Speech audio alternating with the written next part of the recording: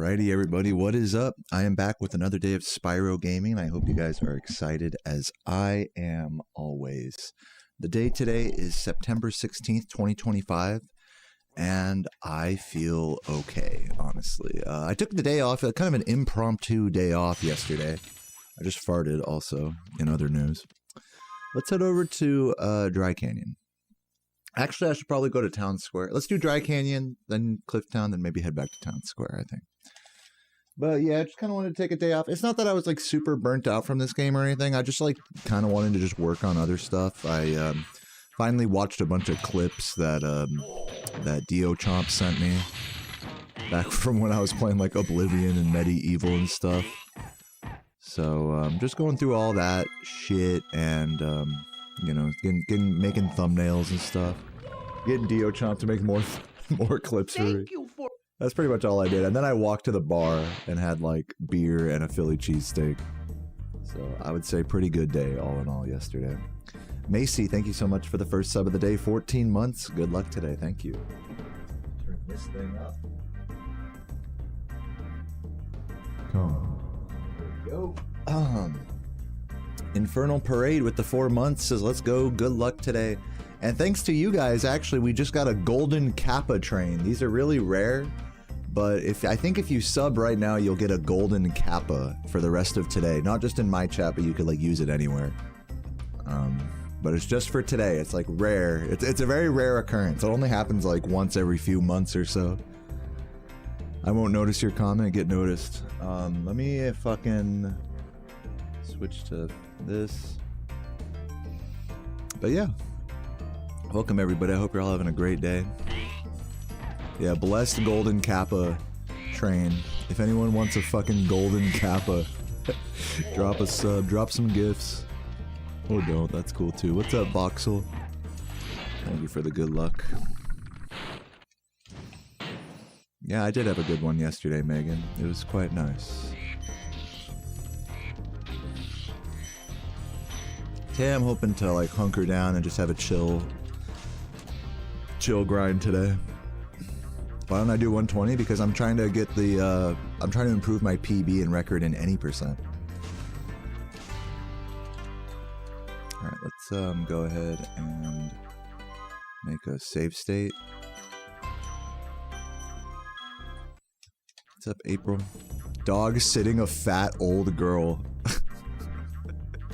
Wait, like sitting on a dog or a fat old girl? Wait, which one's the dog? Yeah, that sounds like a fucking career path right there. That's so funny. Oh my god. What's up, Springbok? Deep clean of the kitchen. Now you can show some Spyro. Nice. Thank you for the good luck. And yeah, shout out South Africa. Good to see you, Matt, once again in Phoenix. Everybody. Yeah, I'm wearing a Taco Bell shirt. I'm gonna take it off though soon. Magasta with the 5 gifts, getting me back up to 750. I actually didn't even update the sub goal down below, so yay, we hit the sub goal again. Woo! We did it. Thank you, Magasta. I probably should have like updated that to like 760 or something, but whatever, it's cool. Runescape confirmed today. Surprising nobody.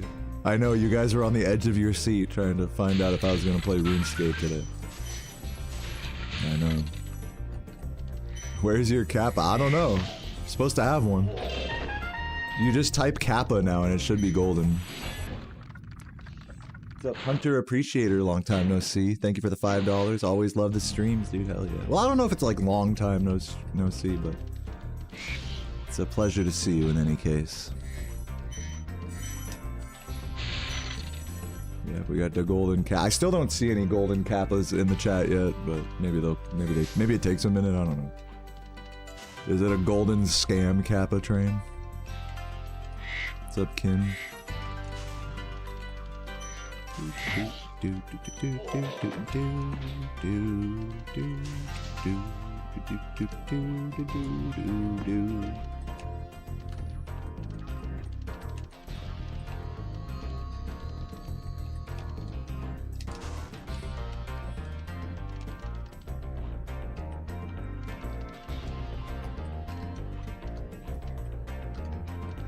Oh, you get it after the train is over? I see.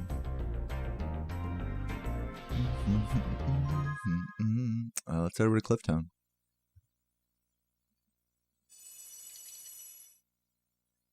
Three minutes late? Oh, I thought you meant me. I'm like, alright, calm down, Mr. Schedule. Kidding. Welcome, Vane. Hope you're doing well today. And everybody else just getting here. Gonna do a few mamas, do a couple ILs here. Feeling pretty good so far. And we'll see what happens. 54 decibels, that's really loud. Isn't like a rock concert like 60 decibels? Like if you're standing in the crowd or something?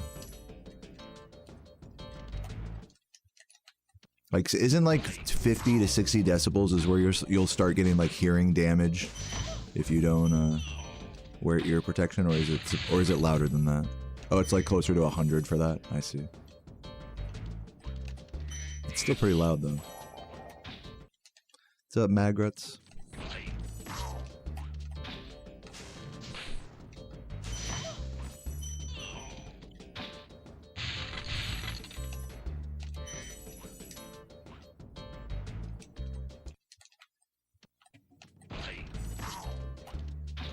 Yeah, so was it a domestic African lion making that roar? Yeah, me too. I always wear ear protection with concerts and stuff.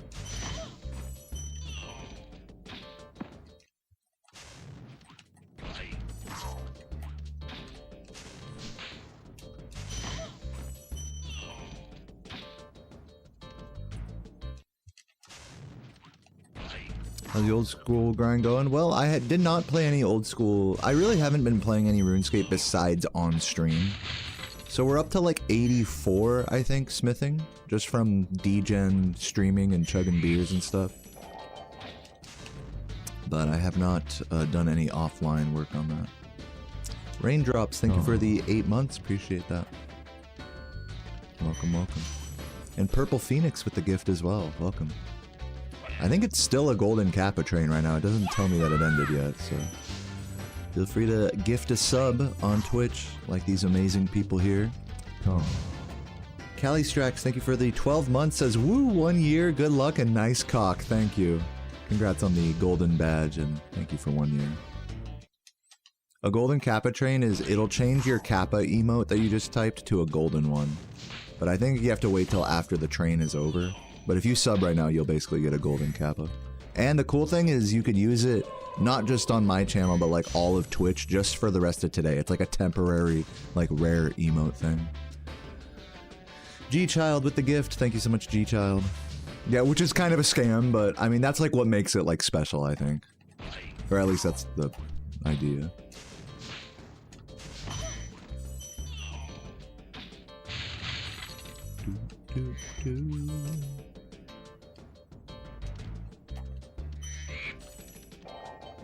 That's a definitely top tier Twitch emote, the golden Kappa.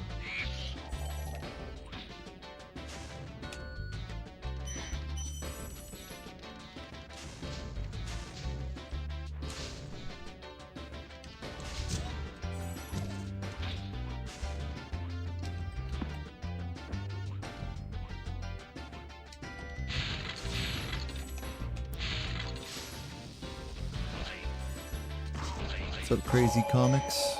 Thank you for the gift, Crazy Comics. Just getting all warmed up here. I'm gonna head to the end of this level and then switch to Town Square and do some push-ups. Thanks for the good luck today, ends. Gift a sub for your birthday? Are you giving me a gift for your birthday? Is it your birthday today, Crazy? Happy birthday if so. Nah, I've never worn jorts before, jean shorts. I am wearing just some cotton shorts right now, though. Dude, happy birthday, man. Happy birthday's in the chat for Crazy Comics. Let's head over to Town Squared. What's up, Jem?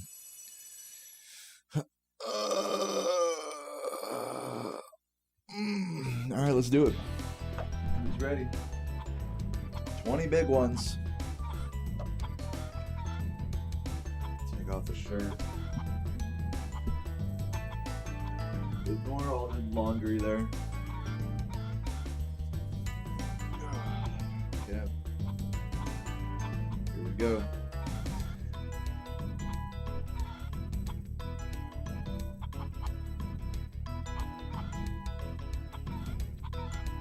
Spot. Hands are in the right distance.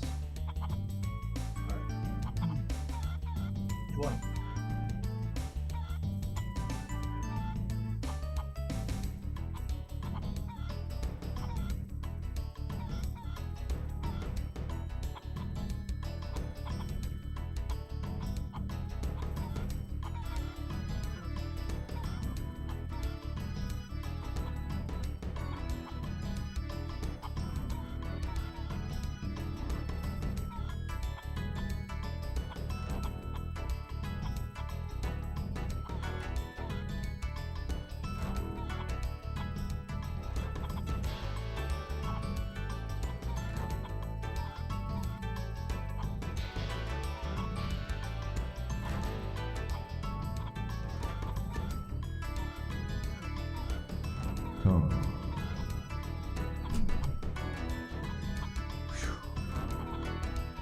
Yeah, dude. 21 just for good measure. Sweet.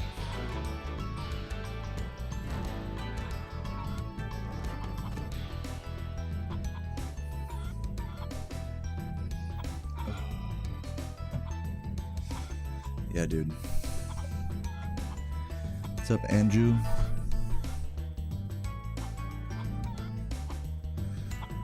Ente Joe with the 3 months says Rocky theme music plays.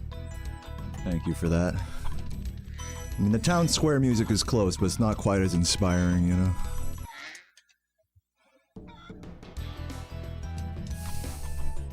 Deglazing is when, you know, like when you cook like a piece of meat on a pan and it gets all that like stuck crust to the bottom. That's called fond. So whenever you cook something in a pan, it leaves like a bunch of shit at the bottom that's like stuck to the pan. When the pan's still hot, you pour water or some acid on it, like vinegar, lime, any of that stuff. And what happens is the heat and the acid, it pulls the fond off the bottom of the pan. And that's called deglazing a pan.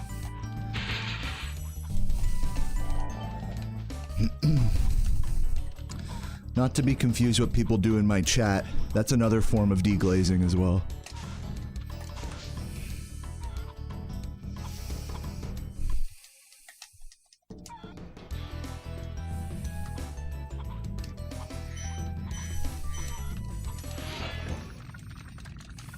Oh, there it is. There's the golden kappa. Fuck yeah. Where are my golden kappa recipients at? There you go. Post them if you got them. What's up, Tulu?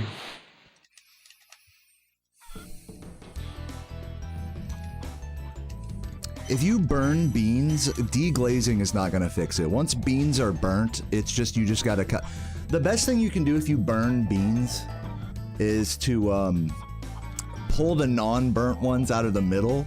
But everything that's like touching the outer part of the pan that gets all stuck and stuff, you don't want to deglaze that because it's gonna taste really burnt.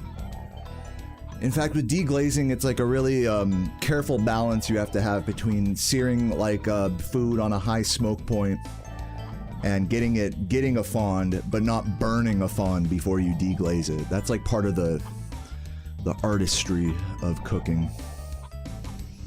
But yeah, in the case of burnt beans, you do not want to try to deglaze those. you want to just salvage the ones in the middle and then just clean out all the smelly, burnt rest of it. I've been there. I have definitely been there.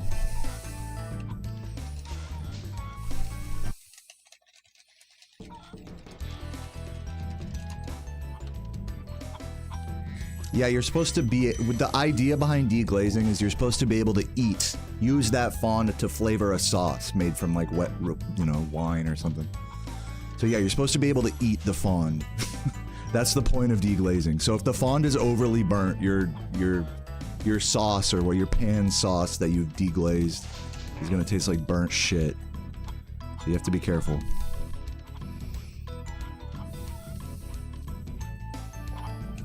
Yeah, I always soak beans before I boil them. It's easier that way.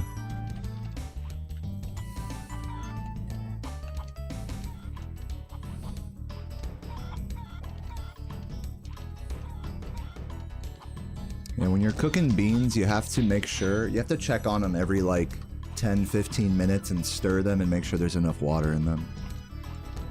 Otherwise they will burn if you just forget about them.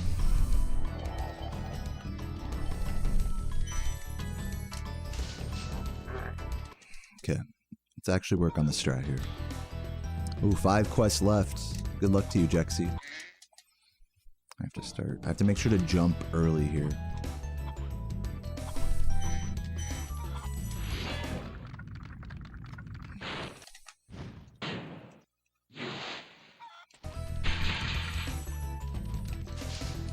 With baked beans, it's kind of a different situation because there's a lot of sugar in those. If we're talking about like American baked beans, that is. They're very sweet, so if you reheat them too hard, the sugars will like burn in the pan before the beans do. Or if you like nuke them in the microwave, it'll like caramelize the sugars all weird and shit.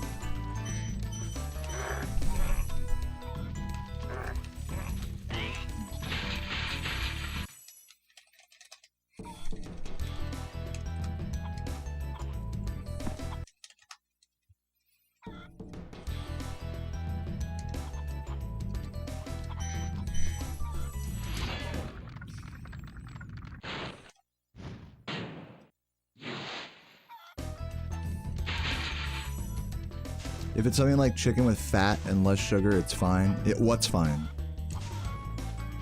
When you say it's fine, what is the fine thing that you're referring to? You'll heat up a can of baked beans and then eat the leftovers cold? Yeah, I mean, it's all good. You can heat up, like, baked beans. I'm just saying, like, if you fucking put them in the microwave for, like, 20 minutes, they're gonna taste weird.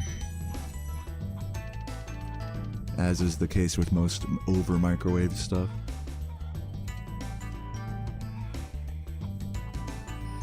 That sounds fucking amazing, KH. That would be such an amazing dinner for me. Ham and beans with some cornbread, like, that's all you need, man. So cheap, so delicious, so hearty.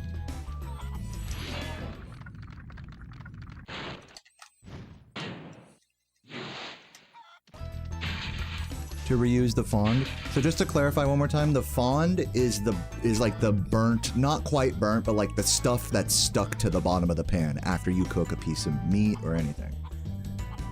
So whether it's chicken, you know, beef, vegetables even can create a fond if you leave them in there long enough. Whatever the fond is, you don't want it to be like fucking black before you deglaze it. If it's gone totally black, then just forget about it. Just fucking, you can deglaze it a little, but then just clean it out. Don't eat that. You know, you want your fond to be like brown before you deglaze it. Hopefully that clarified. No matter what the meat is that you're working with. Yeah, black is like done for, pretty much. For the most part. It can like vary depending on what you're making. Like, you know, certain like New Orleans like dishes, like, you know, you'll make like a really cooked down roux for something like gumbo.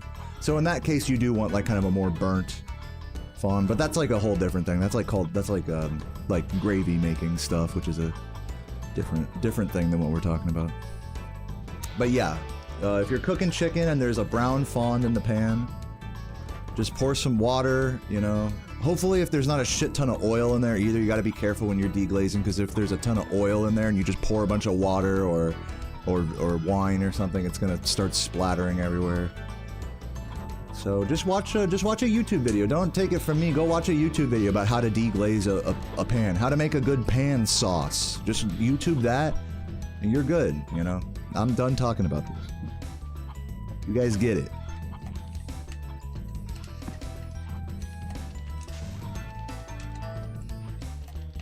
This sort of thing is better shown, not told. You started playing OG Bioshock for the first time. It's amazing. Can't believe it's 20 years old. Yeah, man, that game was the fucking GOAT when it came out, I remember. I never actually played through it all the way, but I remember having a demo for it. I remember that game being pretty ahead of its time.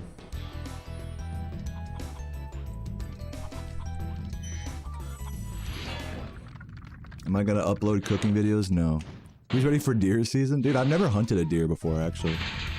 I'd love to try it.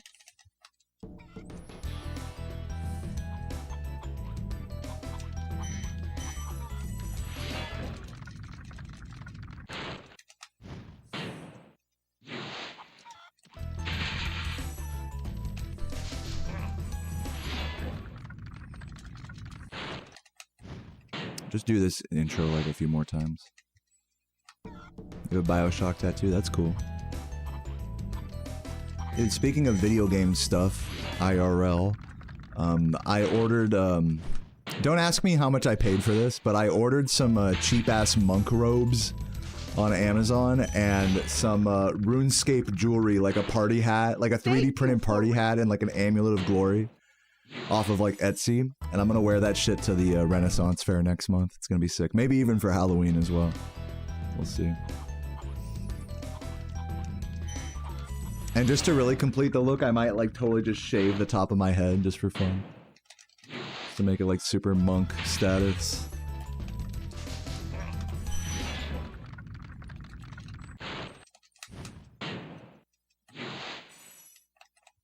Why not even on stream? Why not what on stream? Cooking? I don't like cooking on stream. I prefer to do it off stream. I'm not like into making cooking content. I like watching cooking content, but I don't like making it. What's up, Gennaro? Viva Mexico, dude, hell yeah. No clock today? I'm just warming up right now. So I'm not using the timer at the moment. Just trying to get these strats right.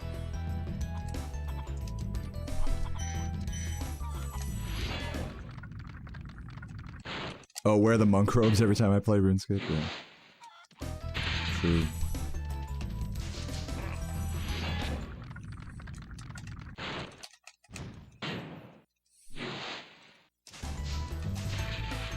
Really?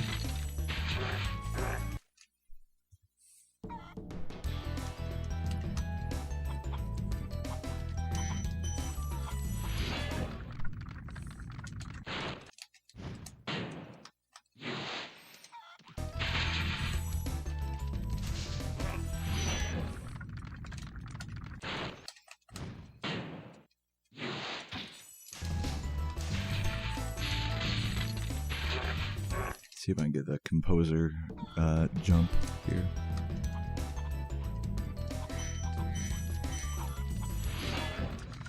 What's up, Pobs? Welcome, welcome.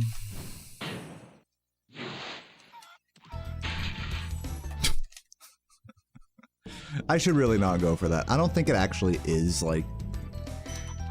I mean, technically it's faster, but it's like one of those things, like, in a run, just do the thing that's most consistent.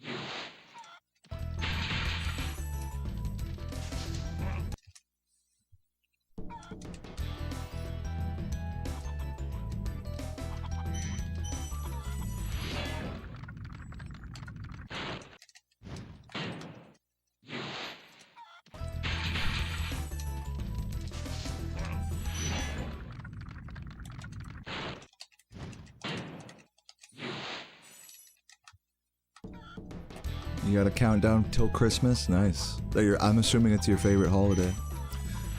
I like Christmas. I don't necessarily care about the holiday itself, but I just like, I like snow. So, for that reason, I like Christmas. You'd like to push for tomorrow? Sweet, what are you gonna do, Falafel? What are you gonna push for?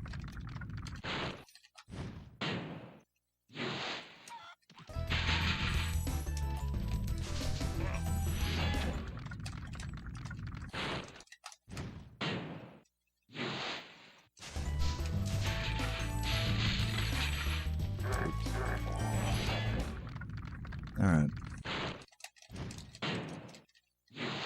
Just your work? Cool, well good luck on that, Falafel. Let's head on over to, Blowhard.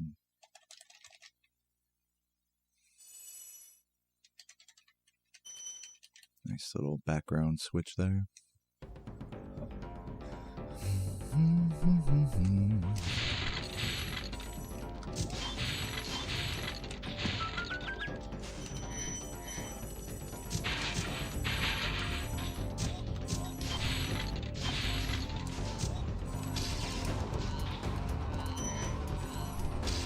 Really? Really? Two blues missed there. Try that again.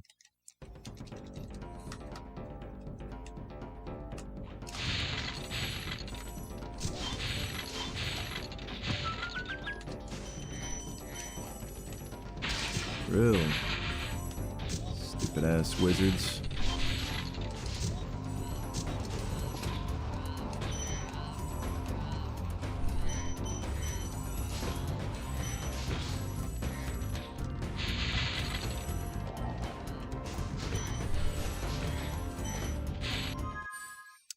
Go to do a little bog, why not? What's up, Piggy? What's up? I'm chilling, man. Took the day off yesterday, so I'm pretty, I guess you could say I'm like rejuvenated today, ready to kind of settle into a nice chill grind. So yeah, feeling all right. Hope all you guys are having a nice week as well. Hopefully work and shit isn't like kicking y'all's ass or whatever.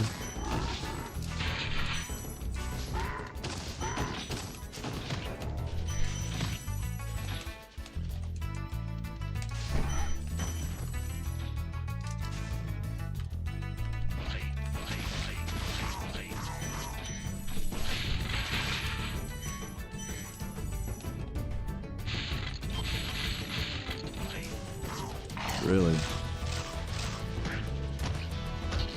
I'd be pissed if I was on a run if that happened.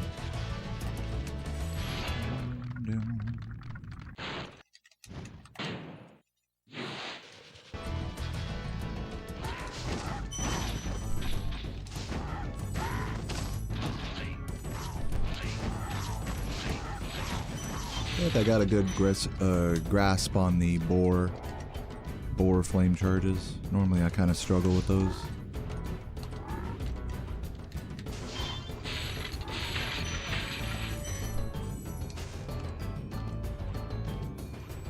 Ooh. Okay. Get the recovery? No.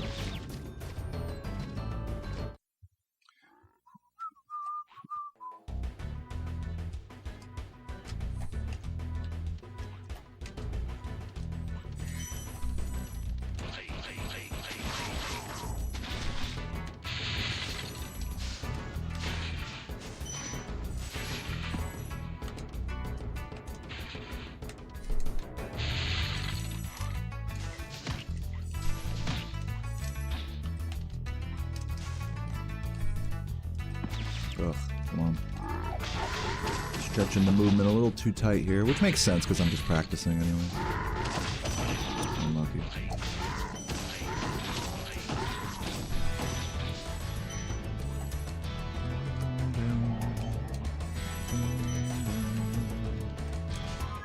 Let's go to Metalhead. Could a normie beat Spyro in 14 hours, 120%? A casual player can 120% this game in about 3 to 4 hours. With like no speedrunning knowledge or anything. If you really get like stuck, like let's like really give you the benefit of the doubt here. Let's say you get like stuck in certain levels like Wizard Peak and Haunted Towers or Lofty. You just can't find the final gem and you're spending like 20 minutes just each in those levels trying to find the last gem. Then like give yourself like 4 or 5 hours to beat the game. Like, give yourself an evening, you know? 4 to 6 hours if you're like really getting fucking stuck. But if you like are somewhat familiar with the game, you grew up with it as a kid, you'll get through it in like 3. Yeah, anywhere from like 4 to 6 hours, 3 to 6 hours is like pretty standard casual 120%.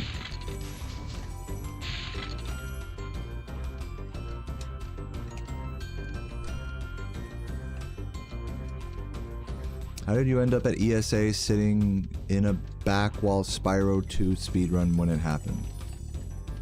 What are you talking about this year? I went to ESA this year. I don't remember if Oh yeah, I was watching Brad. That's what it was. I think you're talking about Bradley's Spyro 2 run. Yeah, that run was pretty chill. I quite enjoyed it. How did I end up there? I bought a plane ticket. But yeah, welcome Safi. Thanks for the good luck. So fake Big Weld. And download another game. Good luck. Good luck on the travel lightning.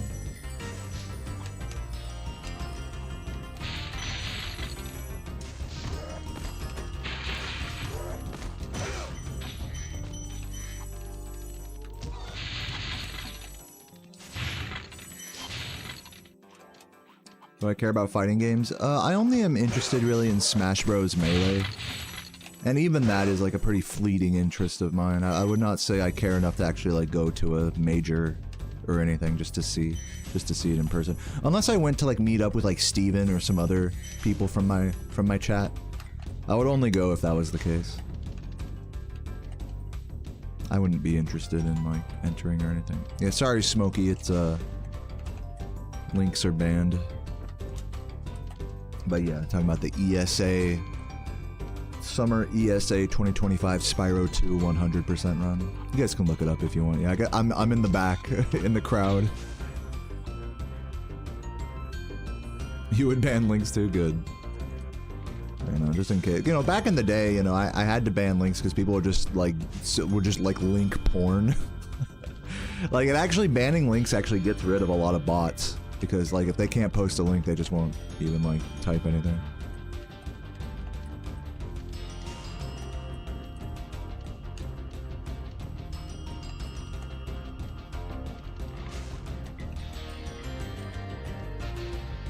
You're playing the Skate today? Like the new Skate game, you mean? You were selected for the beta. Didn't the game already come out, though?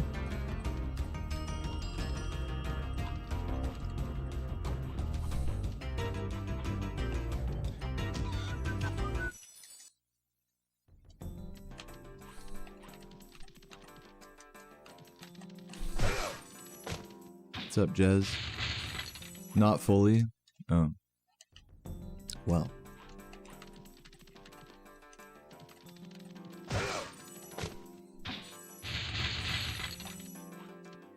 Got the ambient sound. Nice, nice. Who do I main in Melee? Fox. But I'm not, like, good.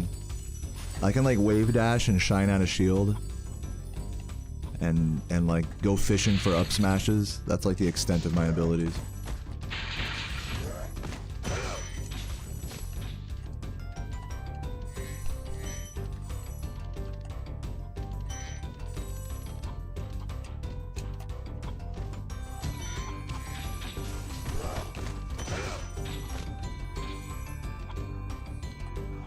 What's up, John Bondi?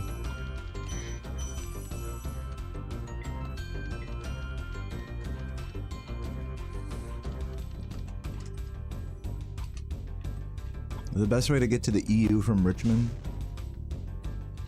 You heard that airport kind of... Well, hold on, Lightning, do you, like, live in Richmond? And I just didn't know that the whole time? Or, like, what? Why do you ask?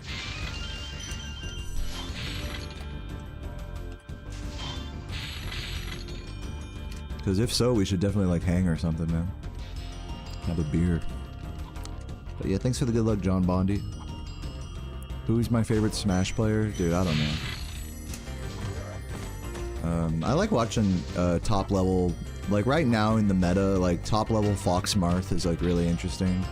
Of course, watching like Spacey's Dittos or Fox Falco is nice as well. So, of course, like watching like Cody Zane, like everyone else. You know, Josh, man, fucking Magi, you know, all the top Spacey players I like watching.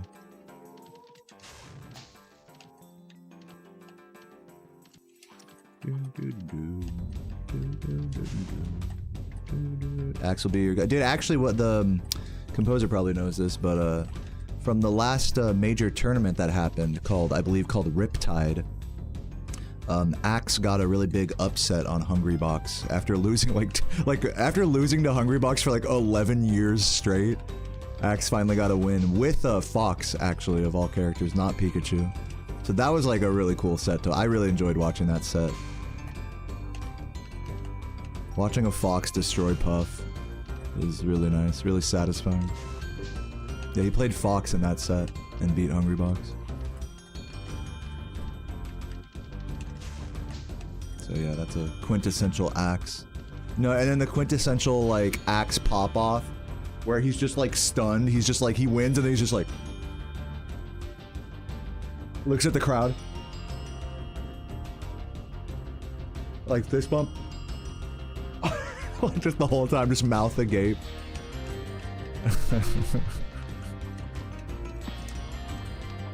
So funny.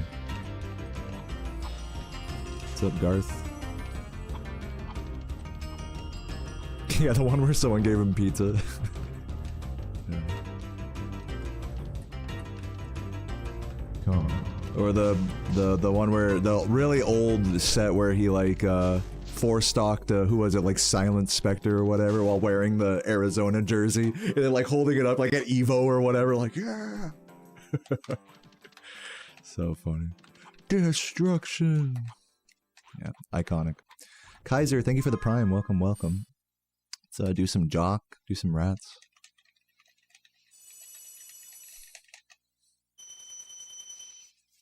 Any PS1 games after Spyro? No, I'm probably gonna play after my Spyro grind today. I'm probably gonna play this game. I'm gonna probably play Spyro for about 3 hours today, and then after that, play some RuneScape, as I've been doing lately.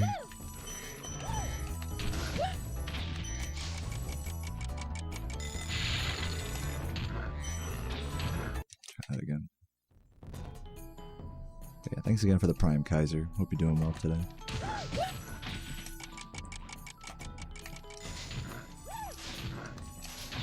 Oh.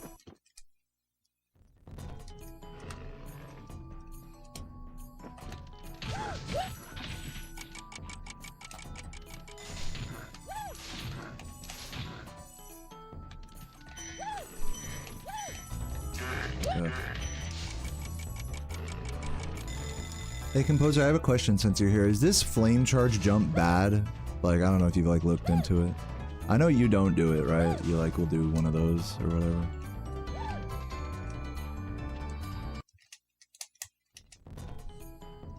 It's even. No, alright. Yeah, I only wonder because it's like you land so close to the platform, it's like, in theory, could you get like a jump out more quickly if you didn't do it?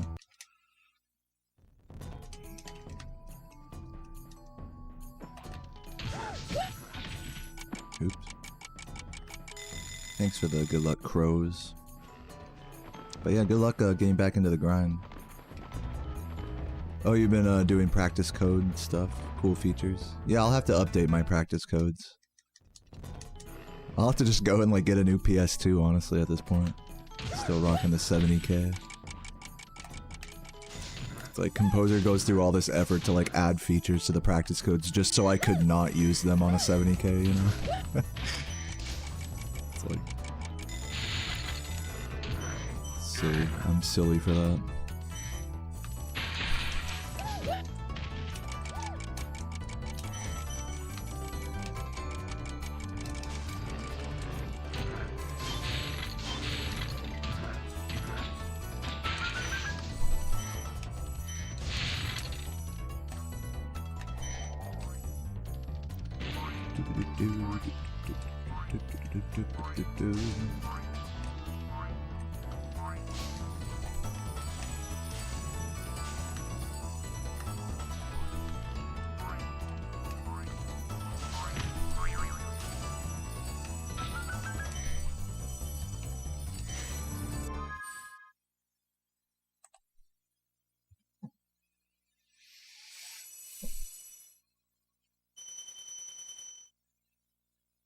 Oh, well, thank you for the, for popping over from YouTube. Yeah, if any of you guys watching on YouTube have, Amazon Prime, feel free to click the link in my description to my stream, so that way you can hit me with the free Prime sub.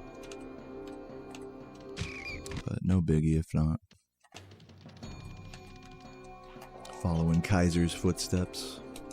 The legend.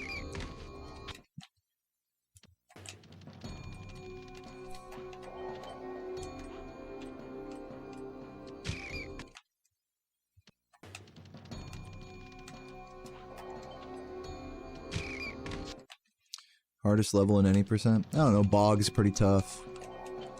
Jock's kind of tough. Metalhead's kind of tough. Nice. Nork Nexus is kind of tough.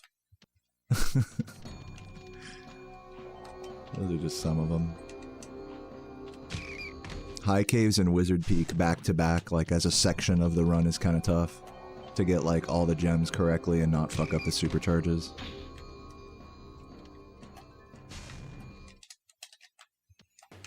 I don't think any one of those levels or sections like stands out as like the obvious like toughest part of the run or anything though.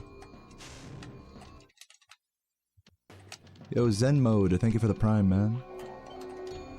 Love that. Yo, look at all these rats working.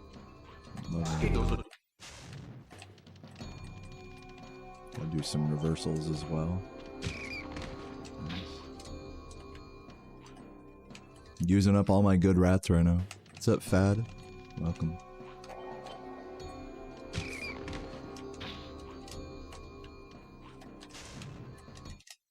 Do I get less for a Prime sub? That actually depends on where you live, surprisingly. In general, when it comes to like the amount of money I get from you guys as subs, it really boils down to if you live in America or not, or like wherever you live, the currency that you use to purchase a sub gets converted. And the ratio of the currency, like there's like a currency conversion, and then I'm getting a ratio of that. So if there's like a hyperinflation in your country and you buy a sub, then I don't end up getting as much money as a result of it, or something like that. I don't know. I would say personally, don't worry about it. It's really nothing worth splitting hairs over.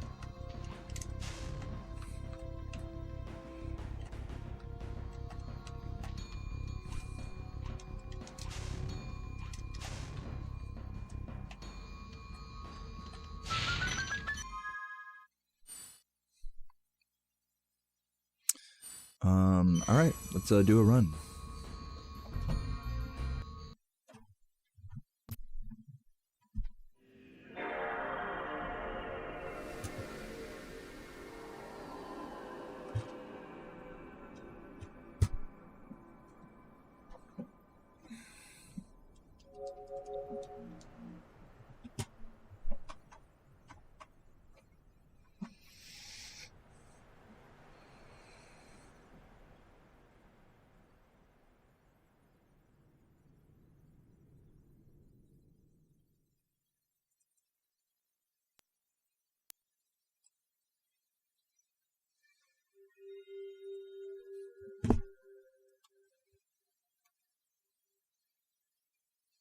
Just resetting the capture card.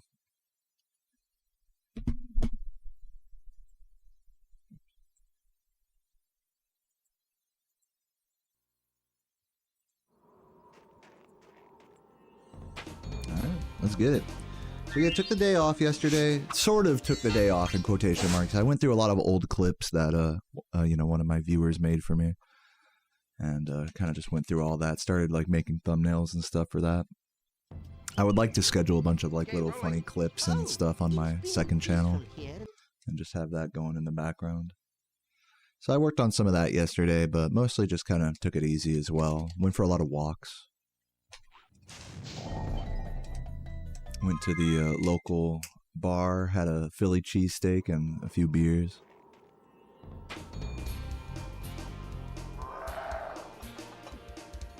So yeah. Feeling pretty good, I guess you could say rejuvenated today. I'm not like on a super high energy level or anything. I'm hoping to have kind of a nice chill, maybe not too talkative grind today, so hope you guys are locked in for that. Oh, it's been peaceful. What's my best, fondest memory? I don't know, I have to think about that.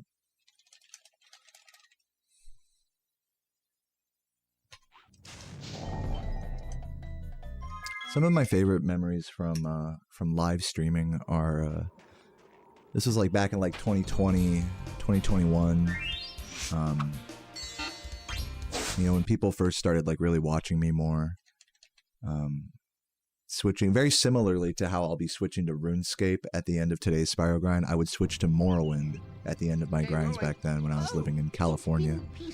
And the vibes back then were like really interesting because I would just play like, you know, I'd do my 120 runs and then play Morrowind for like 6 hours, and I'd be like doing the whole song request and like chugging beers, and I'd be like, all right guys, donate and I'll go get a pizza, you know.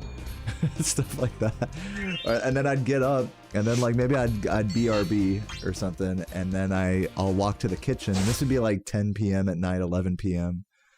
and my sister and her boyfriend, now husband, her dog's boyfriend, you could say, they'd be like cooking some like crazy, you know, carbonara or like baking bread from scratch, or he'd be making a pizza, like a homemade pizza in the kitchen, and they'd be all drunk too, you know. So it was just like such a fucking, it was such a fun like vibe being in that commune, especially doing like late casual, you know, post speedrunning streams. Those are some of the like fondest memories of me, for me, just in this hobby.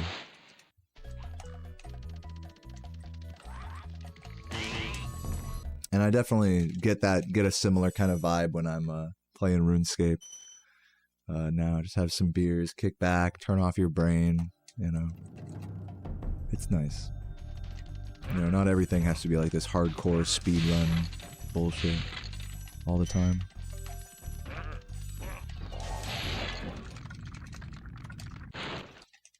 So, about resetting the capture card here, I'll explain that in a sec.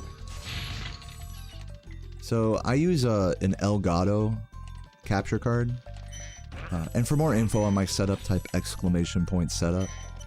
But basically, the reason I have to reset my capture card is because there's like a bunch of upscaling happening before it hits the capture card, and on top of that, the PlayStation 2 home menu is in a different output resolution than the actual PlayStation 1 game. So the PS1 home menu is in 480i. Or 480p or something like that, and then this PlayStation 1 game is in 257i or something, just something stupid like that.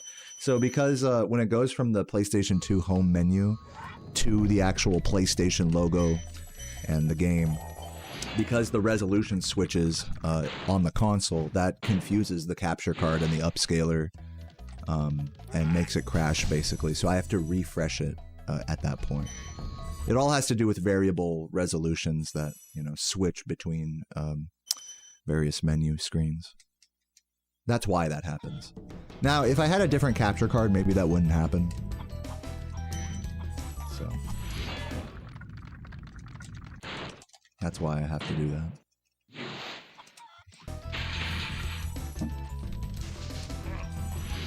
A little slow.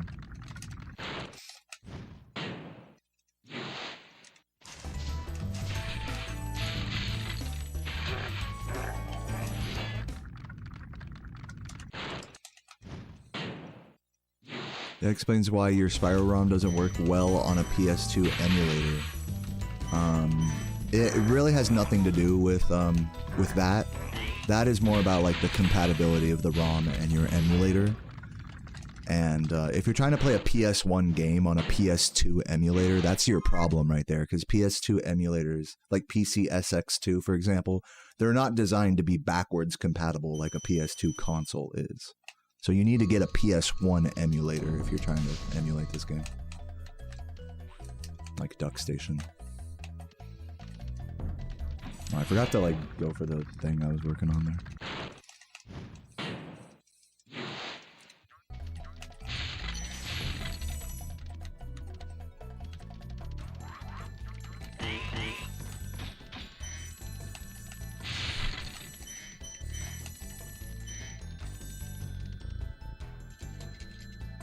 Elgatos are weird. Yeah, I mean, it's a decent capture card. It just struggles with those resolution changes. I have to like manually unplug it and replug it.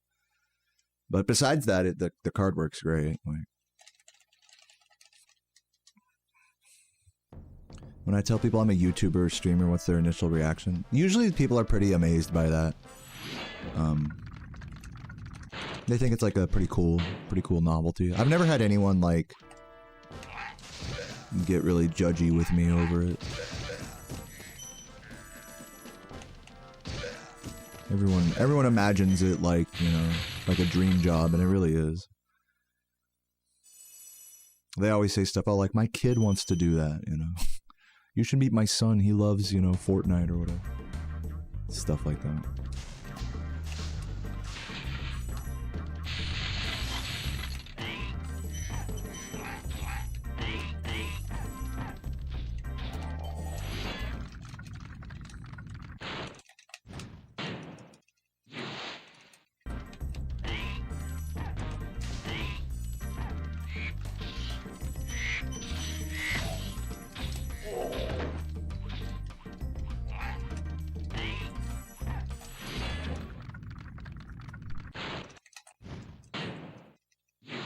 Thanks for the good lucks, Marquisha.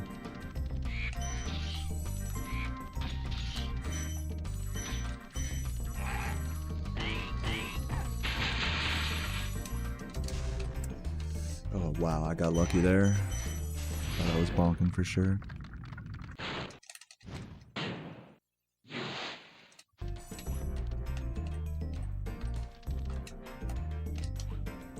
Ugh, come on. Come on. These are terrible attempts here. Dare I continue? I might reset this. We'll see.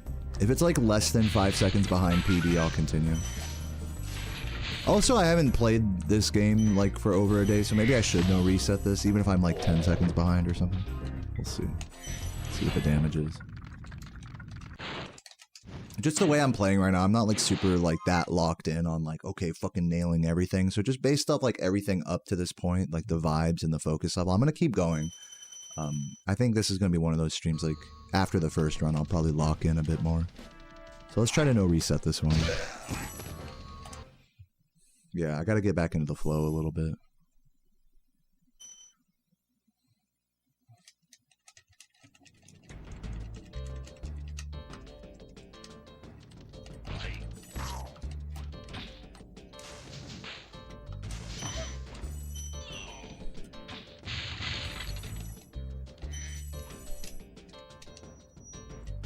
Ooh, almost fell.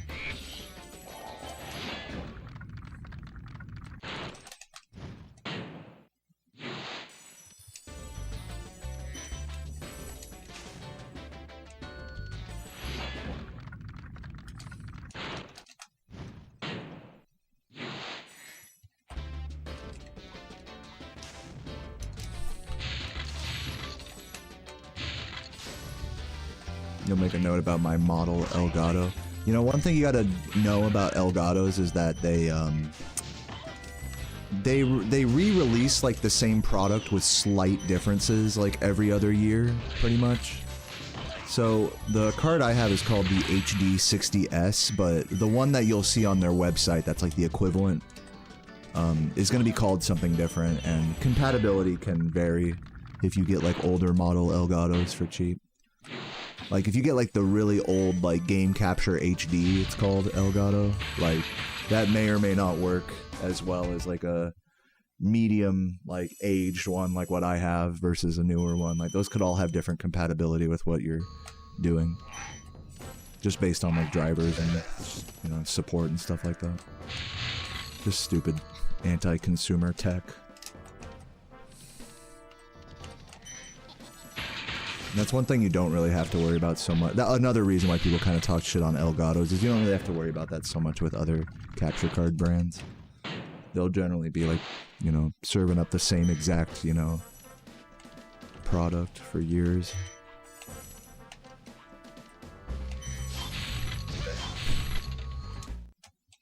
But yeah, I don't like personally like recommend an Elgato, especially for playing PS1 games. You know, you could use like any number of cheaper setups, and it would still look pretty good. You don't even need an HD capture card for that matter. Like an HD capture card is like super overkill for this game. But I like it because, you know, I'm a full-time streamer, so I like having really like fancy upscaled shit, but you know, in all reality, like there's other stuff out there. You don't need to go through the hassle. What's most important rather than the brand of capture card is the type of output the type of input and output resolution. So like, for example, if you're using a composite capture card, like red, yellow, white cables, and that goes directly into your computer, like the red, yellow, white cables are just a less high quality output from your console than the 5-colored cables called component, or the multi-prong cable called RGB or S-video. So I would look more at like what the output of your console is. Like, is it like S-video? Is it, you know, and try to find a card that like complements like a good quality output for your console, rather than like zoning in on particular brands. Think more about like, okay, do I want like an S-video setup? Does that work good for my TV? Or maybe I want to go all HDMI because I'm playing on a bunch of monitors with like a splitter or something, you know? So there's a lot of ways you could do it. So I would say think about it in those terms, in terms of like what plugs into what and what's gonna yield you the highest quality as a result of that. That's a better way of approaching capture cards than just being like, oh, I heard Elgatos are good, you know? And then like next thing you know, you're like forcing yourself to buy like an expensive upscaler that you don't like, you get deep into something that maybe wasn't ideal for your setup, you know? What's up, Finn? Thanks for the good luck. What's up, Girth? What up, guys?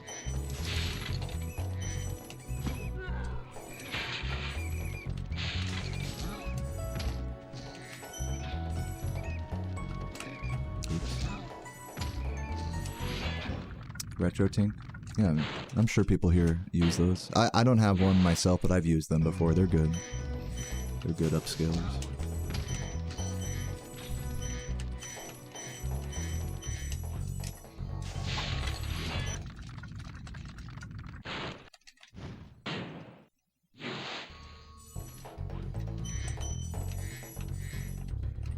Dude, oh my god, that's painful. Should have aimed more to the right there.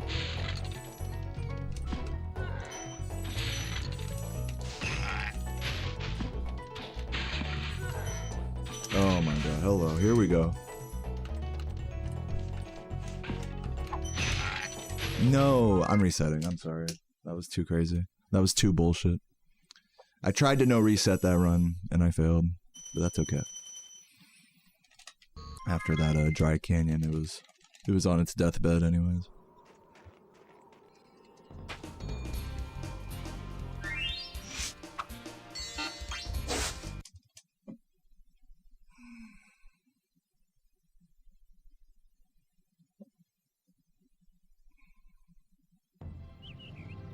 Okay, rolling.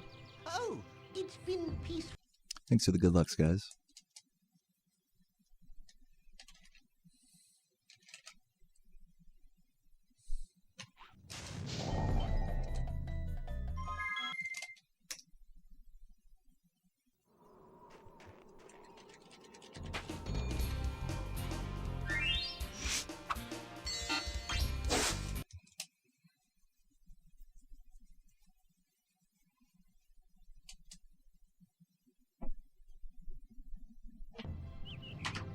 Okay, rolling.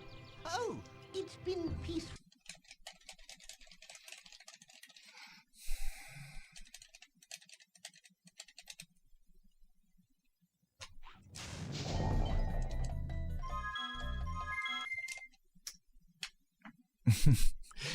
You're feeling evil? You might wish me bad luck?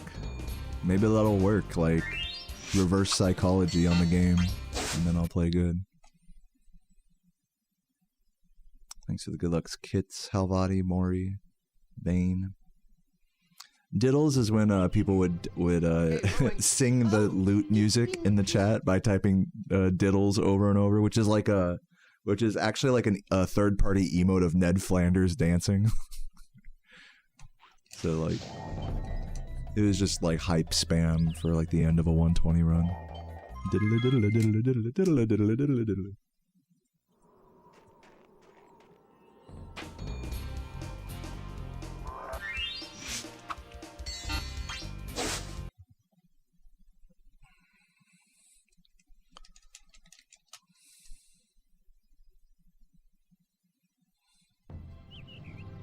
Okay, rolling. Oh, it's been peaceful.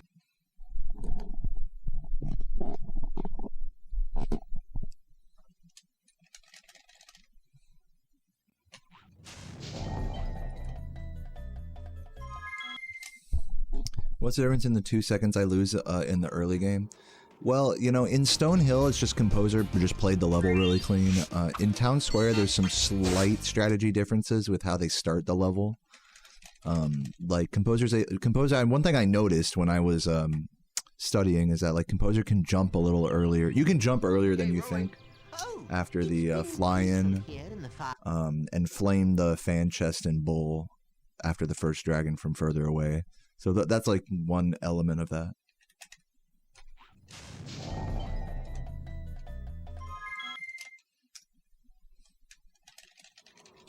A lot of it does just boil down to like Composer just plays it. Composer's record has just a really good early game. Composer just has a really good early game in general. Definitely a cut above mine, just generally speaking. But that doesn't mean I'm not trying. We'll get there. If I'm within like 2 seconds of record exiting Artisans, I'm happy with that.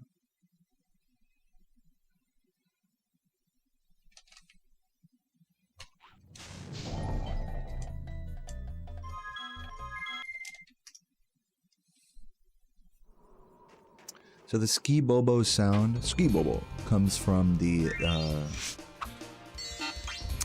not just the Japanese version, but also just like mods of this game. For some reason, like anytime I've ever played like a mod of this game, in Dark Hollow, the sound will get bugged and the frogs will make that noise. The frogs will go like Ski Bobo instead of, you know, brah. So that's where that comes from. If you want to see it like in the game, you can check out my 120% Japanese playthrough.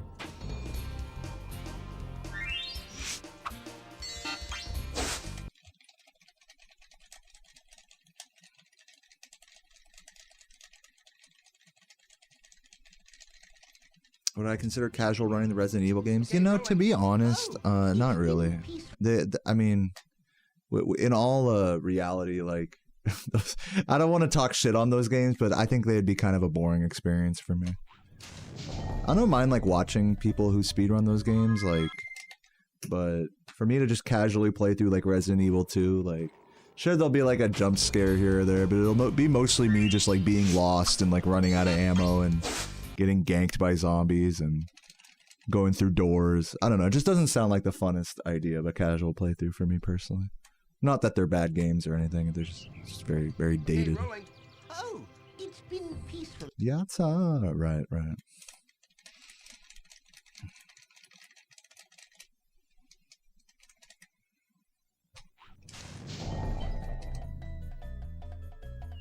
Yeah, if I did actually play through Resident Evil 4 on stream a while, but I do like Resident Evil 4 and 5 specifically. But the early PlayStation ones, I'm not such a fan of.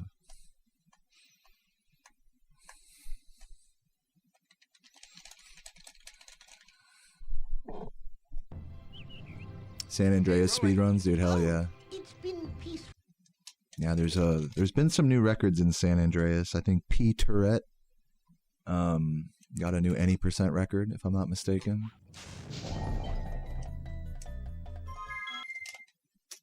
There's actually a new trick in San Andreas where you can like skip like the entire like first mission, like by moving in like the cutscene or something. It's so weird. It's like I can't even explain how this shit works.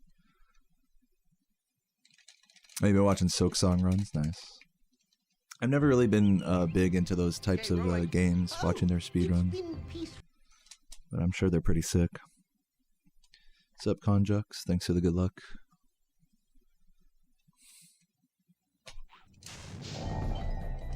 Dude, I'm so bad at Nester right now.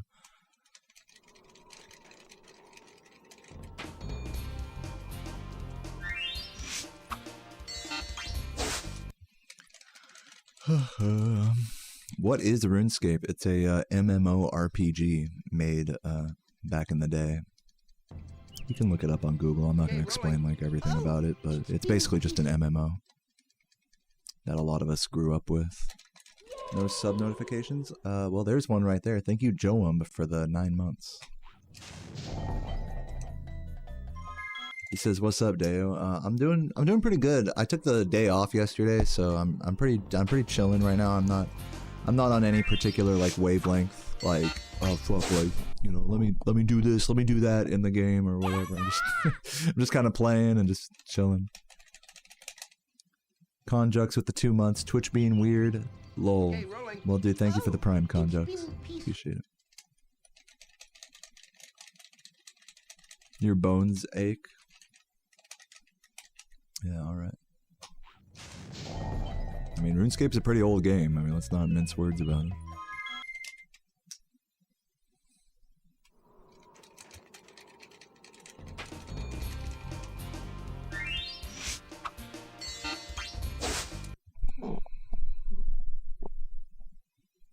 Sandra, speedruns, you have to be so patient. Yeah, I mean, just especially for all the random, you know, shit that you can lose time to in that game, you know?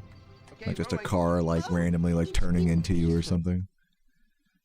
Definitely, it does seem to require a lot of patience, just all around.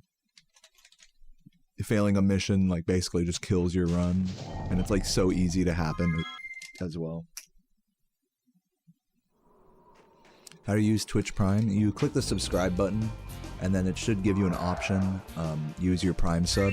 If it doesn't give you that option, then you need to connect your Amazon Prime account to Twitch by Googling Twitch Prime and going to the website for it. It takes like 2 seconds.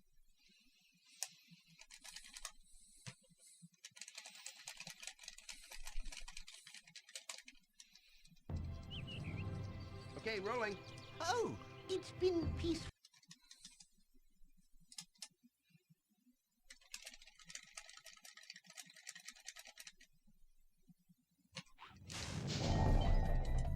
Fuck.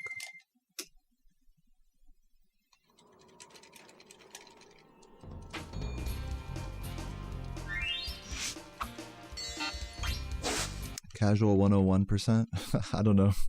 I don't know if I'd be able to complete that, to be honest. Like, maybe I could do like a playthrough of DK64, but a casual 101% sounds like a huge Okay, rolling. undertaking. Oh, it's been peaceful.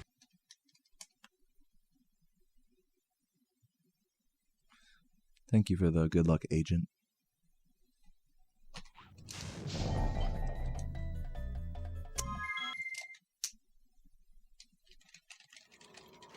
Just me and Nester, you know? Old pals. You know?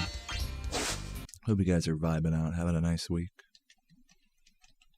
This is high octane stuff here, you know? Okay, rolling. Oh, it's been peaceful.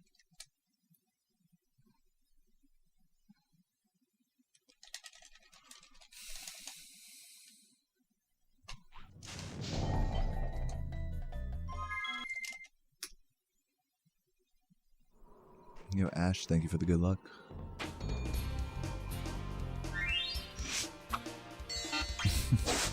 Never heard that one before, Conjux.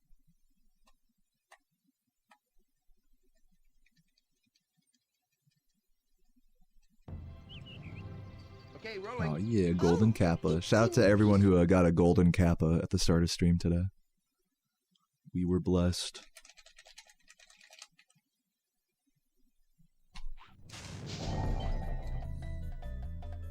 I don't think that's working. Yeah, that was close, but I don't think it was working. Pastrami sandwiches and matzo ball soup. They're good. I don't know what else to say.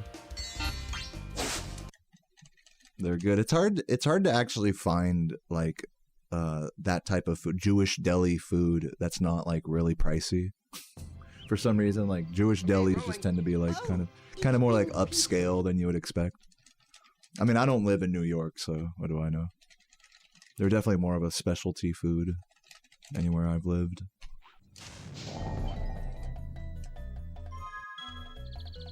And it's funny because it's pretty simple food, you know. It's like, you know, like what Cat's Deli is like, what, like $30 something for a pastrami sandwich. It's like, damn. And they don't even toast the bread. It's just like it's just white bread. It's like, damn. There was a really nice deli like that where I'm from in California. It's been peaceful. But again, it was like very, you know, high quality stuff. So I don't know.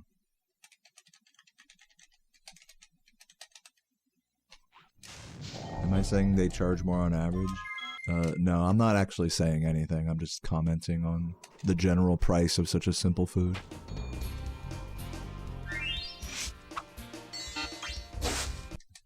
I mean, just in general, to be honest, like, a lot of just, like, really simple sandwiches are just really... This goes beyond, like, Jewish delis and stuff. Like, yesterday I went to a fucking... to, like, a tavern-style bar, and, had, like... it was a really good Philly cheesesteak, but it was like, what, like, 12, 13 bucks with, like, fries and stuff. And that's, like, supposed to be a good deal, you know? It's like, oh, only 12, 13 bucks, like, for a big-ass sandwich? Like, that's really good, you know, in 2025. It's pretty crazy. What about Nasty Nork? I'm going after him. Find dragons first. That's all I can tell you. What's up, Jamie? Thanks for the good luck.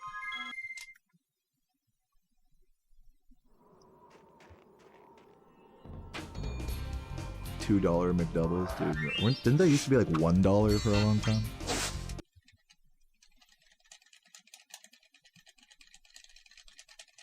Yeah, you know, and I do live, to your point, Hunter, like, I do live in the suburbs of, like, Richmond, Virginia. So, like, you know, there's a lot of, like, I don't want to say, like, affluent, but just, like, you know, a lot of boomers, a lot of old retired folks and stuff. It's definitely not, like, a super rich area, but it's just, like, I'm not in the middle of, like, the inner city, you know, going to fucking bodegas and stuff.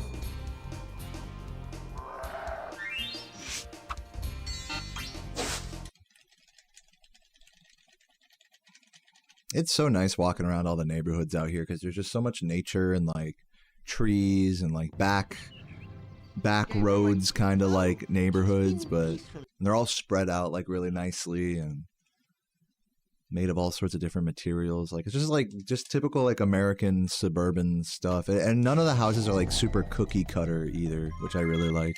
Like, each house has its own, like, personality to it.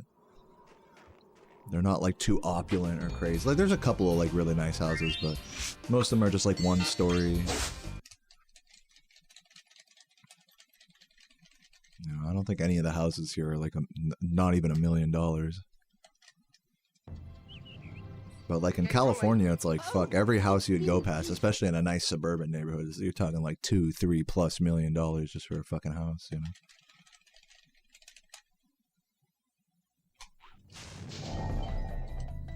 Just a quick $200,000 down payment, you know? $400,000 down payment. You guys just have that in the bank, right? Just to spare? Surely.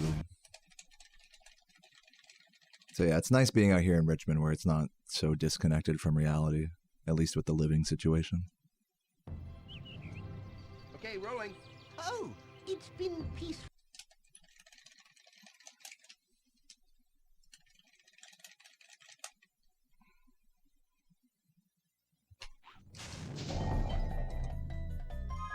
Dude, one of these days I'm gonna get Nester skip. You gotta let me cook.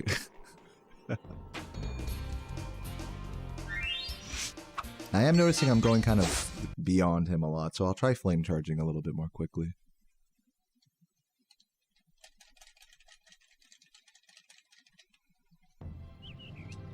Okay, rolling. Oh, it's been peaceful. What's up, JJ?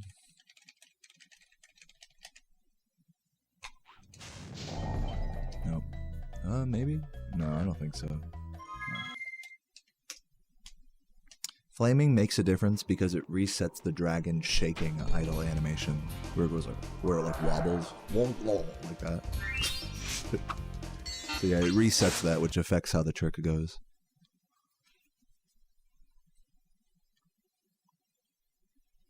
Just watched the 119. Really enjoyed the pure happiness. Thanks, Adam. Okay, rolling.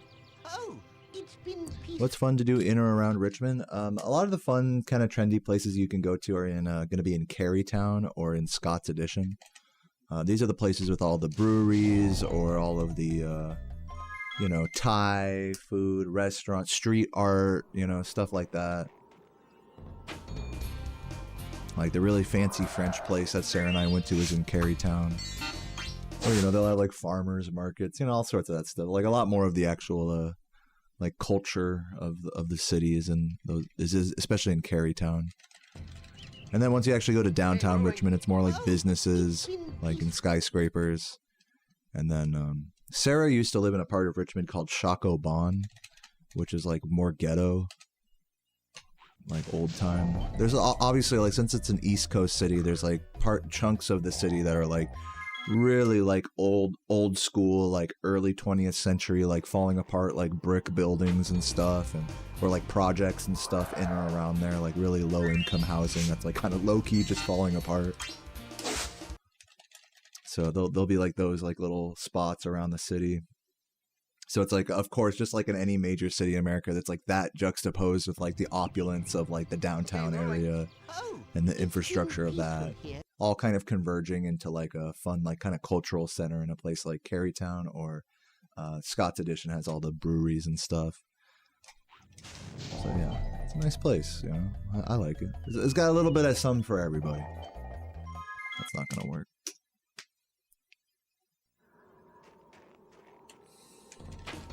But yeah, I live technically on the outside of all of that. I don't live like in the city. I live outside of it about 10 minutes. Where of course it's, like I said, like all suburban and, you know, schools and, you know, restaurants and stuff. Older folks. Oh, it's been peaceful. Less hubbub. What's all the hubbub? Puff.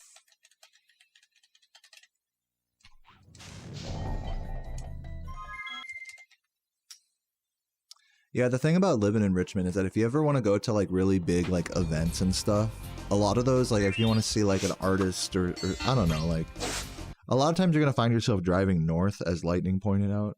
Lightning, you do live in Richmond, huh? Just based on what you're saying. I forgot what you said earlier. I remember asking you. But yeah, when you drive north, the fucking there's like just one freeway basically that connects like all of this part of the East Coast. And so if you are driving that on like rush hour, like good luck. Forget about like trying to drive into DC like from the south and going over all these like turnpike or whatever like fucking shits. It can be kind of a mess. Do I prefer winter or summer? I definitely prefer winter. I like snow and I like cold weather. Okay, rolling. Used to live in Norfolk. That's close enough. Virginia a couple times. Had some friends who live in Leesburg. Cool. Yeah, we got a lot of Virginia people coming out in the chat here. What's up, everybody? It's really genuinely a nice place to live. Like whether you're in the city or out or wherever. Like I said, there's something for everybody out here. Different degrees of like not what's the word of like population density. You know, if like one part of the city is like a little too like fast and furious for you, you can just kind of go a little further out, and then it's like, oh, it's like this is like kind of a little more relaxed, and then you go further out than that. It's like, oh, now we're getting out into some more rural stuff. You know?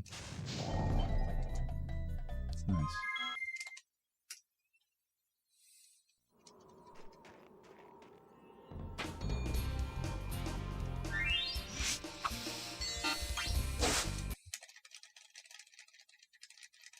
Yeah, Virginia Beach, it's the same thing. It's like there's just like one highway that takes you there pretty much. So if you go at the wrong time, it'll be like stop and go traffic all day. The success rate of this first trick is usually higher than what you're seeing right now, Super Goria. So this is unusually bad for me, I would say. But whatever, it's all good. It's the rush.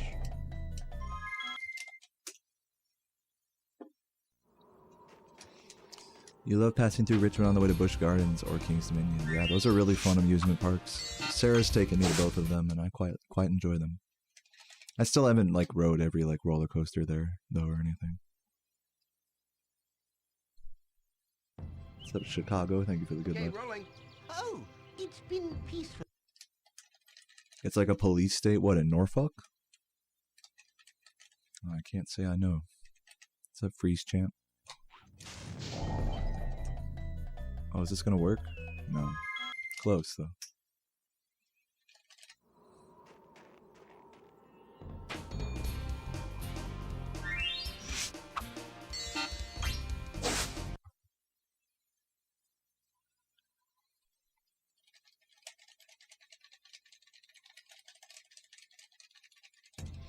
Yeah, one day I actually want to move even further out of the city than where I'm currently at. I want to move to like a town at the base of a ski slope. That's where I want to move one day. Except the problem is a lot of those types of towns are really expensive. What am I looking for to determine if this works? Yeah, so when I go for this trick and I flop on top of Nester, I'm looking to see if Spyro is inching down pixel by pixel, like dit, dit, dit, dit, dit, dit. It's almost like unnoticeably slow, but if he gets stuck at any point and he stops inching down like that, then the trick isn't gonna work. And of course, if he falls down really quick as well, then it doesn't work.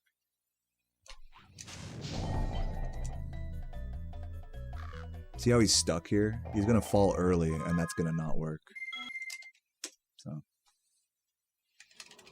in that case, he almost like had that consistent dick, dick, dick, dick, like inching down, but sometimes he'll just get stuck, and that won't work.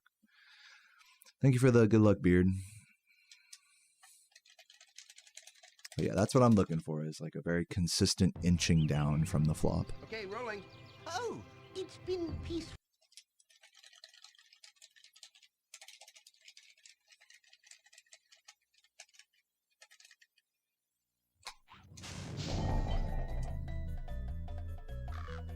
See how it's stuck? Not gonna work. What's up, Gianluca? Yeah, I'm probably gonna do some Blast Furnace later. I've already been going for like almost an hour and a half, and I've only gotten one run up to like Ice Cavern today, and then died, and I was like, alright, well, here we are. Right back into the ground. I'm chilling though, honestly, like, Okay, rolling. I'm in no rush to get a great run or anything. We're doing good here. Took the day off yesterday. About as chill as they come, everybody.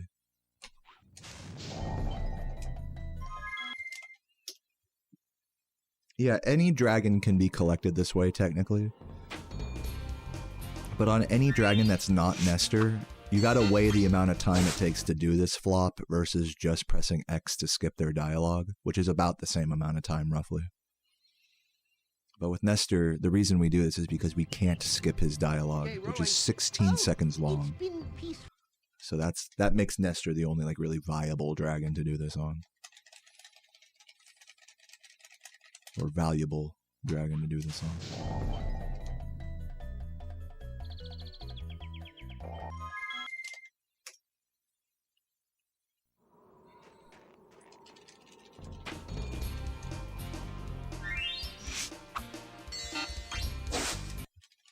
It's actually the command is !Nester. There's no other dragon to add to the route to replace Nester. Okay, rolling. No, there is. You can totally do that. But yeah, like I'd have to lose time elsewhere rerouting another dragon in, like in Stonehill, for example. You can do that. In fact, for many years, top level runs of this game, did not go for this trick. And for that reason, Jord, is exactly why Nester Skip doesn't save as much time in this category as it does in 120%. Because you could just technically just like reroute it, like other parts of the game to compensate for not grabbing Nester at all. Whereas in 120%, you have to grab Nester either way. So it's a more raw time save in that category. Or more direct time save.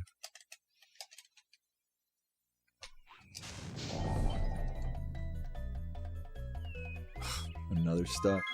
We're getting closer, I think. I don't know. Is the wall glide in Artisans coming out of town square supposed to be difficult? If you're not like well practiced with it, I would say yeah, it's pretty difficult. I'm gonna go pee real quick. I'll be right back. Yeah, a lot of new players get stuck trying to learn that wall glide. When in like a category like 120%, you don't even have to do it, So it's just funny. Be right back.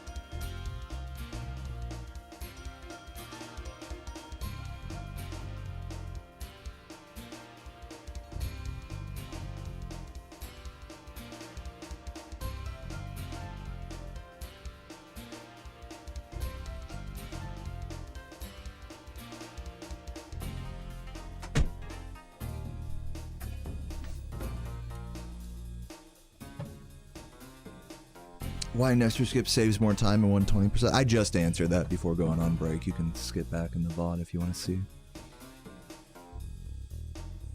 Alright, more runs. Here we go.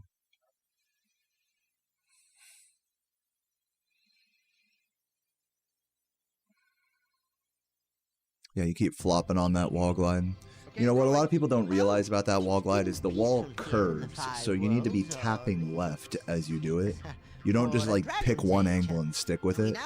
That can work, but it's just you make it easier for yourself by curving along the wall and then back onto the mountain. That might be like one important detail that you're missing. I tend to see new players fuck that up.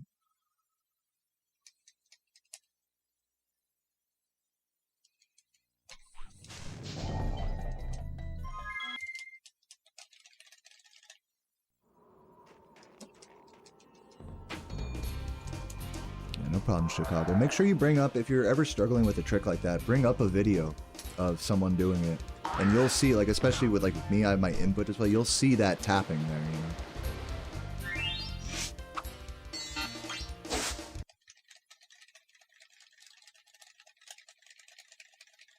You don't have to freestyle it, you know. You can learn from the from the people before you. Okay, rolling. Oh, There's no secrets here. There's no shame in copying, you know. That's the only way I've gotten this far in this hobby.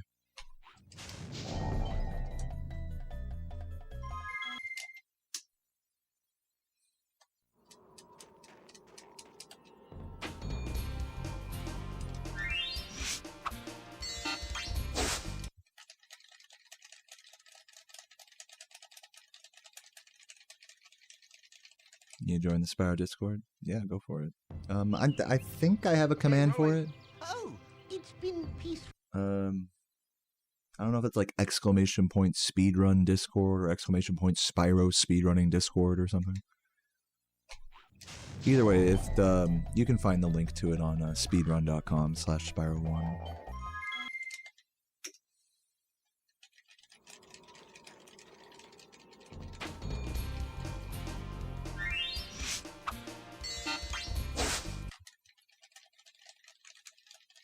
Yeah, Nester is pretty oily today. I agree. He's a slippery bitch. Okay, rolling.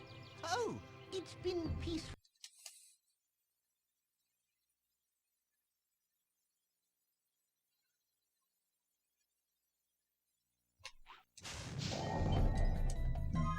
Bad execution on that. Waited too long on both of those. Why couldn't I just grab a dragon going down the stairs? So in Jock, you can't grab a dragon any point after you enter Dreamweavers because the game already checks that you have collected the right amount of dragons to exit Beastmakers. So any dragon you collect in Dreamweavers to the end is pointless, okay? So that's one. For two, to answer your question more broadly, you could just grab another dragon any point before Dreamweavers, but it's just slower to do that than what I'm doing here. Okay, rolling. Oh, it's been peaceful.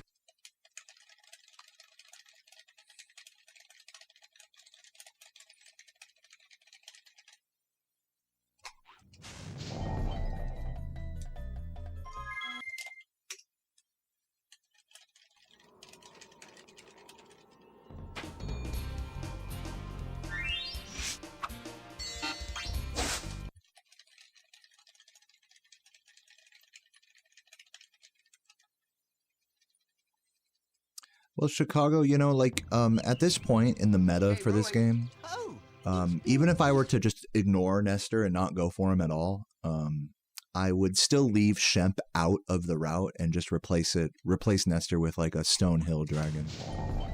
Because I do Ivor skip, you see. This should, that almost worked. That like fucking almost worked. So yeah, I mean, there's a lot of options of what you can do. It's not like you have to do this route. Like, I'm doing this route because it's the fastest possible thing, but you can get really good runs without doing this exact route, you know, just so we're all on the same page here. If this trick looks like, man, I would speed... If you're watching this, you're like, oh man, I would totally speedrun this game if not for this trick. Well, the good news is you can get a good run without this trick. Because, you know, it's not all about world record type shit.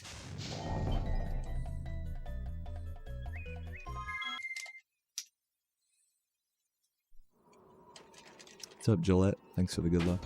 And Enzior. Yeah, there you go, Chicago. You get it. And that's definitely the easiest thing, is to just go to Shemp. Okay, rolling. Oh, it's been peaceful.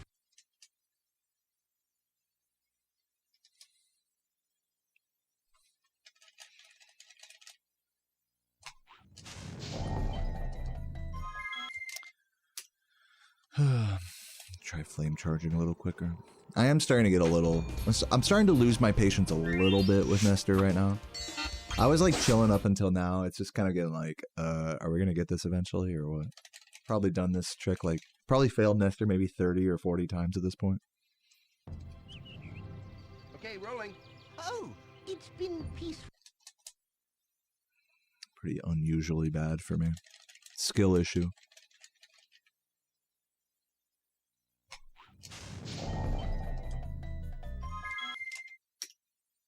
What's up, Anthony?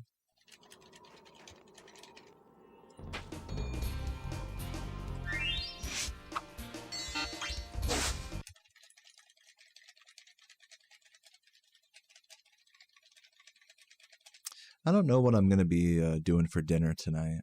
Sarah made a bunch of really delicious chicken soup yesterday. It's been peaceful. So we do have a lot of that left over, but I don't know. I might go get like Taco Bell or something to supplement it. Terrible, way too fast on those inputs.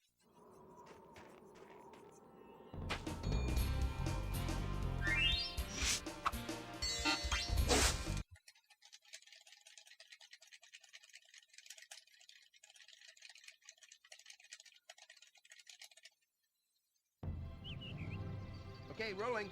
Oh, it's been peaceful.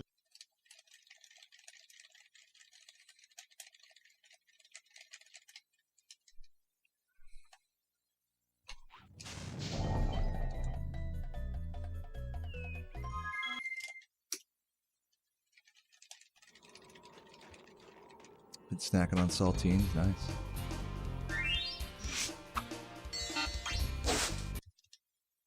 Go check out Fall Line Kitchen. What is that? I don't know what that is. It's like a restaurant.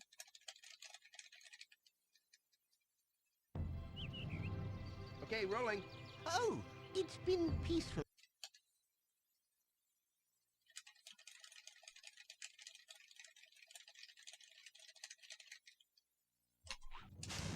No, I already know. Just a little too late on the flame charge.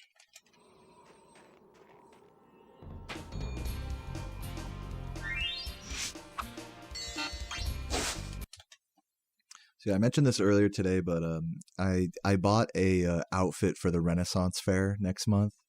It's coming in the mail now. I just bought it this morning. It's the fucking it's the monk robes off of Amazon, and then a fucking RuneScape party hat and a RuneScape amulet of glory. I'm gonna just be rolling around. Maybe I'll get like a fucking like tankard or something and just roll around, just be chugging beers as like a RuneScape monk. Be tight.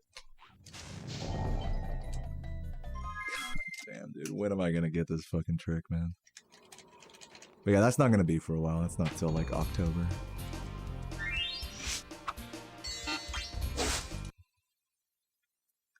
I don't usually suggest this, but I might have to just do a run without Nester. Like, it's kind of getting to that point where it's like I can't do the trick right now for whatever reason.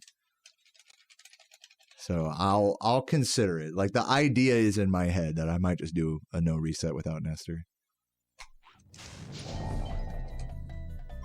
So I'll give it a few more tries. I'll try to lock in for like these next few minutes here, but I might just send it.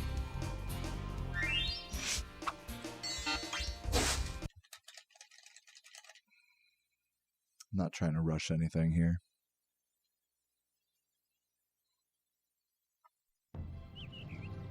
Okay, rolling. Oh, it's been peaceful. Would I say trying Nesterscape for hours degrades your sharpness? No, I would not say that. I would say it does degrade your mental fortitude a little bit.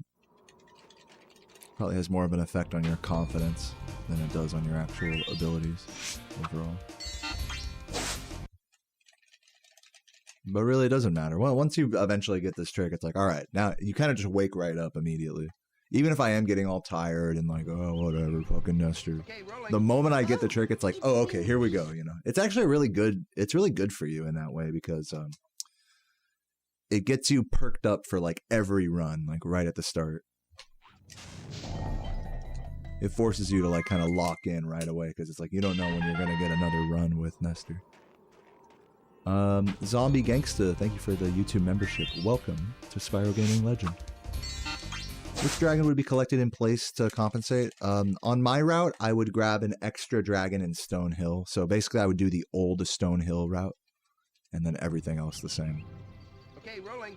Oh, it's been peaceful. As we were kind of talking about earlier, maybe for someone else's route, someone else might choose to do Dr. Shemp as a way to replenish a dragon and get extra gems. That's also an option. Oh, this should work. Here we go.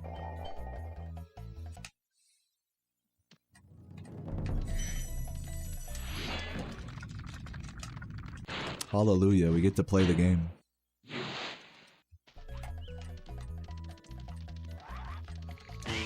Yeah, that was like an unusually long time to do Nester. That had to have been at least like 30 attempts.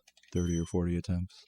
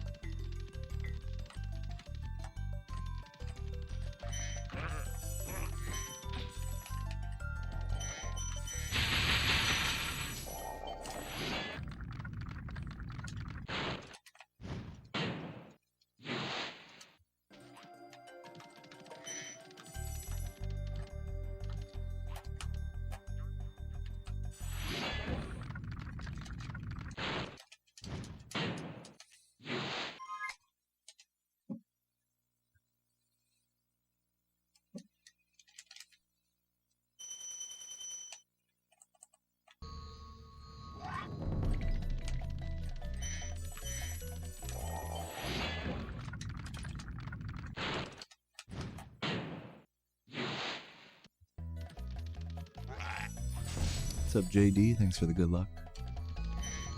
And Adam and everybody else.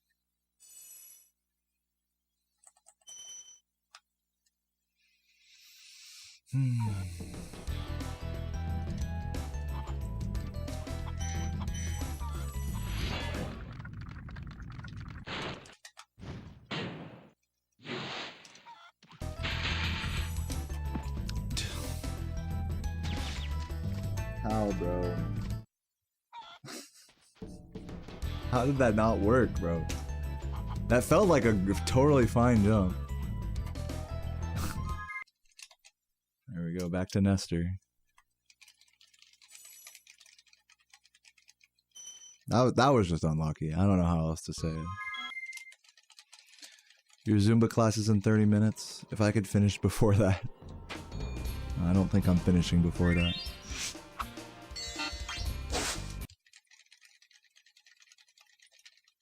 Couldn't stay away from Nester for long.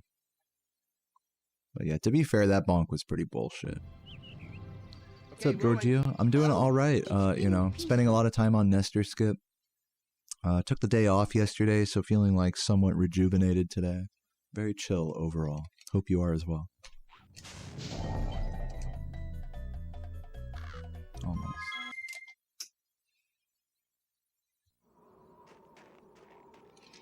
I'm pretty sure Zumba's like an exercise class thing. It's like dance exercise type shit.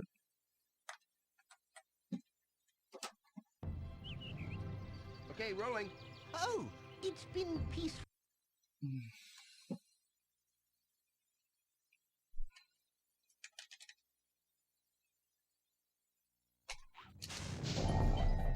Nope, too late on that charge cloud.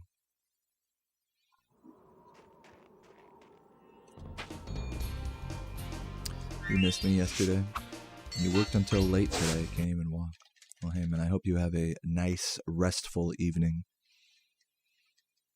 And thanks for tuning in. Okay, rolling. Oh, it's been peaceful.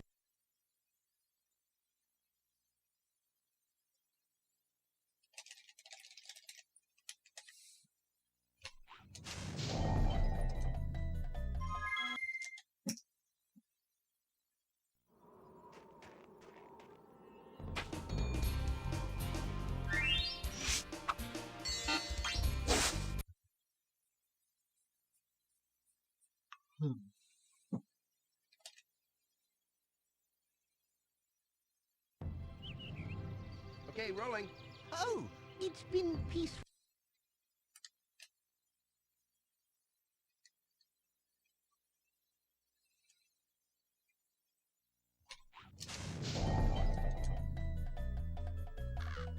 So close.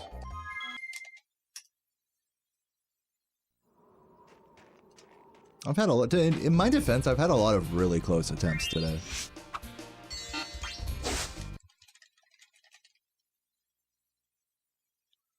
Had a lot of bad attempts, but a lot of good attempts too that just don't quite make it.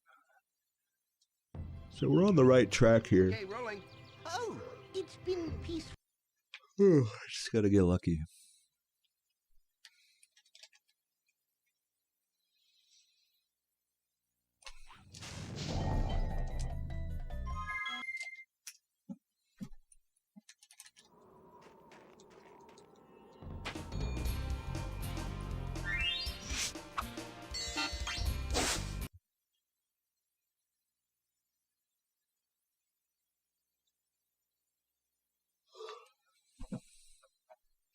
God, I can't stop yawning. Okay, rolling. Oh, it's been peaceful.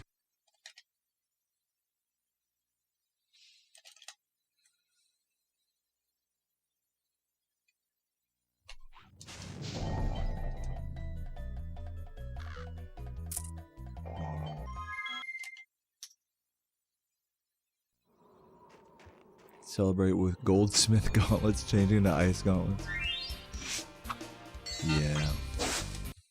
Celebrate by missing the glove switch by one fucking tick every time because I'm busy talking and not focusing. Top 4 Deo mans. Well, hopefully I'm the only one.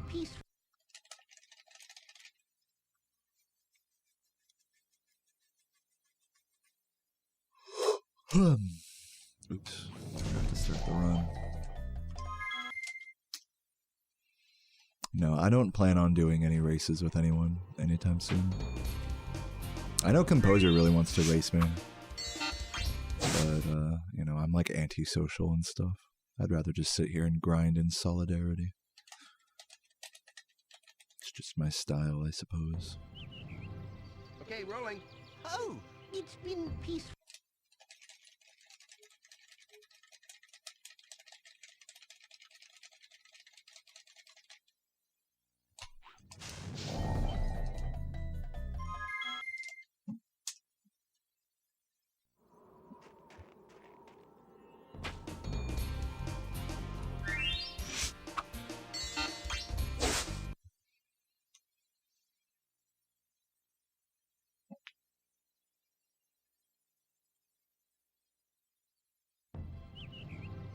Okay, rolling. Oh, it's been peaceful. Yeah, some powerful yawns today, good lord.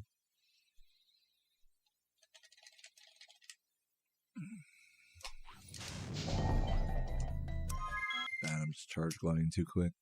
You jump on Nester and land on the other side of him to skip this? Yeah, you can fall down on any side of him and the trick, in theory, can work. But with the specific setup that I'm doing, generally it won't work unless I fall back towards my front side of him. So if I ever see him falling towards the other side, it's just like, this is gonna fail, you know. Like 99 out of 100 tries, those are gonna fail.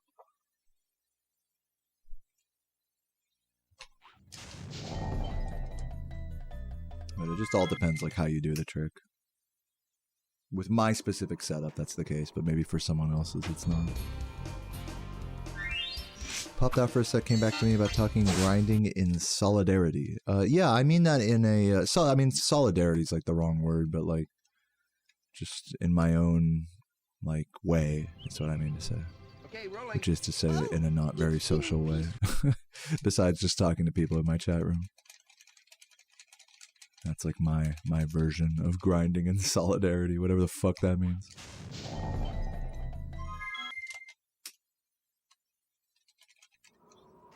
Yeah, cute chat indeed.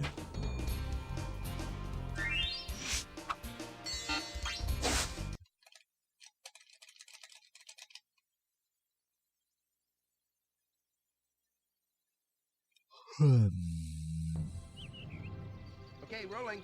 Oh, it's been Solitude, my own mindset. Yeah. I don't know. I don't want to. I'm not trying to like clarify it too hard. It's all good. However you want to call it. Good with me. You guys can't make me get into like an introspective discussion right now. You can't make me. I just play the game the way I want. That's that. The end. So yeah, to that point, I don't really race people very often. Unless it's for like some special event or something. Okay, rolling. Oh, it's been peaceful.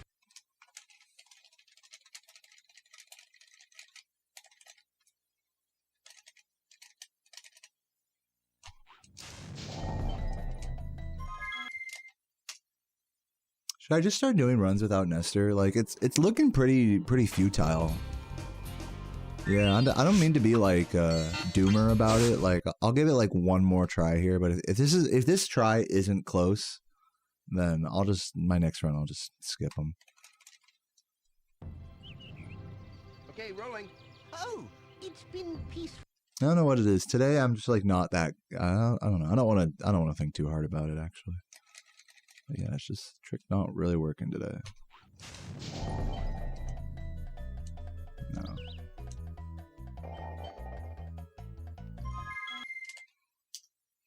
Yeah, I'm just gonna do a run without Nester skip. I haven't done one of these in a while actually, but just for funsies, like why not? For how badly my Nester skips are going today, I think it's warranted. So yeah, sorry to all the dear pace pals out there. Okay, rolling. Oh, it's been peaceful.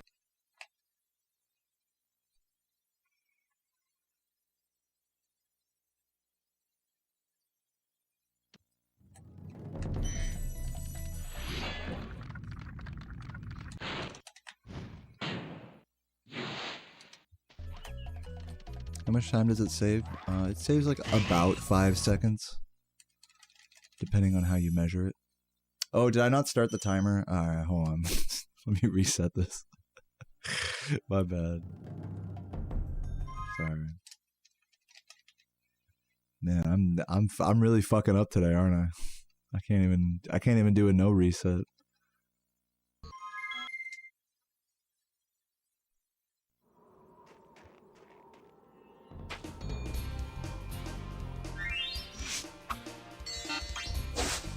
Yeah, right now I definitely feel like I suck at this game right now, but I think hopefully if I get underway with a decent run, I can shift my headspace into a better place. Okay, rolling. Oh, it's been peaceful. Let's actually start the timer this time.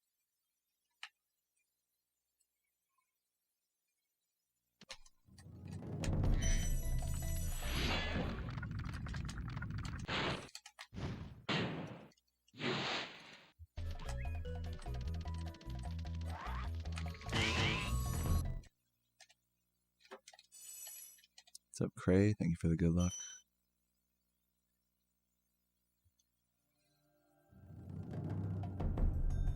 Left. See if I remember this route.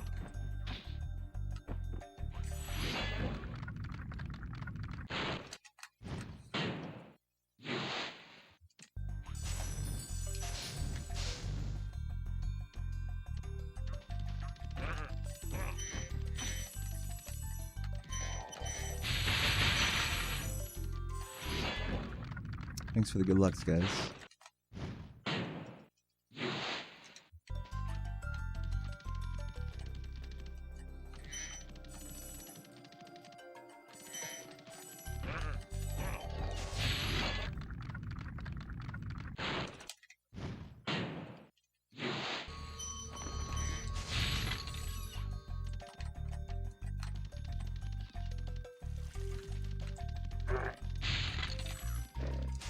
We're just not getting those guys.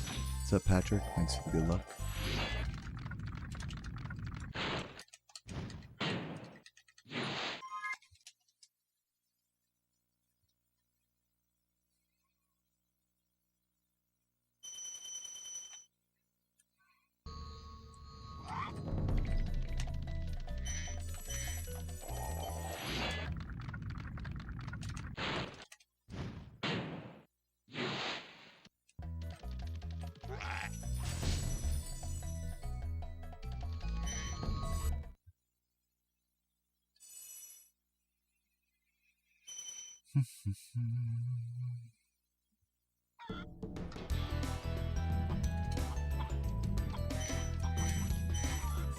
Yes, we are grabbing Ivor on this run. Everything after Stonehill is exactly the same.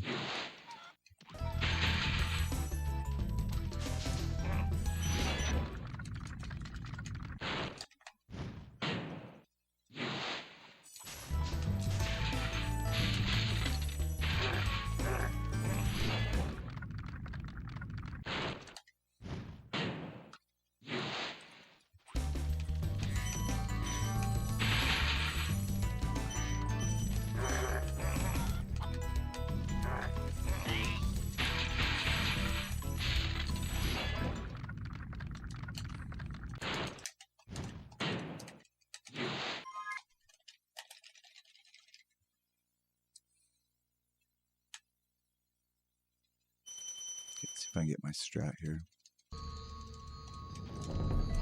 Nice, good. Nice. Love that. What does this route do? Don't worry about it. Sorry, was that mean? Don't worry about it. It's like, this is basically this. I just didn't grab Nester. Here, I'll explain it. Don't worry. It's not that complicated, guys. So today I've been struggling to hit Nester skip, so this run opted to not do Nester skip. So as you can see, Nester was still uncollected up there. So because I didn't collect Nester, I grabbed an extra dragon in Stonehill, which is why I'm behind right now. The rest of the run is the exact same. So now you're caught up.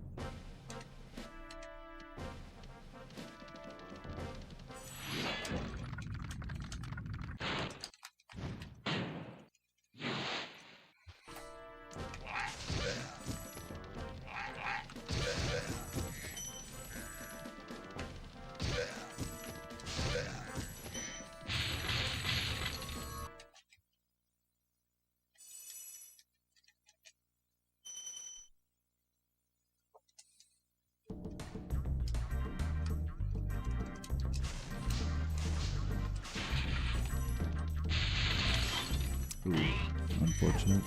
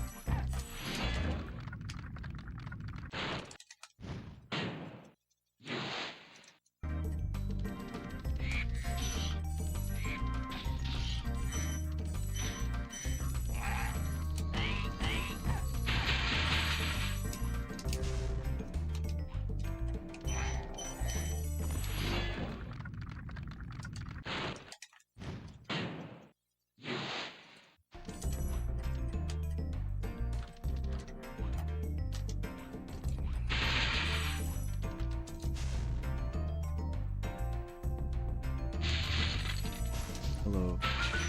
Thought I had key glitch for a sec.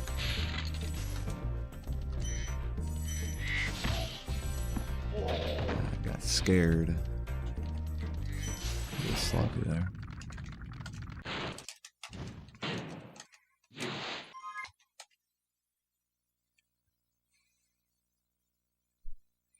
What's up, Wolf Dragon? Thanks for the good luck.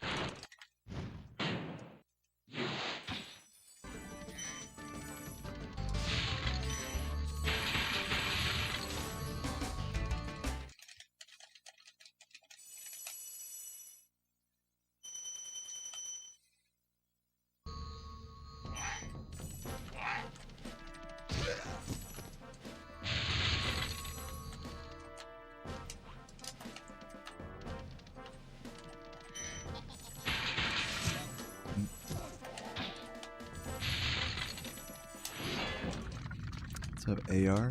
Thank you. What's up, Jared?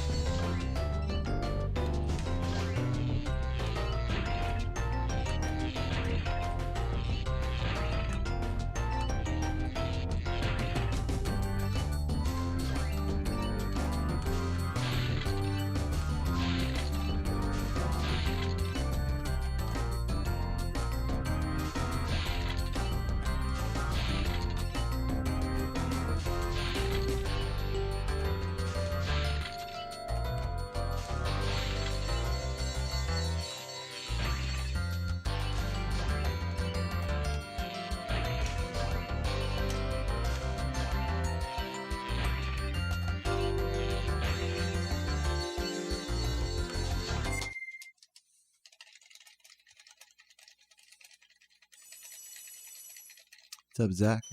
Chillin', chillin'. Just putting down a little no reset action here, if possible.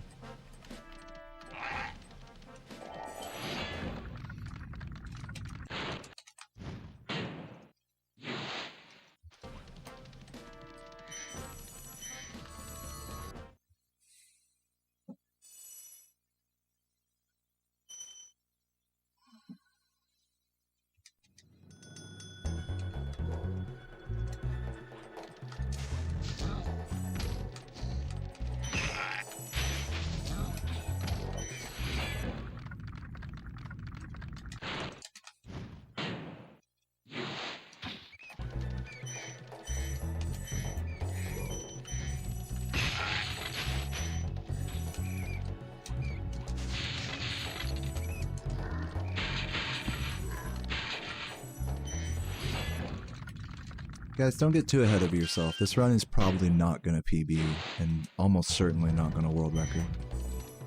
But I appreciate your excitement.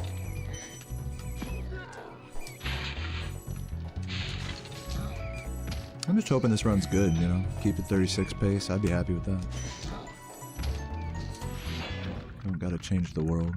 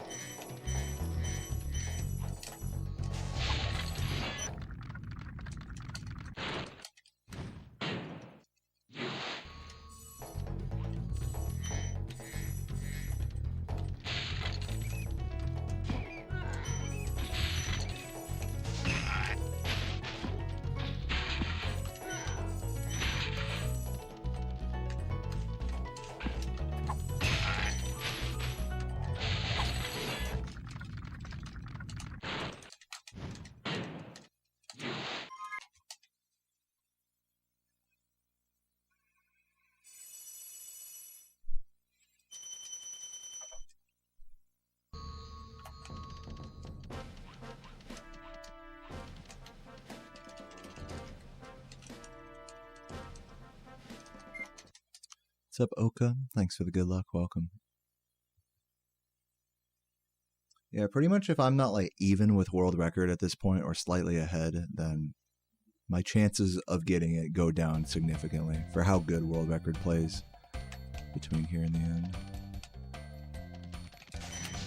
I basically just got the biggest time save that I could just now on record, and that was like my big shot, you know, to get ahead. There's other smaller time saves, but you know, just to put it in perspective for you guys.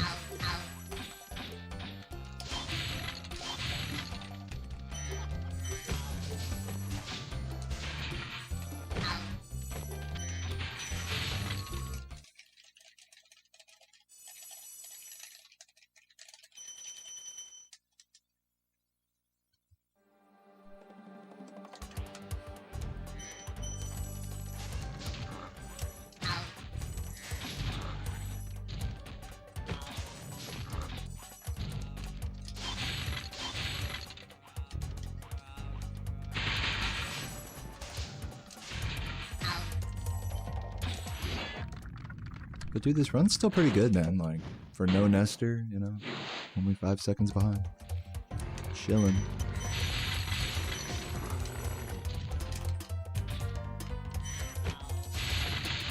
Rip gems. Definitely missing a lot of gems so far. Gonna need high caves and Wizard Peak supercharges to go well.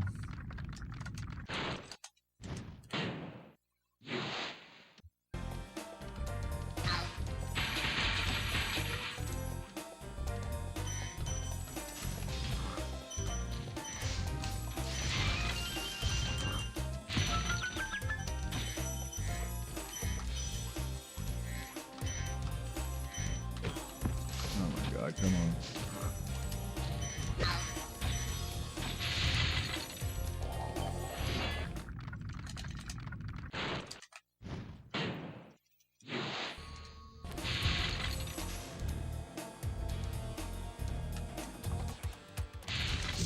Nice. Probably losing time here.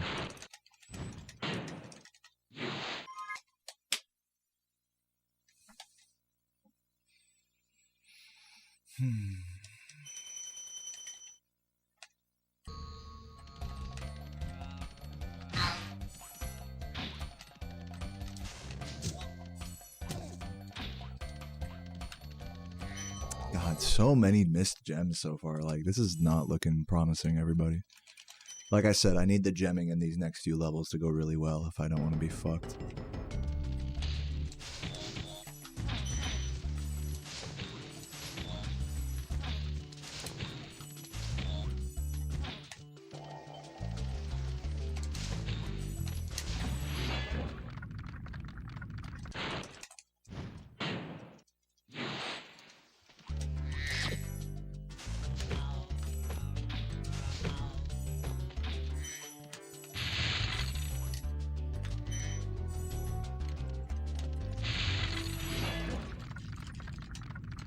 Sealed black label copy of Spyro. You know, I would check just internet marketplaces, but in general, black label, while more rare than greatest hits, isn't a different version of the game, so it doesn't command like that much higher of a price. And sealed versions of this game aren't particularly noteworthy. So maybe you'll get like 80 to 100 bucks, maybe if you're lucky.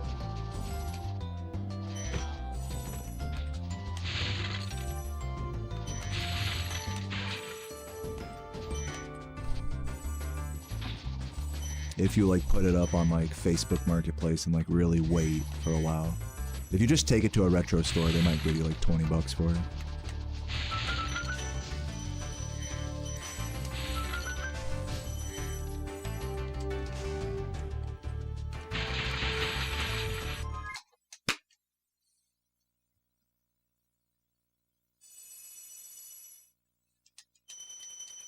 In Europe, it'd go for hundreds. Yeah, I don't know. I'm not like an expert on the market or anything. That's just my hunch about it. It's not as expensive as you might think it is.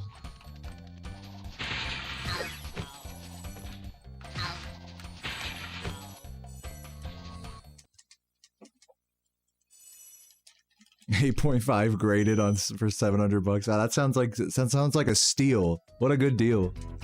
Wow, that definitely represents the value of sealed copies of this game for sure. Yep.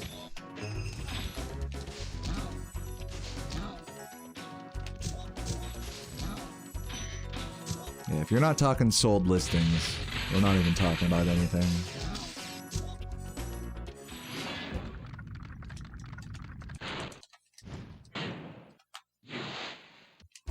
And even if we are talking sold listings, it's still sus when it comes to all those graded versions. Trading the hands of market manipulators. Scummy world.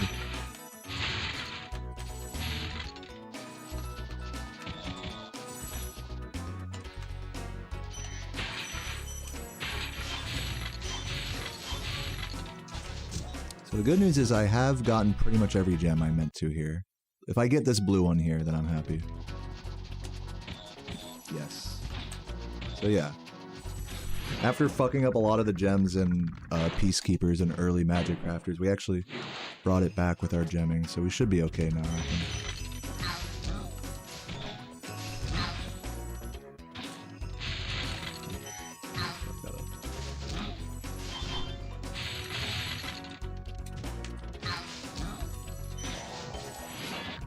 Good.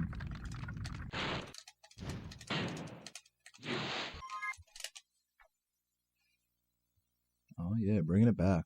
Catching up to PB, surprisingly. We'll see if the gem count can reflect that. 89. It's like, it's workable. Definitely not as good as my PB's gem count, but it's workable.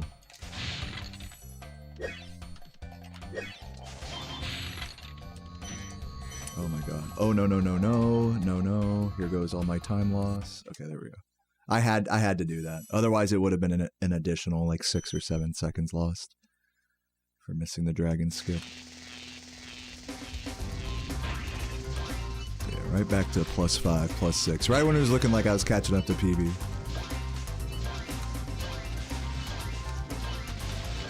Still a good run though.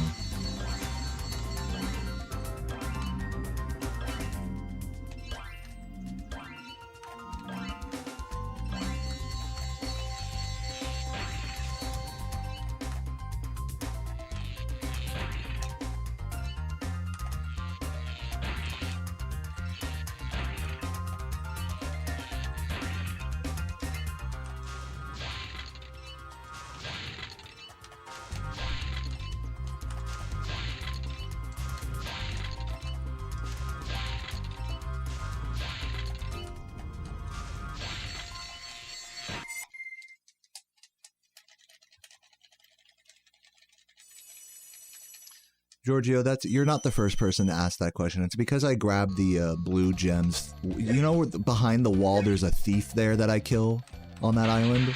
There's also 3 blue gems there that are really awkward to grab. So what we do is we grab them through the wall doing supercharge. But when you do that, you can't supercharge through the spring chest. So it does end up being faster the way I do it, because we grab the gems through the wall.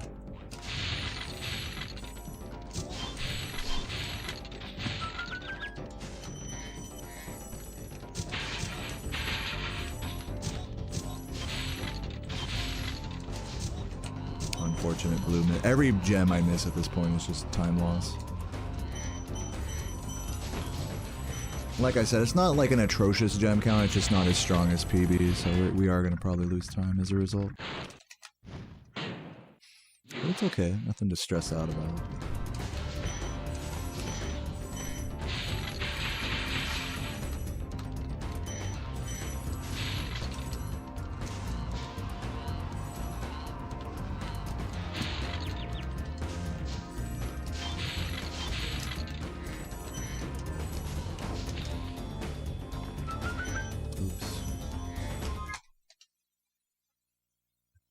What's up, Cased? Thanks for the good luck.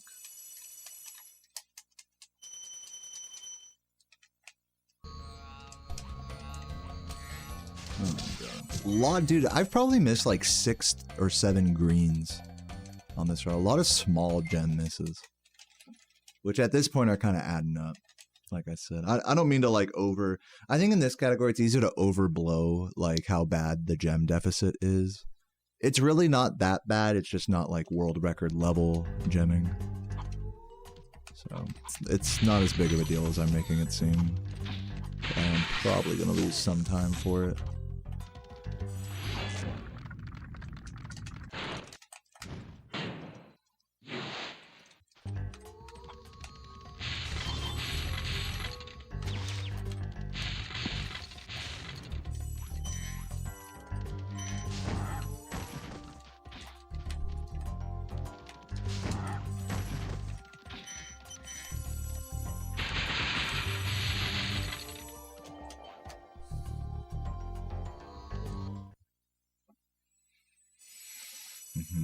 Mm-hmm. 6-7, dude. That's not good. Yeah, we are definitely going to lose like 10 to 20 seconds in Metalhead as a result of this gem count, unfortunately. A little disappointing. Yeah, more smithing, Alex, when I play RuneScape today. We'll see how I'm feeling after this run. I do want to go for like 3 hours playing this game, but just based on how I'm playing right now, I'm really not accomplishing much, in all honesty. So we'll see how I feel after this run, if I want to maybe just do like a kind of call the grind early today. We'll see.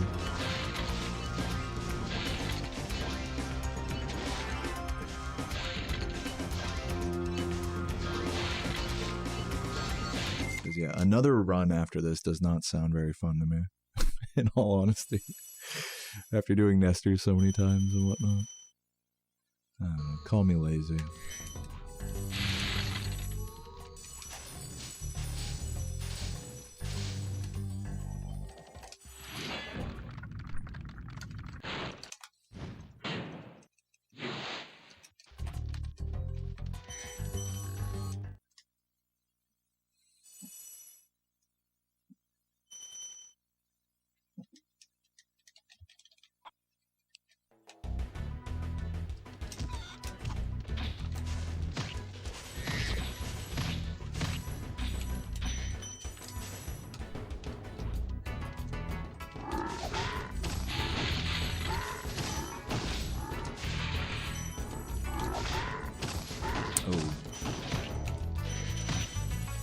Back for that blue.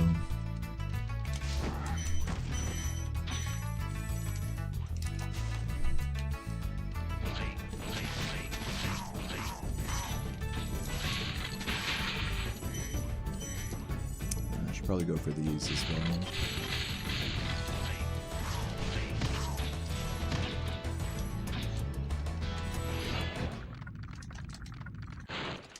Dude, press X. Really? You're supposed to jump into me there. Damn, dude. Just really awkward enemy cycles to deal with.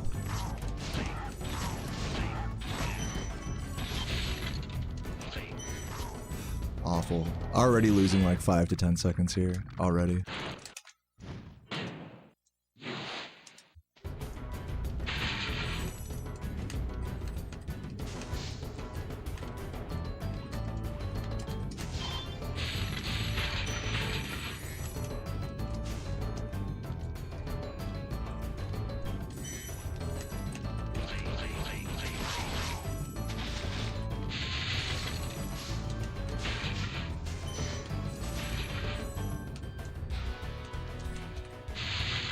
For this blue.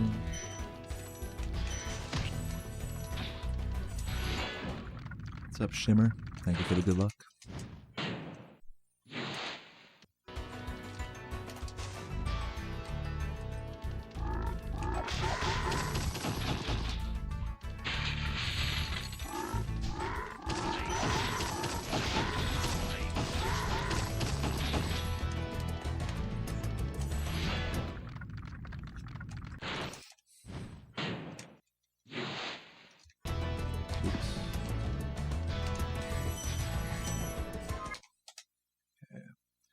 Lost about 8 seconds there. I probably, if I'd have played that level better, I could have lost like 5 or less.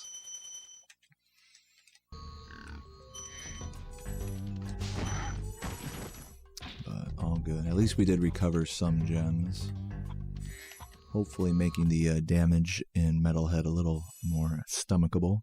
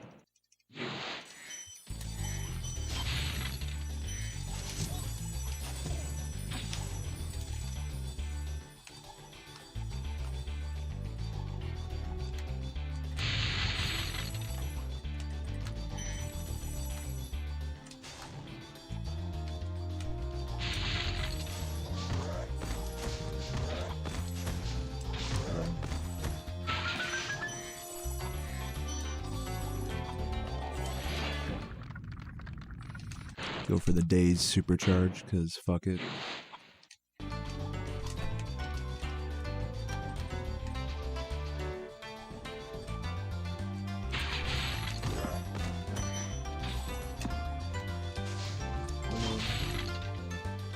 It's time loss because I went for a stupid Supercharge. I mean, it's not stupid. I'm stupid, I should say. I'm bad. Skill issue.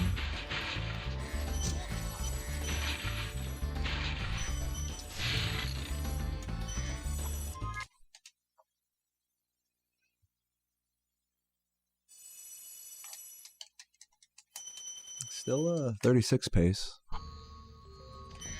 Gonna probably, if this Metalhead goes well, I'll probably lose like 5 seconds. If this Metalhead goes well. So yeah, like barely 36able, but if I fuck up here, then 36 is dead.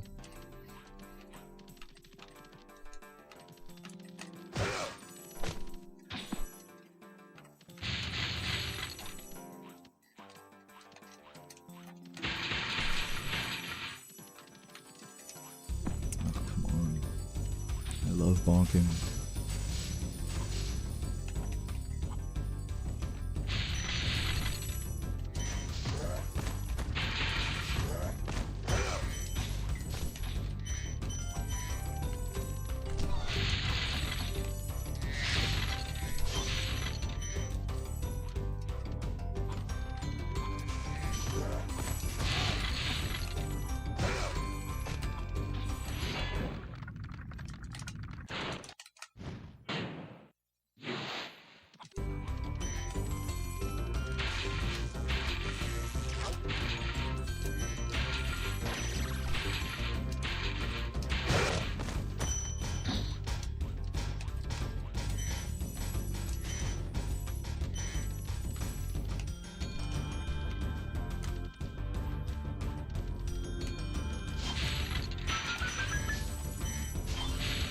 barely got that.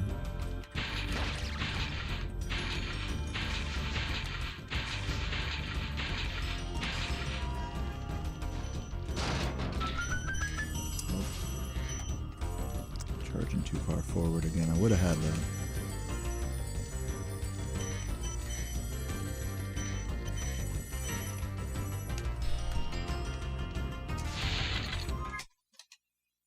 Okay, not bad.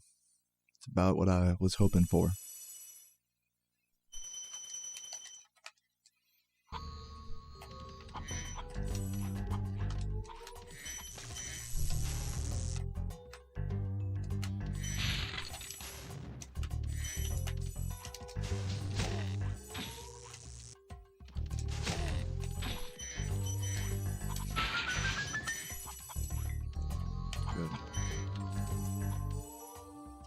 Very good.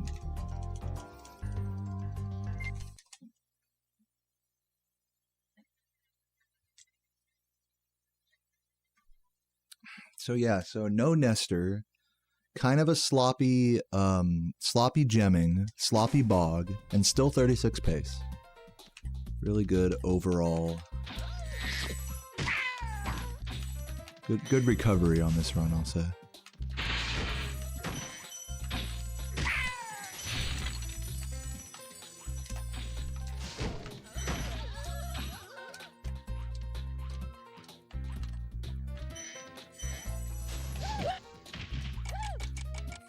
I'm surprised that didn't work. That felt like it was gonna work.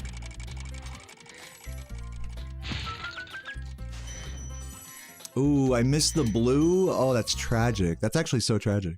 I should have just turned around for it, honestly. Now I'll have to spend like an extra 3 seconds in Jock grabbing the blue. That was tragic. That's what I get for YOLOing that section, to be fair. 36 might be dead now, we'll see. We will see.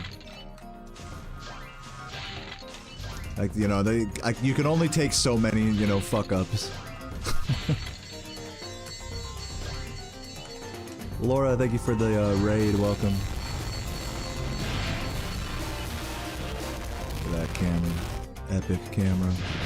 Hope you had a nice grind today. How's she doing?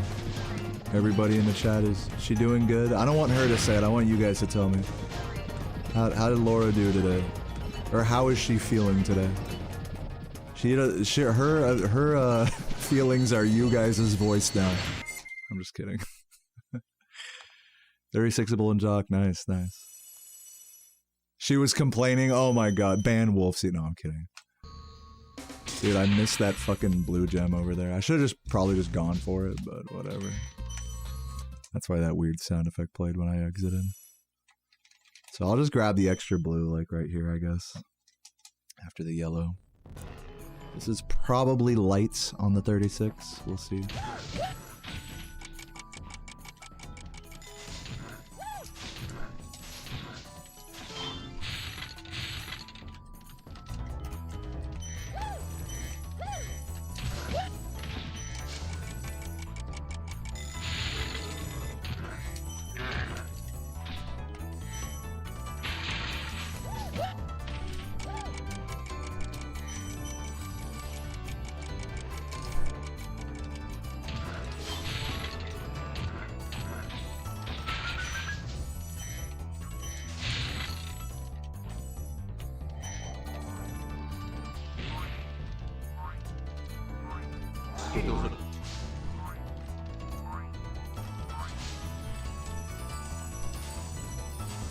Oh, enjoy the kebab, Laura, and have a nice walk.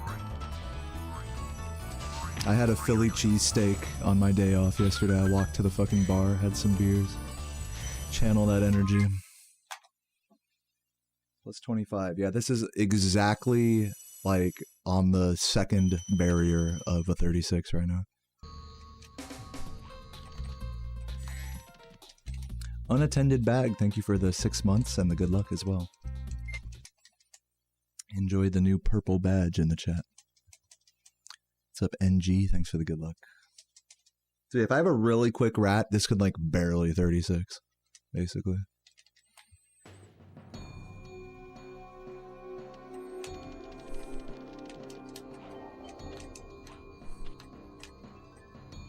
No. I did so many things wrong there. I set it up badly, I over set it up, and then I just missed the timing. That's funny. Let's try that again. There we go. That's what I meant to do. Who needs a 36? Not me. Give that shit to Laura. Double it and give it to the next hoe.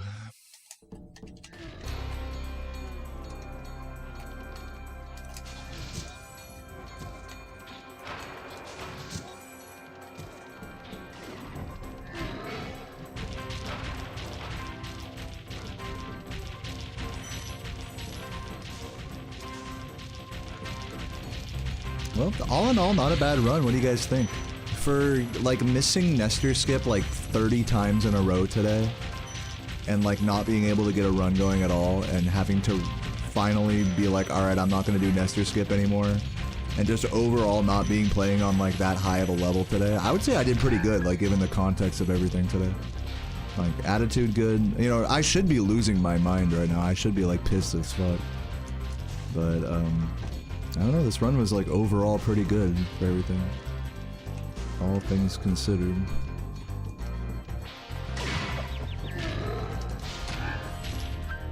You're toast, Nork.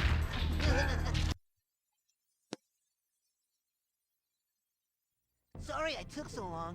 I kind of forgot about you. What about Ganasty Ganork? Nasty Nork is toast. So now there's order again in the Dragon Kingdom? So, you know, I'm gonna be just straight up with you guys. I don't really want to do another run What will today. you do next? Even though this is the only run I've completed today, and I've only been going for like 2.5 hours. I kind of just want to hop over to Runescape and just chill, you know, do some smithing. I don't know. What do you guys think about that? Should I, like, force another run out?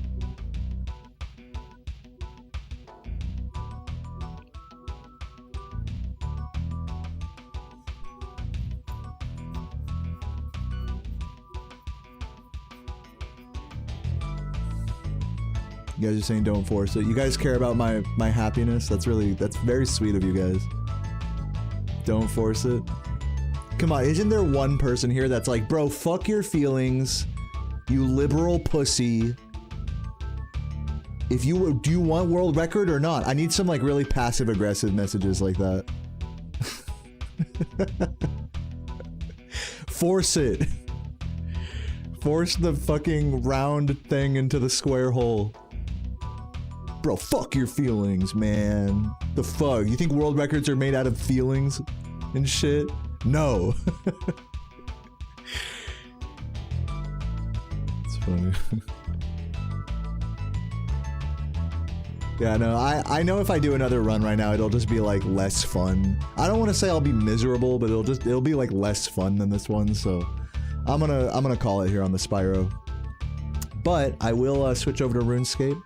So if you guys are hanging out, if you guys have any questions before you go, feel free to ask while I'm playing RuneScape. I love to chat and get introspective. I was kind of making fun today because I think people were trying to get me to answer some introspective things about the grind. And I was just kind of like, nah, I just can't really get that deep. You guys know I like to talk and get deep, but I can't really get that deep when I'm trying to get good runs, so. If you guys do want to get deep and have questions about life, love, speedrunning, careers, school, penises, or boobs, feel free to bang them out while I switch over to RuneScape here. Let me go ahead and get that all set up, shall we? Is letting Nasty hit me faster? No, that's just for memes. What I'm doing there is like, it's sort of a statement when I end the run like that, is that I'm going for something that no one else really does in 120%, which is called single shot credit skip. And instead of doing the entire credit skip, I just flame him as I get the bounce. I kind of fucked it up on this run, but whenever I'm just being silly, like a silly guy, I'll sacrifice the 2 or 3 seconds to do a single shot credit skip attempt. So, but yeah, it's just for fun. It's as if to say like, ah, who cares what the end time is, you know?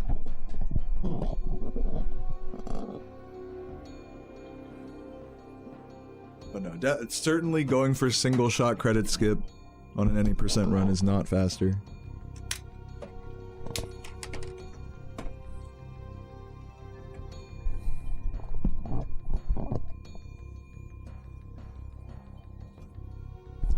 Sorry for all the mic squeaking. Let me go ahead and get this shit set up here. To anyone who's leaving right now, thank you so much for hanging out. I'm going to update my Twitch title here. Play a little Runescape, probably for like an hour or so, and then skedaddle for today. Smithing beers. Also, where are my chuggers at? I'm probably going to go have some nuts and fruit. And then grab a couple beers. I have 2 beers left in the fridge, so we'll probably slam those down today. Category, old school, Runescape.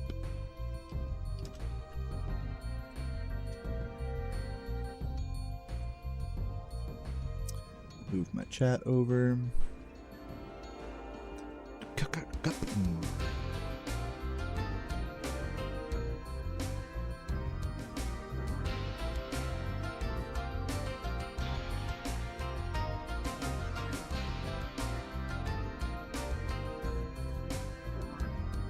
Yeah, this is my office hours now, is me playing RuneScape, exactly. You can come in, ask me any question about the test. Ask me about your grade in the chat. You failed! Oh my god, make this OBS window smaller, please. Dude, it like won't go smaller. What the fuck? There we go.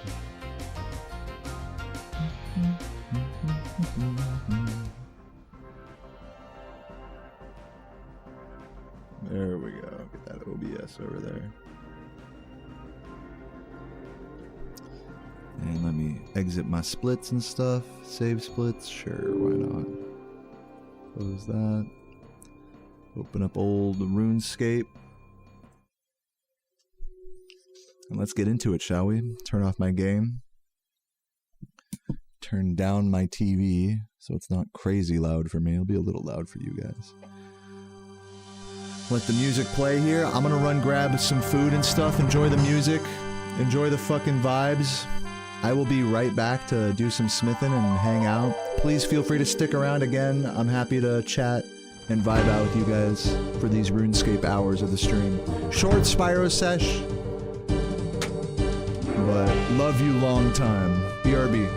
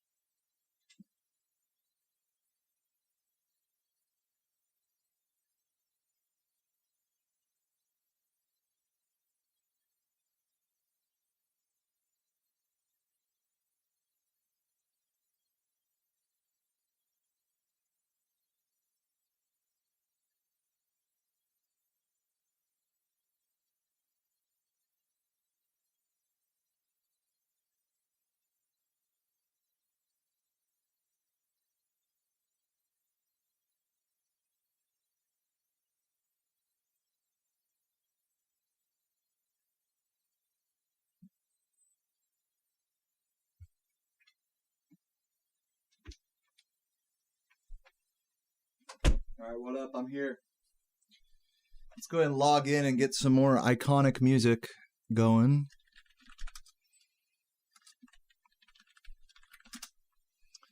And turn off my BRB. Also, in other news, I just got a new chair yesterday. I picked it up by the dumpster, and I'm gonna see how it feels. It's pretty comfy though. I'm not gonna lie to you. I'm in the comfy office chair here now. New chair. Yeah, I was sitting on it. Like, I'm gonna use my old chair again still, because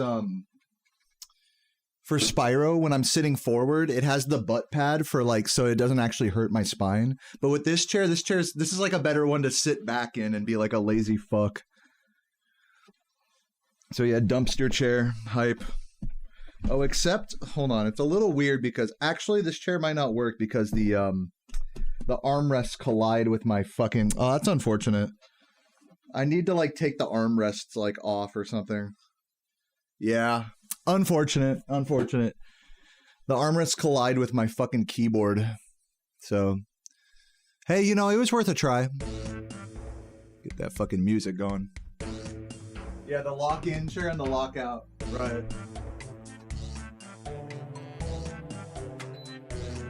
No, but that's alright. This chair still is comfy to sit back in. Can't adjust the height? I don't think it goes any lower. Let me check. Oh, wait. Wait. Hold on. Yeah, it does. No, you're right. No, hold up. Let me see. Wait a minute. You're right, it did go a little lower. Let me see if this is the perfect spot now.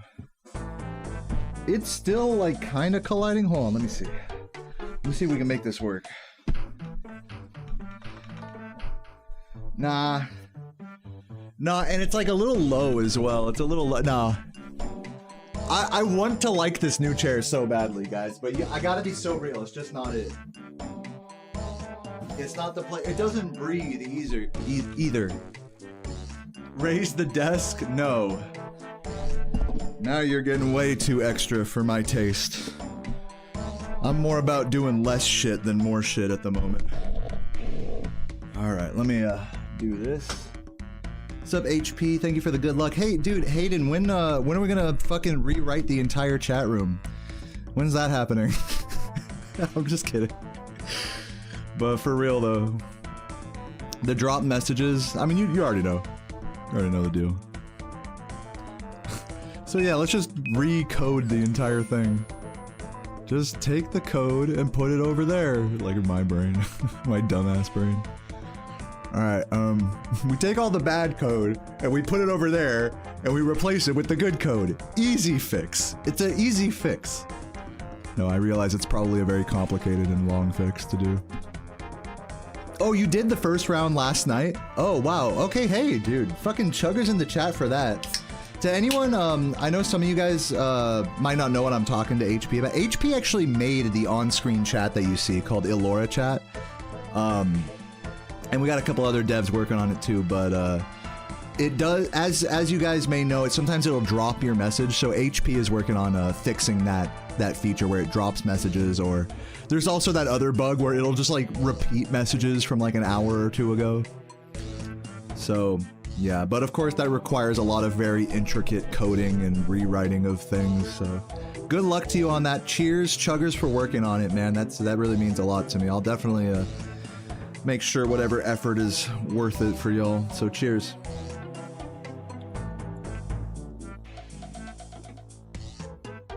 Yeah, good work to HP.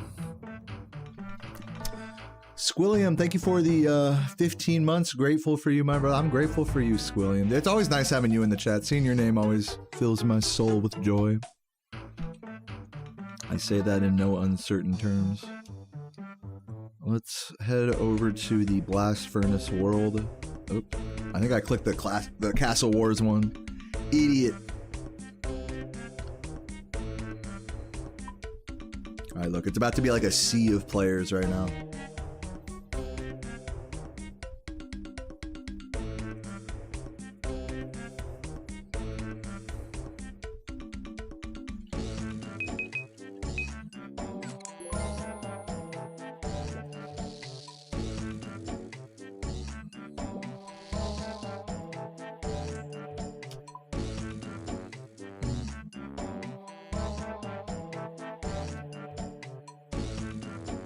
Okay, now go down here.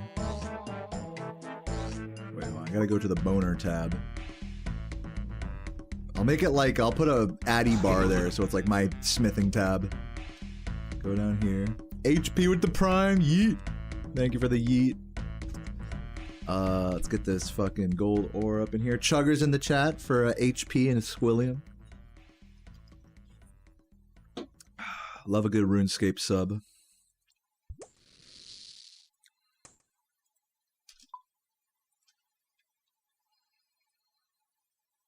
Alright, what song are we putting on?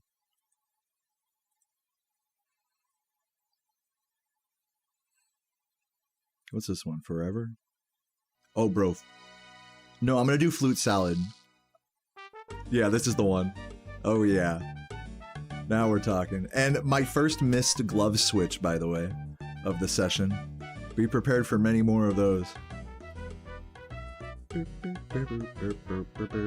Yeah, Flute Salad, dude. Bangers. Oh. Frame perfect. Tick perfect glove switch. I'm a god.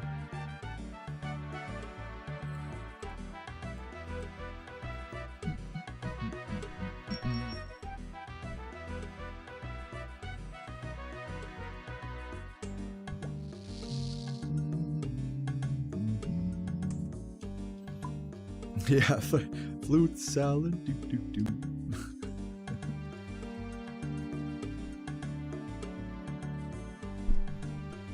So yeah, kind of a shorter Spyro grind today, honestly. I'm glad I stopped when I did. I knew it was gonna go downhill if I kept playing. I already knew. Like best case scenario, I was still able to get another good run. And it was just like, and then I was just over it after. Or it's like, oh, we could just chill out, play RuneScape. And since I took the day off yesterday, I was working on clips and stuff, but it was also a lot of time off as well. Just time to keep my head away from Spyro. It is nice. I mean, I don't know. I've been trying to take more in-game screenshots for like my thumbnails on my clips channel. So for like all the Oblivion and medieval clips I'm gonna post hopefully in the next month or two. I want to have like really cute like in-game thumbnails of them that like match the title, or just some like janky funniness. Just takes a lot of effort to get all that going. I'm a firing my laser. All right, what else we got?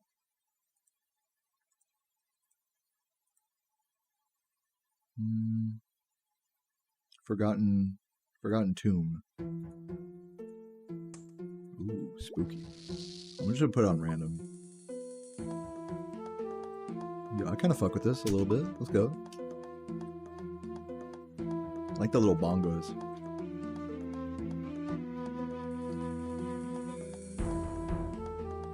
What am I cooking? Dude, I'm not cooking anything tonight, actually. Sarah made a bunch of soup last night, and I don't have any, like, meat to cook right now. I do have to go back to the store and get some more Wait, actually, I do have a lot of chicken in the freezer, but since we have chicken soup right now, like, the next thing I should cook should be, like, some pork or beef or something of that nature. Oh, you know what, though? I do take it back, actually. There is something I can cook tonight. I have some asparagus that I can cook up, and I have some, artichokes that I could cook up. I should just do both of those tonight and just have like a veggie kind of vibe.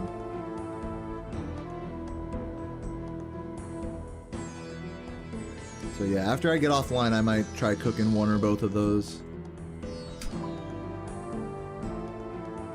Let's see what Sarah's more in the mood for.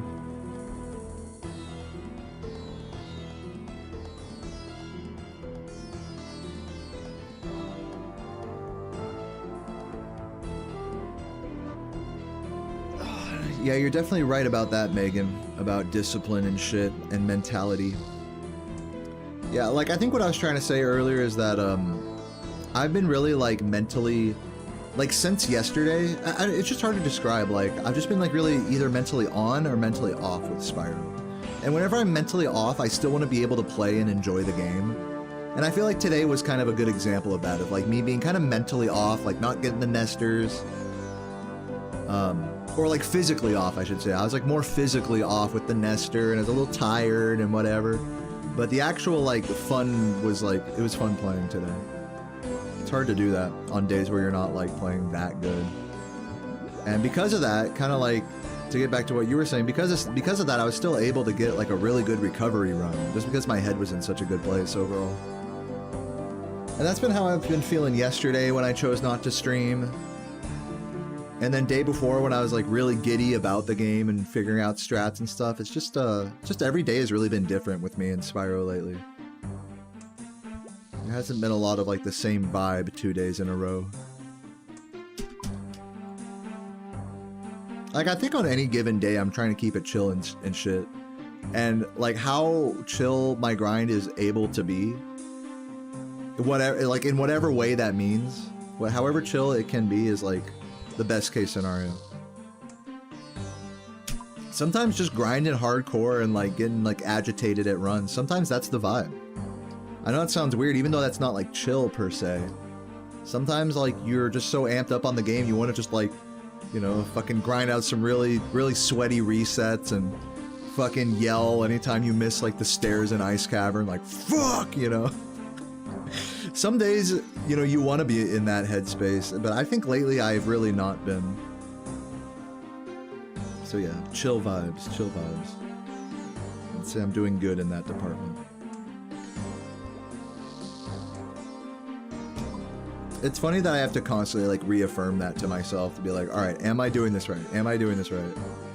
And we were kind of joking with Composer the other day on stream. It's like, talk about like efficiency of practice and stuff. It's like, there's no way you can really say, like, know for sure that you're playing the game the right way, you know, for you, or in a way that's like really fun or what. You know, it's like the harder you think about it, the further away you get from the truth type of thing. When it comes to fun and efficiency and stuff, all this stuff. Grinding runs, resetting, all these topics. That just kind of center around playing Spyro 1.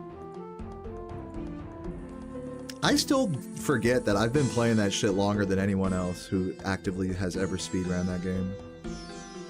So I gotta always give myself some leeway with that, where it's like, if I'm not feeling it, like, I should trust my instincts, you know? Over the course of many years, like, I gotta trust that. And not force stuff that I know. Like, if I'm gonna force runs, like, I gotta be ready for that, you know? Ready for the grind, so to speak. And some days, that's like the call. Sometimes the call is to like, alright, I don't really want to do another run, but let's just send it, just shut the fuck up and do it. Some days, that's the vibe. Today, that was not the vibe.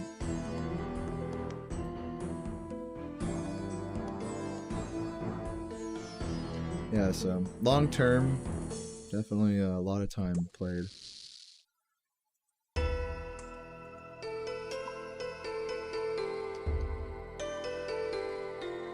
First time you tried was 1997. That's crazy because Spyro 1 didn't come out till 1998.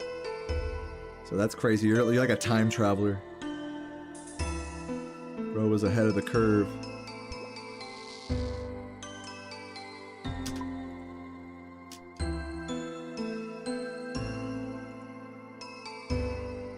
Bro had that early access Spyro 1 digital download. You got invited to the Spyro 1 beta.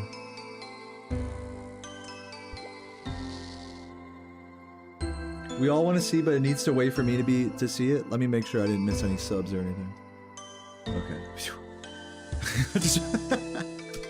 Usually whenever there's a message like, yo, did Deo see that? It's always like, I'll look over at the alerts and someone donated like $100 like an hour ago or something. It's like, fuck. Every time. Here, I'll make sure over here. Okay, cool. Some days you're on it, some days you miss like a big donation after like an hour. Some days be like that. I used to really get depressed when that would happen. I used to be like, fuck, dude, I'm like the worst streamer ever. It still hurts, but I can like laugh it off more. Especially if the person's still around in the chat. Like, what are you gonna do? You're not gonna catch every single fucking alert every time, you know? As long as you try to acknowledge everyone at some point, I feel like you're good.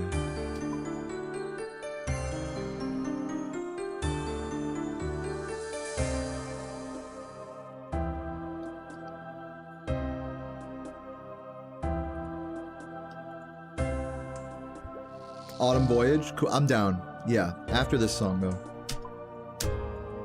I'm feeling the ethereal vibes of this song. Let me cue it up here.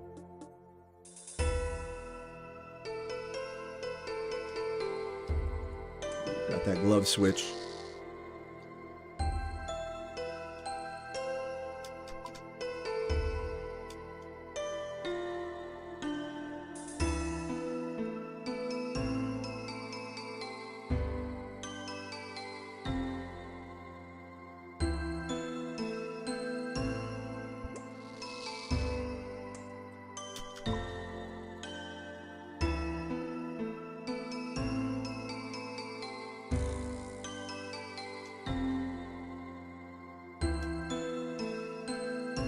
Yeah, this shit's blasting, huh? I fucking love it.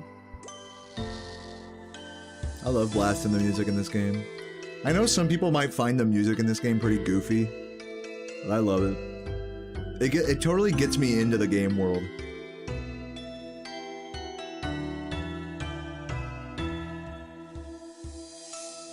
Now, granted, when you're doing like the same boss over and over, I could totally understand not wanting to listen to the RuneScape music for certain tasks.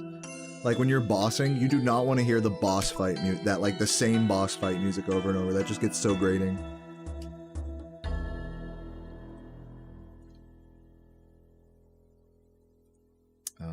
Get my fucking stamina.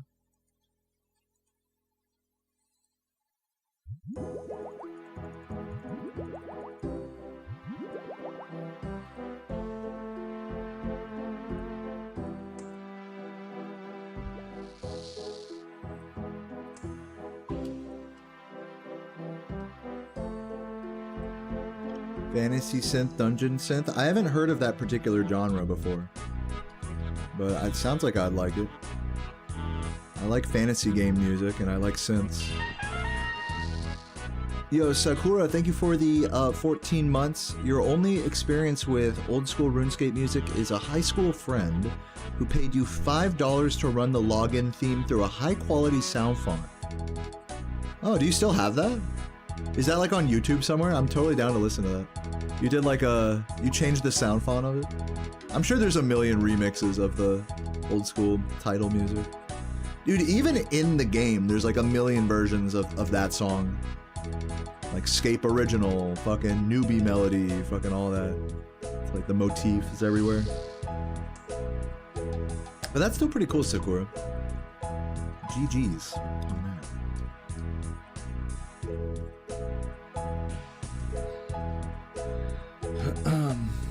It's like ambient fantasy game music, dude. I like that. Like, actually, some of my favorite music in video games is from like the Oblivion, like ambient music when you're just walking around, like Cyrodiil, but not the combat music, but just like like peaceful Cyrodiil roaming around.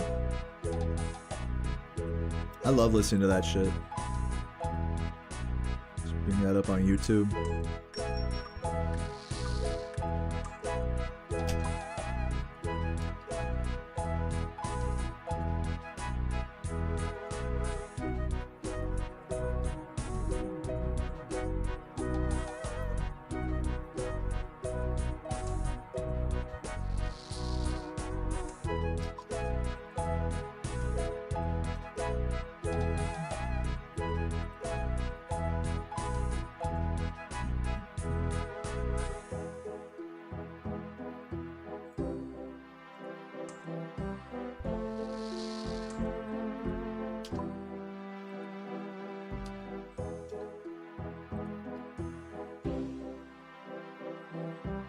Fucking blaze it. You know, I fucking took a hit of some dank ass weed right before I started playing RuneScape today.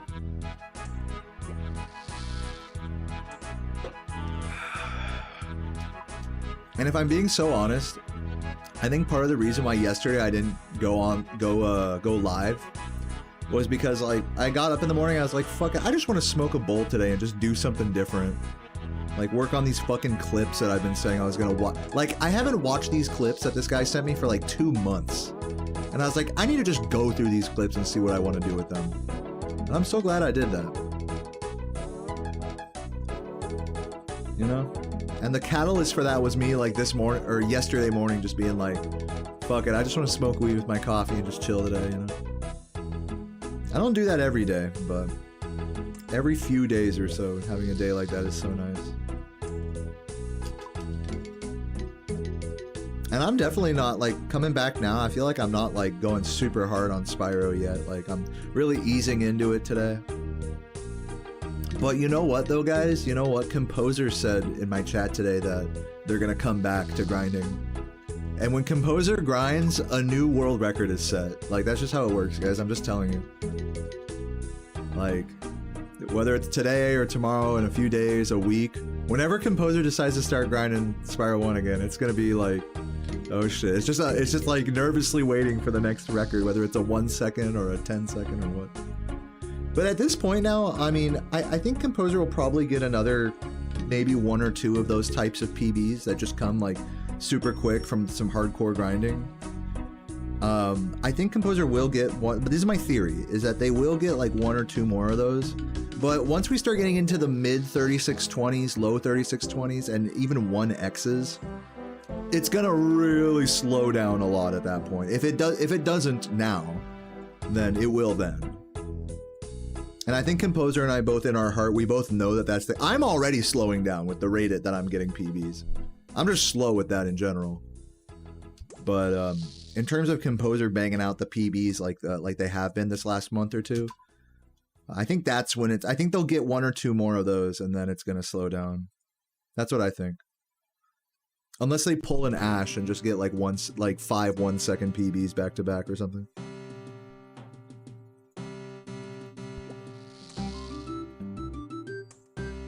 Little break is healthy for sure. Dude, today felt like a break, man. It's funny because like what I do here is just fucking play a video game and like not a crazy amount of time for that matter. So,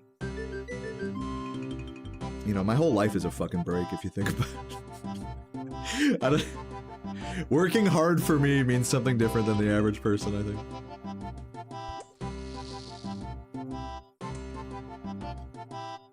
But yeah, regardless of who has it easier or harder, you know. Everyone works in their own, you know, at their own fucking pace. Fucking meanwhile, the NPC in RuneScape is like, work faster! Get world record before Composer lowers it again.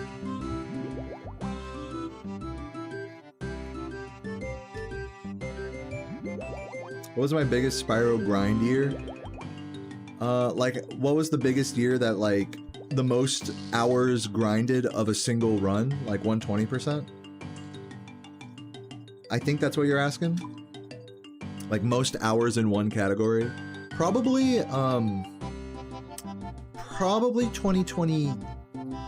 Oh, it's hard to say. It's got to be like 2024, somewhere between 2022 and 2024. It's one of those 3 years. 2022, 2023, 2024. Those are probably the years I spent the most hours, like, just playing 120%. I think when you compound it, like, with the fact that I had been playing 120% all up until that point as well, and hadn't really tried anything else, like, I tried in 2021, like, a couple of different speed games. I forgot, whenever I learned Spyro 2 and 3, that was, like, their own thing around that time as well, in, like, 2023. But when I came back to 120%, that was a really long grind for the 119. And before playing Spyro 2 and 3, that was like a, you know, a decade-long grind of just one category. So, I don't know. I don't know what 1 year... I got all that bullshit to say. I don't know the exact year I spent the most hours in Spyro. The only way I could know that is by checking my Twitch recap, actually. So, I'll have to see if I could get, like, the data for those Twitch recaps, from, like, all of the last few years. Oh, I switched to the wrong gloves. Idiot. And then I'd probably be able to answer better around then, just based on what my content was at the time.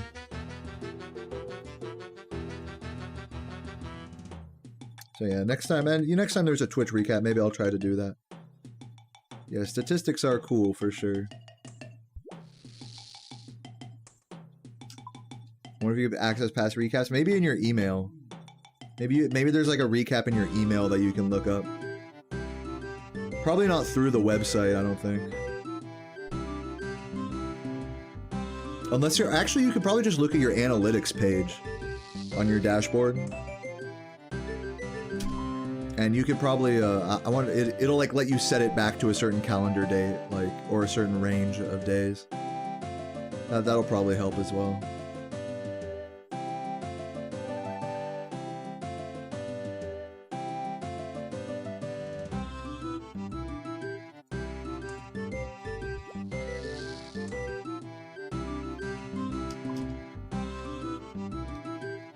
Cheers, guys.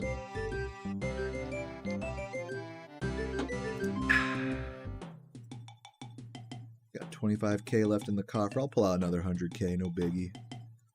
One of these, boom, boom, boom.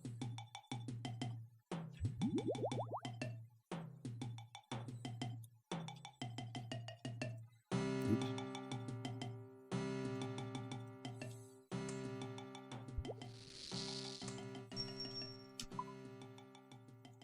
Go to the coffer. 100K. Boom.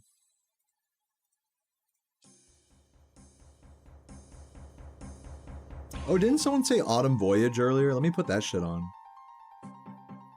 Kind of fuck with this song though. Ooh, I caught the glove switch tick perfect. I'm gonna stick with this song and then do Autumn Voyage. Just been fucking with the random play. Sometimes the random playlist hits bangers. Sometimes it's just straight ass. It's a real mixed bag. But yeah, Autumn Voyage next. Let me cue that up. Oh wait, got the glove switch. Boom. On it.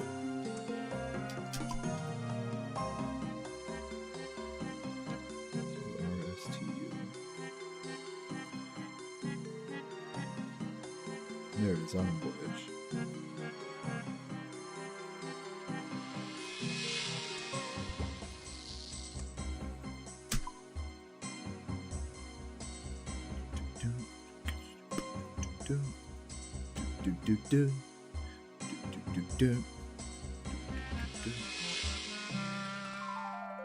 Alright. Mo fucking this shit. Classic. Oh my god, the classic factor. Turn up a little.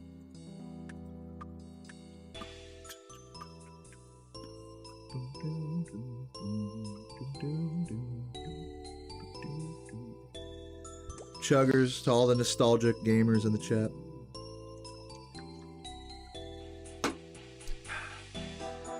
Dude, I should make like another like nostalgia baity video. I just don't know like about what though. I was thinking about maybe making a video about this game. Talking about Draenor Village and maybe like the sound design of it and why it's so iconic or something. Just a random video about like video game feels and vibes. It was nice when I did that for Spyro. I don't feel like doing another one of those for Spyro.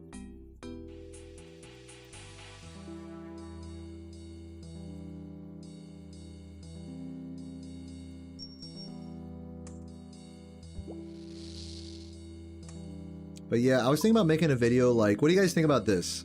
Like, why Draenor Village is the best city in all of video games? And then just have like a vibey ass picture of Draenor Village there? Yeah, no one would probably click on that at all. But we'll figure something out. I have like a whole notepad full of video ideas. It's on my phone, which is off right now. I'm too lazy to go grab it. Maybe I'll make some stupid video like that at some point. Not soon though. Maybe soon actually.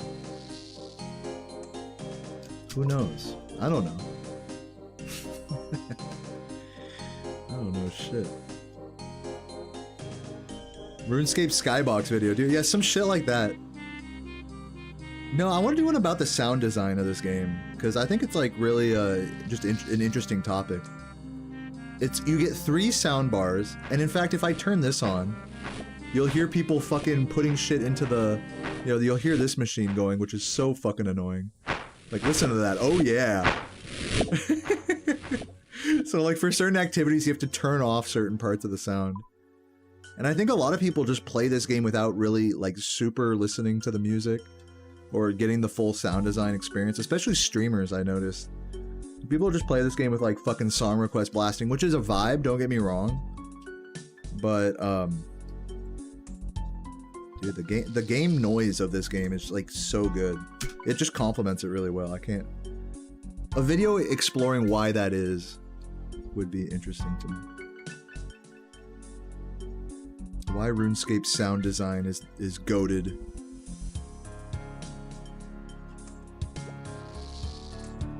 Talk about the music, talk about all the fucking areas. Talk about the stupid ass sound effects that NPCs make and big machines and stuff. Dude, talk about how the sound design has like evolved with like the addition of new content. Like, talk about the vibes between like Varlamore versus Kurend versus like versus parts of the main map. And how those vibes like represent their distinctive periods that they were made, or, you know, that they were, you know, their time period, so to speak.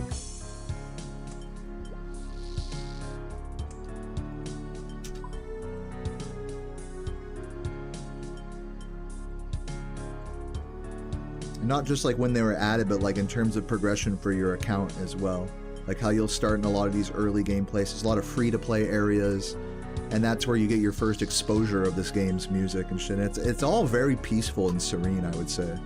But then as you start to like dip your toes into other content that's like members only, is you start to get a lot more intense, like dungeonous, like music and bosses and quests and stuff. And it really does go from 0 to 100 in this game, and then back to 0 really quickly, depending on where you're going and what you're doing. So it can be like really jarring, I think, for your average gamer.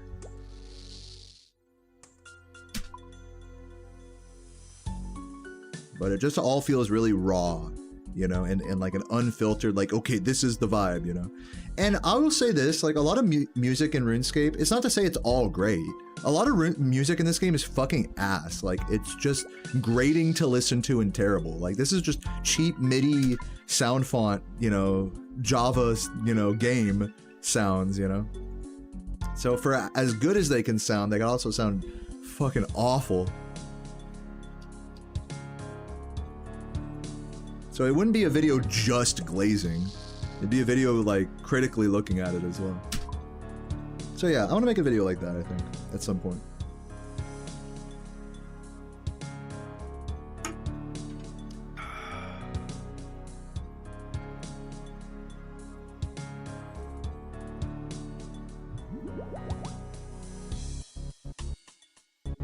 Yeah, Sakura. Yeah. No, I'll definitely bring in the timeline of when content was added. For sure. And how it like fits into the average player's account progression. And then how that in turn creates certain sound associations with nostalgia of like, oh, when I first started the game, I'd be here doing this all the time. So this music is like... And then as you get deeper into an account like me, especially if you skill a lot, certain areas that you go to, it'll just be like, oh, it just, you go back to that time where you were grinding that skill. And yeah, I mean, this is a phenomenon that doesn't just happen in RuneScape, of course, but like in all of gaming. But because this is such a large game with so many, you know, areas to grind and stuff, you just end up, the sound association with different parts of your life, and, you know, it goes with how you progress your account is what I'm saying. So it's not just nostalgic like, oh, I was a kid when I first heard this. It was like, oh, I was like a noob. Like, I didn't know what was going on. And now, like, now I know a little bit more, and so on and so forth. I don't know. But yeah, the truth is a lot of the content in this game is really old. And a lot of it is really new as well. So that has to be like... that clarity has to be there. that association. No, I think in general with newer content, the intensity of the soundtrack definitely is higher, just generally speaking. You don't get as many peaceful, serene, simplistic things as the free-to-play areas of this game. And some of the more older members areas as well. Especially overworld areas. The song's pretty fucking intense. I'm gonna turn this down. Actually, I'm gonna put on, not Baroque. I'm gonna put on motherfucking, put on Harmony. What's H? On this bitch. And then we're gonna get a Sea Shanty 1. Yeah, now we're talking. Also, I'm gonna turn this down a little. Sorry if it's loud. Right about, I'll keep it about there. Elemental P Q R S.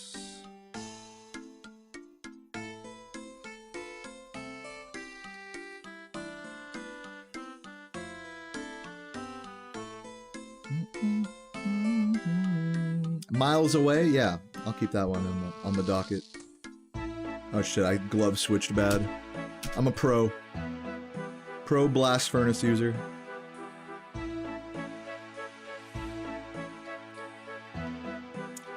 missed anything.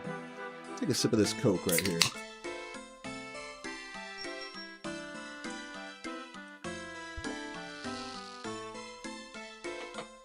Oh yeah.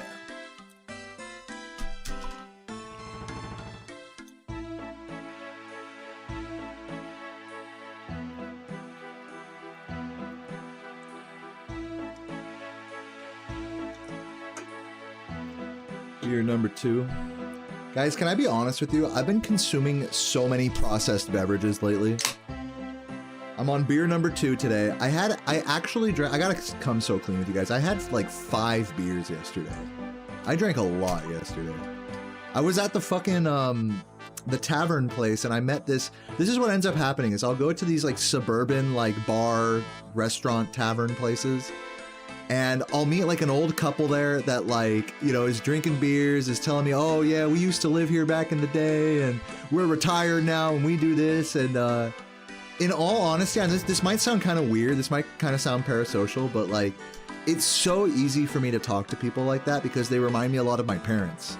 Like retired, suburban, you know, beer drinkers, talk about their favorite things to order and, you know, what they used to do here, you know, during their jobs and stuff. Like, I don't know, like, I really enjoy chatting up these older, early retired couples in their, like, 60s, 50s, so on. And so that's kind of what happened yesterday. I met a couple like that at the bar.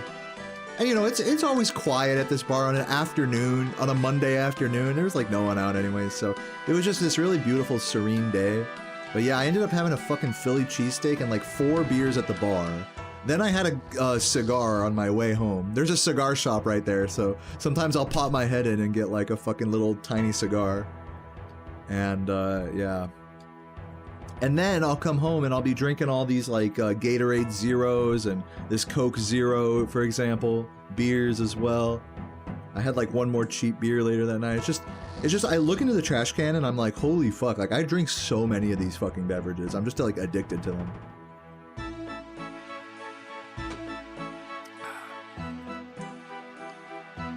So yeah, if I'm really trying to lose weight, I should just get off all the processed beverages. That would be like just such a goated strat. Yeah, I'm living the life. I truly am. I don't know if I'm ready to like give up processed drinks yet. Most of the drinks I have are low sugar or low carb, low calorie. But that doesn't mean there's 0 calorie and that they're not making me fat or hurting my body in some other way. Like, let's be so honest. It doesn't mean they're healthy, you know? So yeah, cheers.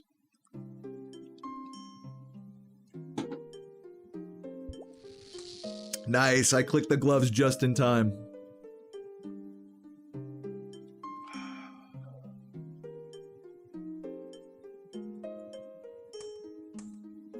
You drink five beers every day, you mean? I would say I drink like 2 to 4 beers a day. Like today I'm just gonna have 2. Because I had like a lot yesterday. You drink sugary coffee? Yeah, so does Sarah. Sarah, well, it's not necessarily sugary. It's just a lot of creamer and milk, which is not. I don't drink coffee like that.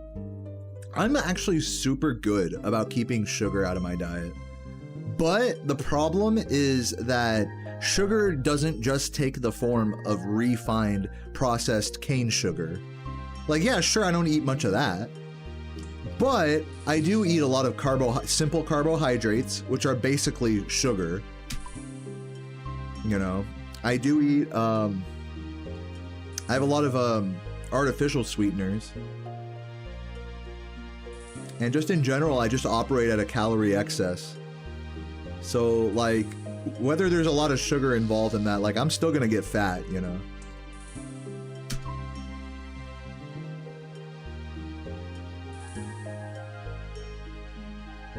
What's a GLP-1 drug? I don't even know what that is. Talking about like Ozempic or something? I'm not interested in taking a drug to lose weight.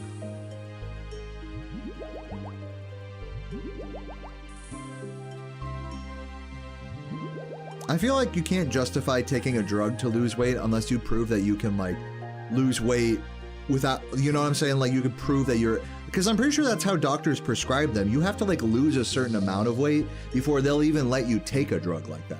Because you have to prove that you can do it, like, you know, help the medicine and not just take this medicine and use it as a coping mechanism to just eat shittier, to live shittier. I'm pretty sure that's how weight loss drugs work, right? Am I tripping?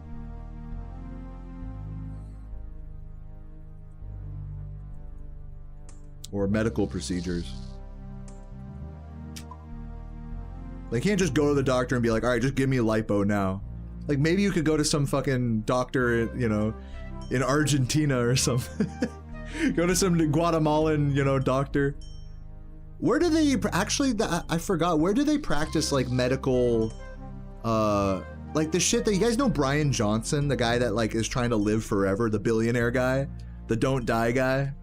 I love following his shit. He gets a lot of his work done in somewhere overseas. I forgot what it's called, but it's like a medical utopia.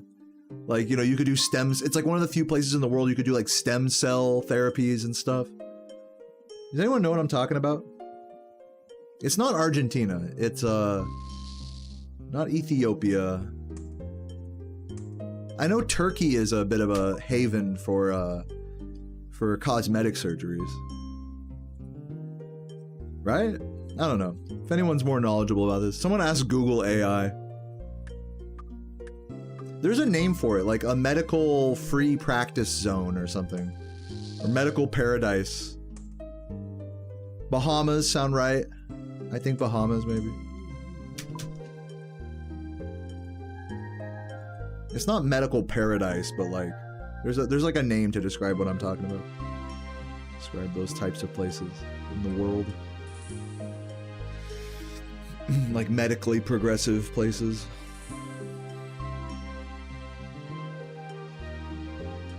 With like lots of funding and, you know, billionaire private investments and stuff to like research shit. Research ways to make you live longer.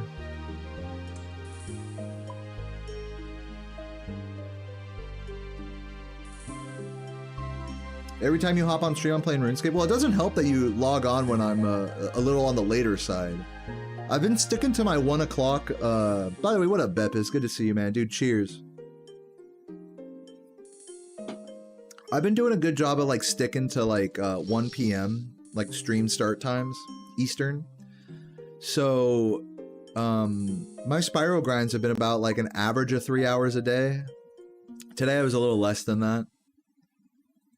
But I didn't want to push it too hard today. And yesterday I took the day off anyways, so I guess I'm one to talk, but yeah, if you tune in late to my stream, I've been definitely just doing RuneScape later in the day. But don't be confused about it, I'm definitely still playing Spyro.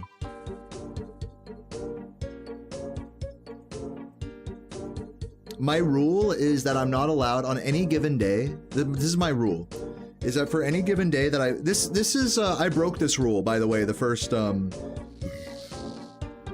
couple times I streamed this game, getting the Questcape, because I would fucking like play RuneScape for like 9 hours after like a 2-3 hour Spyro session. So my new rule is like, okay, Like, you can play RuneScape, but it can't exceed the amount of time that you played Spyro that day. So I played Spyro for 2.5 hours today. I'm not allowed to stream RuneScape past the 5-hour mark. That's my new rule. So in that way, it kind of encourages me to play more Spyro if I want to play more RuneScape.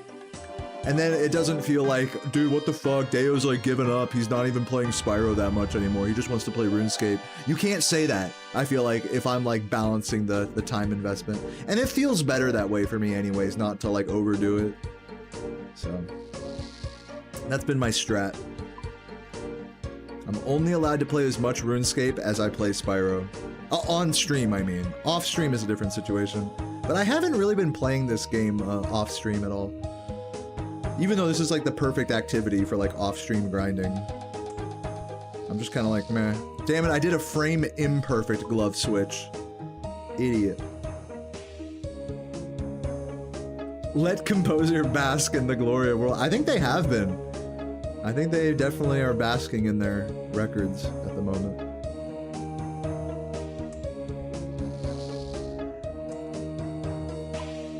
But they said, Composer told me today in my chat, they're gonna come back to grinding soon. They've been kind of taking it easy these last few days. Composer's gonna come back with a vent. I already know Composer's gonna get like a 36-25 or something. I feel like that's in the script right now.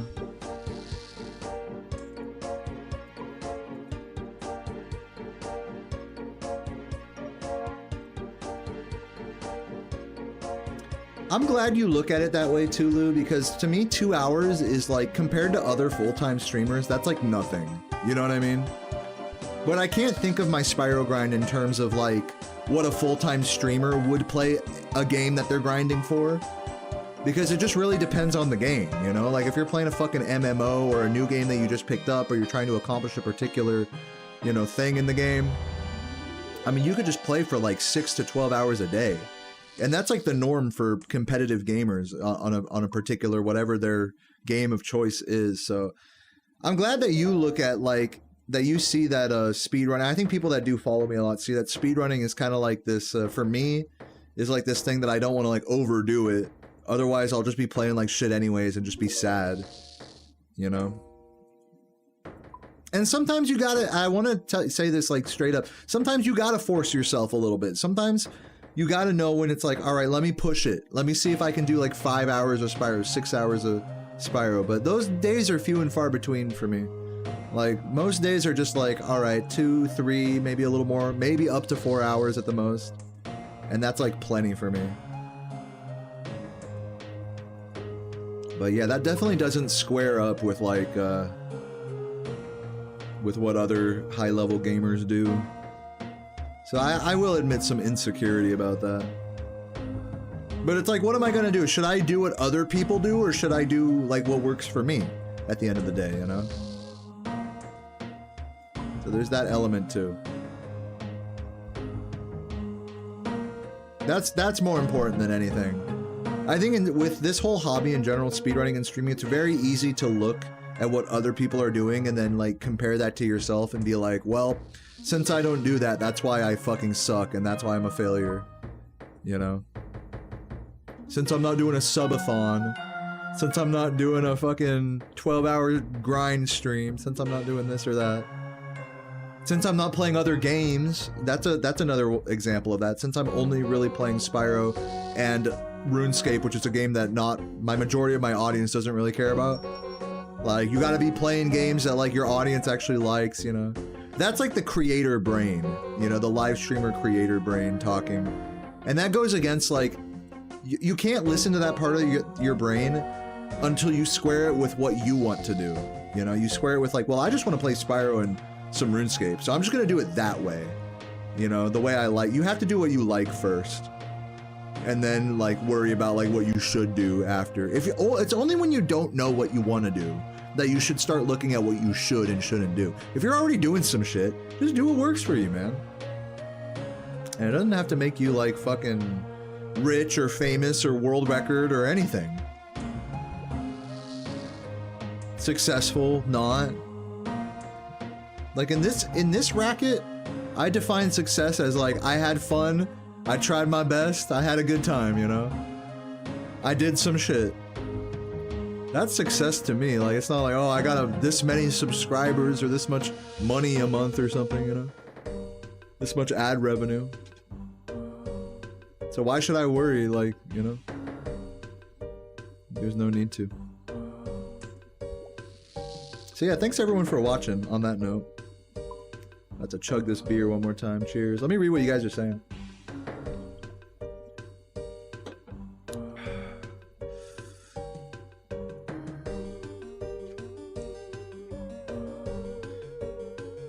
Do I ever see dreams about Spyro? No, not really. Oh, click the gloves. Boom, I was ready.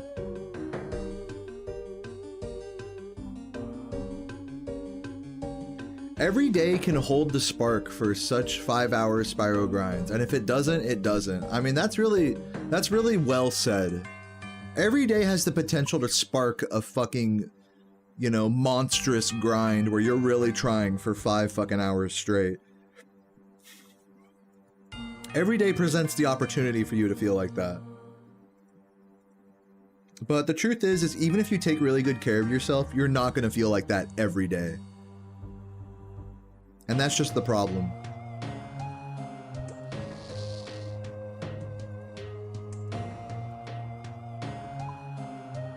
What's up, Mavrosa?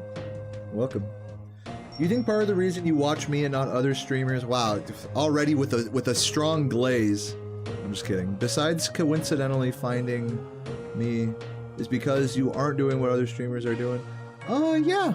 I guess you could say that. I definitely am, though, in a lot of other respects. I'm doing what a good speedrunner does, for the most part, which is stream all of their attempts, try to go for world record, just fucking send it for the pace pals.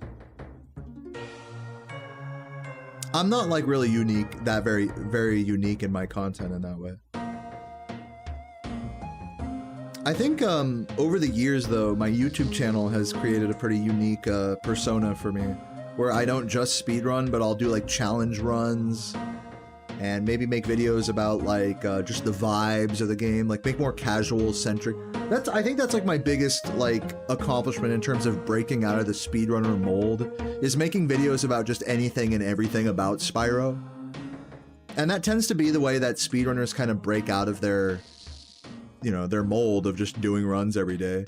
But the thing is that even if I've had some success with that, it's I could be doing more, for starters, and secondly, in that respect. And secondly, I'm just like fucking chilling, man. I don't know what the fuck. Who cares? I think I'm like kind of rubbing my own dick a little bit too much here, so I might want to chill. But yeah, I think point being is that I'm doing good, and like I don't need to be any particular way. I don't need to be an original, you know. I don't need to be like doing something against the mold. I don't need to be going with the grain. I don't need to be anything except myself, and I've certainly learned that time and time again in this hobby.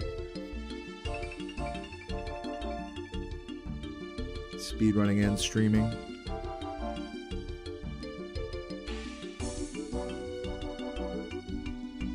Yeah, that's a good way to put it, Andrew, is that it's like, just because shit out there is like, you can do something, doesn't mean you should, you know? Oh, and if you don't do this thing, then like, you're not even trying, you know, type of stuff. It's like, it's just postulating about the unknown at a certain point. Because you could do all that shit and it doesn't result in anything. And I think that's like the approach you have to have, especially with stuff like creative YouTube videos. It's like, you gotta just fucking make it, not because you think everyone's gonna love it, not just because that, at least, but because, you know, you'll feel proud that you made it regardless if anyone watches. That was a big lesson I learned on YouTube.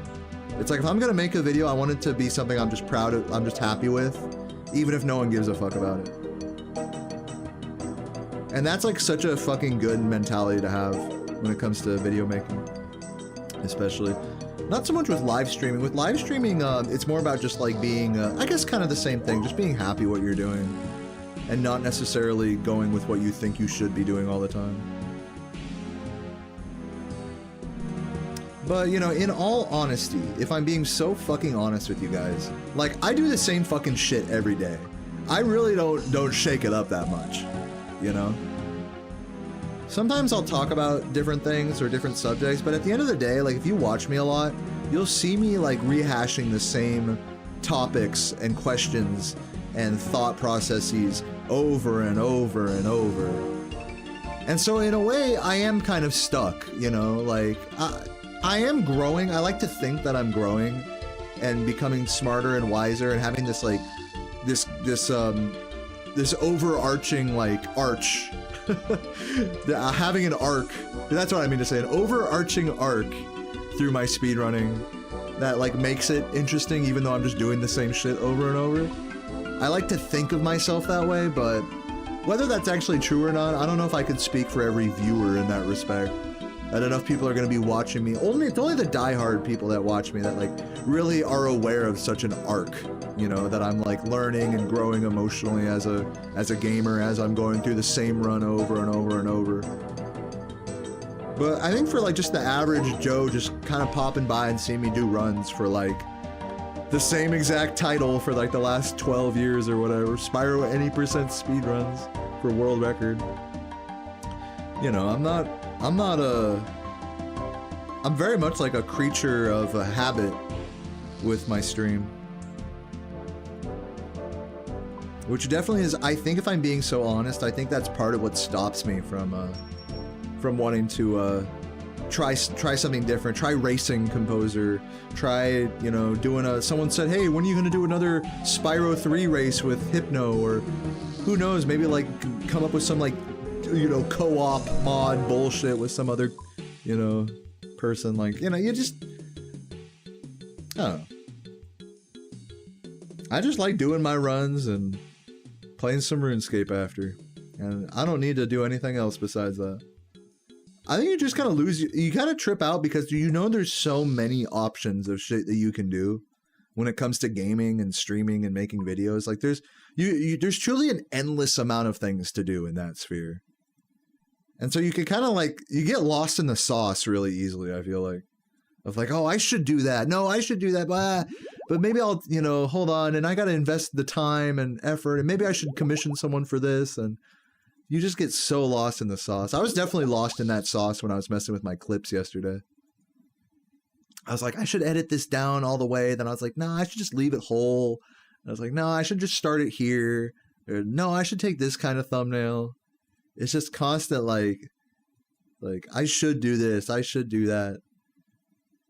So it's hard to break that up from what you actually just want to do in your heart, you know? There's just too many options. Somebody asked for a different song earlier. Let me try to find it up in the chat here. It was not Sea Shanty. Miles Away, I found it. Miles Away.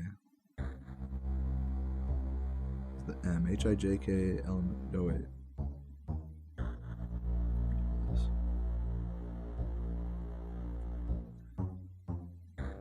What was it called? Miles Away. Oh, can't I just do a search? Yes, search Miles, boom.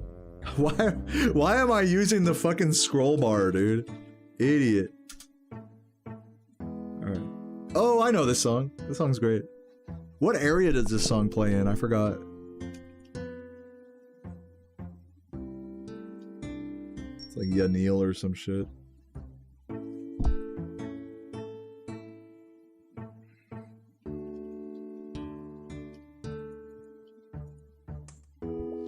Fucking Berthop. Hold on, I'm gonna say, I think this song plays in Catherby, maybe?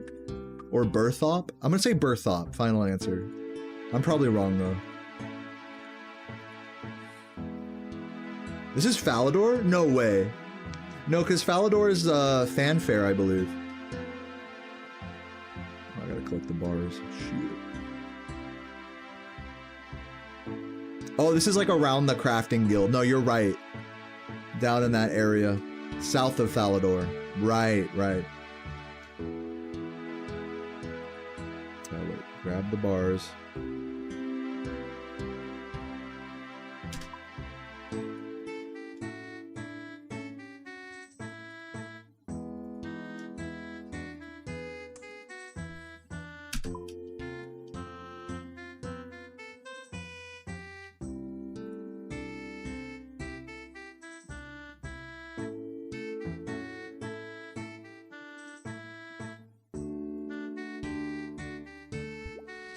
Oh, damn it. I clicked the gloves too late. Dude, this melody is so goofy. I fucking love it.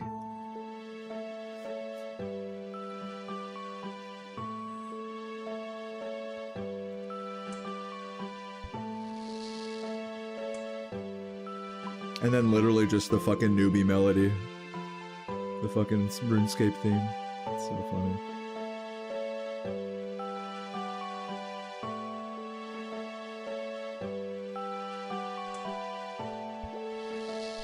Dude, unironically, these two chords, one and minor 5, are so much fun to jam on. That's like so many iconic jam sessions from the RuneScape chords.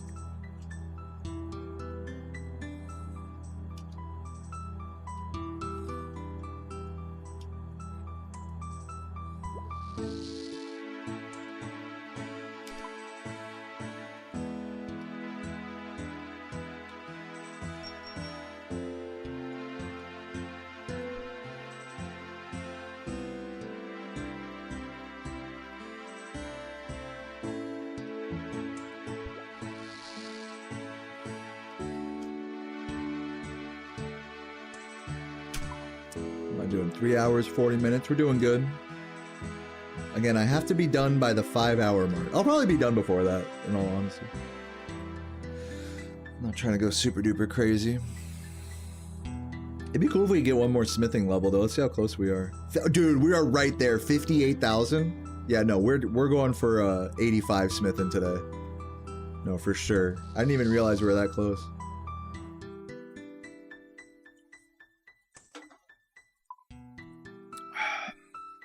That's like 40, 50 inventories, if I glove switch well.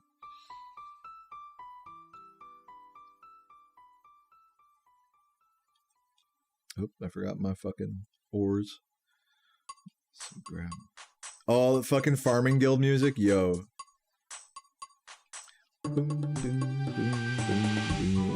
What's the fucking gnome stronghold music?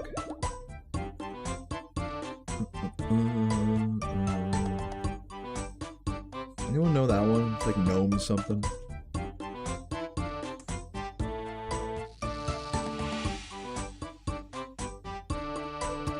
E-F. Dude, I'm gonna put on Fanfare next, just because someone mentioned the Falador music a second ago. Oh, grab the bars.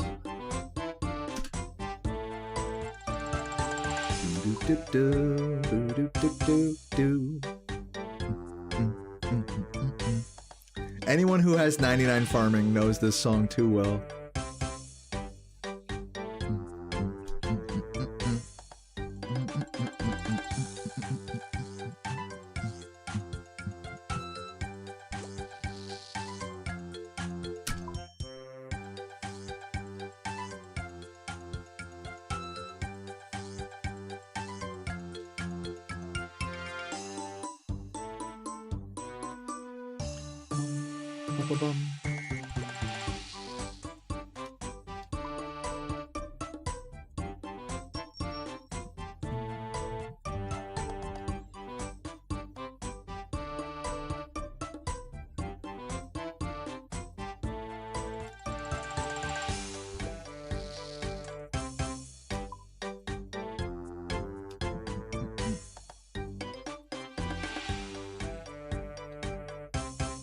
I'm putting on Fanfare. Boom. Dude, yes. Fuck yes. Classic.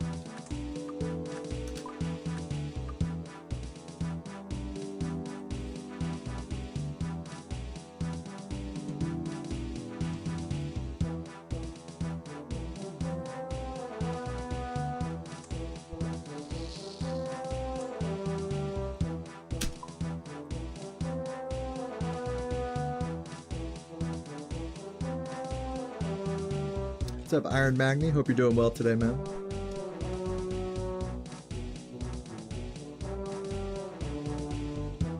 Dude, we're getting close to 85 smith in here.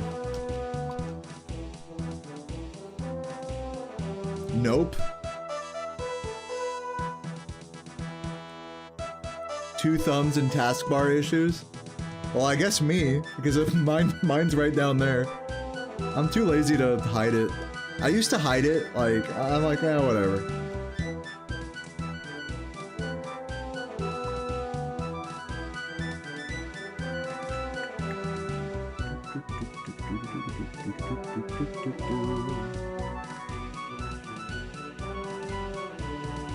Song's been in your head since training magic. Very nice. Oh damn, I missed the glove switch. Understandable. Fucking Windows update. Bro, you know I fucking blue screened on my last stream because of that fucking Windows update. That shit like fucking my computer wanted to update and I was like no. And then it fucking blue screened and then forced the update in the middle of stream. I was like, are you kidding me? That's fucking wild.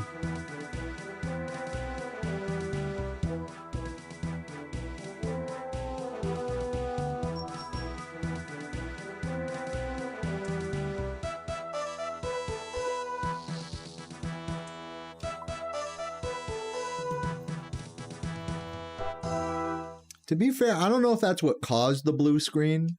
I didn't check the error message. I was just like fuming because I had just finished my second run of the day and it was like I think it was almost a 36. And I was like, oh shit, like, yo, like, good shit. And then I'm like reviewing the run and stuff and then my fucking computer just died. That's the worst when you're like in the middle of stream and your computer just like, boop, just all turns down. It's like, fuck. Turns off, I mean. Still Night? Yeah, sure, I'll play after this one. I'm fucking with the Barbarian vibe right now, though. Let me find that one. If I go back... No, it doesn't come back. I gotta go. Here, I'll do that in a sec.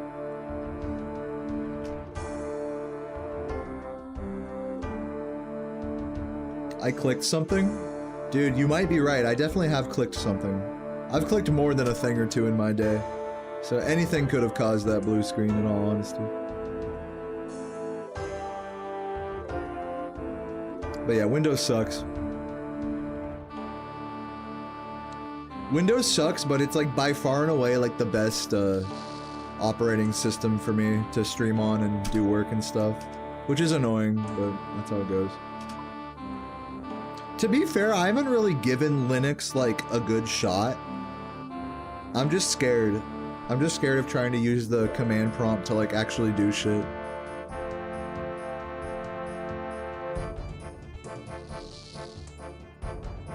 And also I feel like it would just be awkward and incompatible with a lot of the like streaming software and like chat app plugins and stuff, like just different apps in general.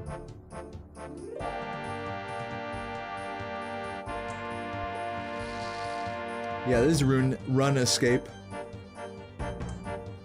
You're in the right place. Get Linux Mint.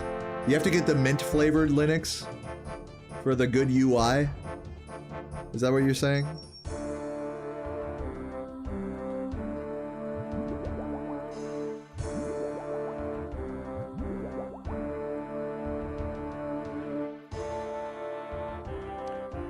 Guys, I am so fucking close to 85 smithing right now. 34k away.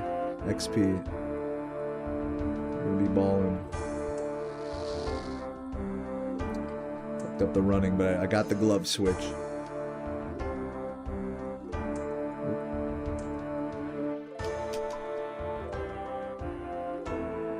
Smithing XP per hour. It's probably not great because I'm not going optimally here, but I'll put it on the canvas for you. It's telling me 133k. Is that good? I don't know. That seems good.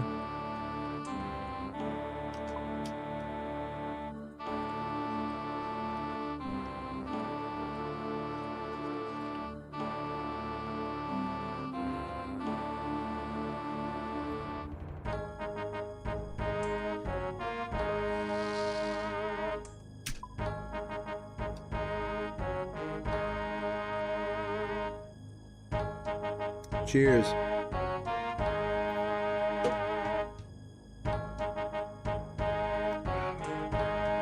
put on that music they said. What was it called? Still Night.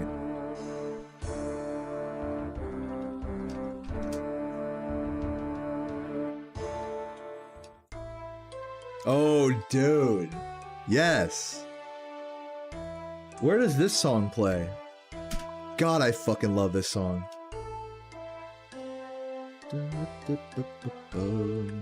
What's up, Turd? Turd, how come you never say hi back? You just post the fucking Caleb Hart emote and dip, bro. Bro never wants to say hi. He just wants to touch turds. Let him be. Oh, this is the Varrock music? Dude, hell yeah.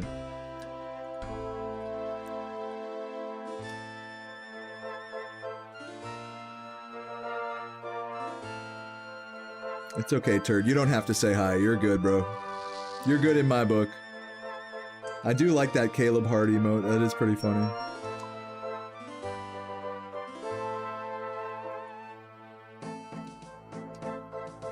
That's Caleb Hart, right? The fucking Mega Man speedrunner? Mario speedrunner? Final Fantasy speedrunner?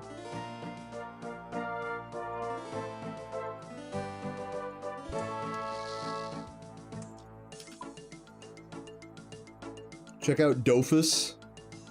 Dofa these nuts in my mouth, or what? What's Dofus?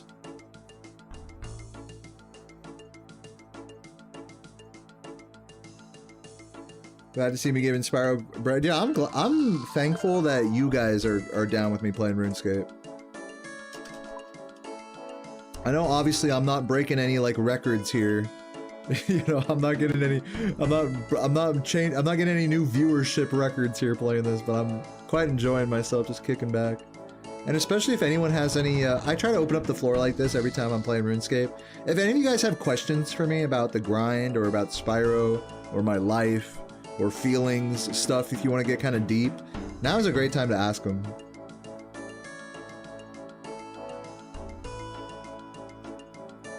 It's an old French MMO, Dofus. I'll look it up real quick, just to see what it is. Where is my fucking... Dofus.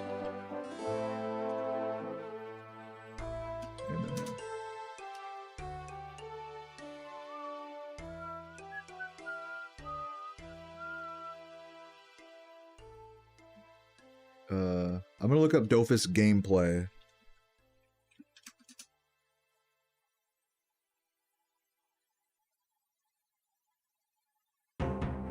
This? Amex offers the... Shut up, Amex.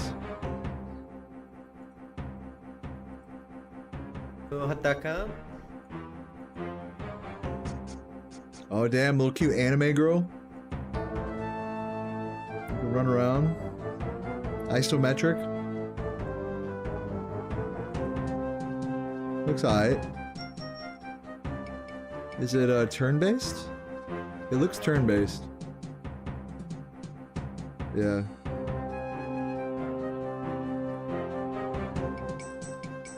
Me personally, I would play a game like Maple Story before I played a game like this.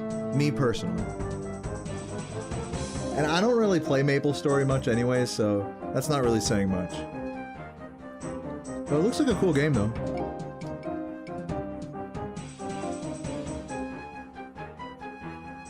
Because at least Maple Story isn't turn-based. I wonder if there's any like isometric like MMOs like that that aren't turn-based, that are like, I don't know, probably. I'm a turn-based hater, you can tell. Dude, get the fucking Soul Wars music out of here. This shit is way too intense. I'll put on ambient jungle. Here we go. Shut the fuck up a little bit, that music.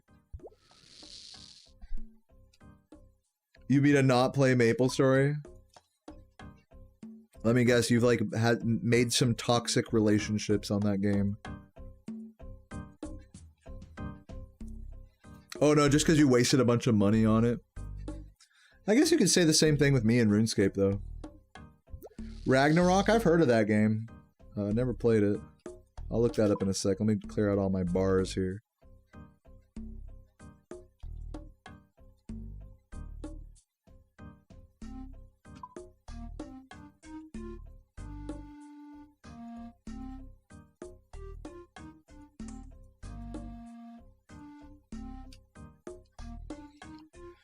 Alright, Ragnarok Online. Let me look that up.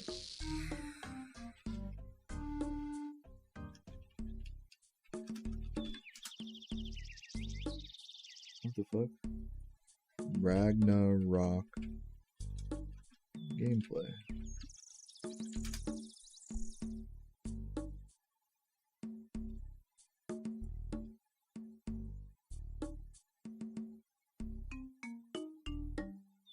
Damn, this one?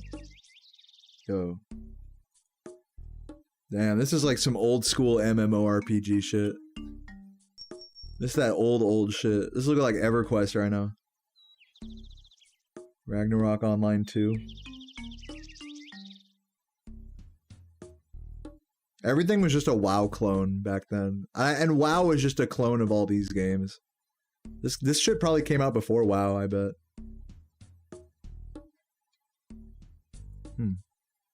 Interesting. Interesting.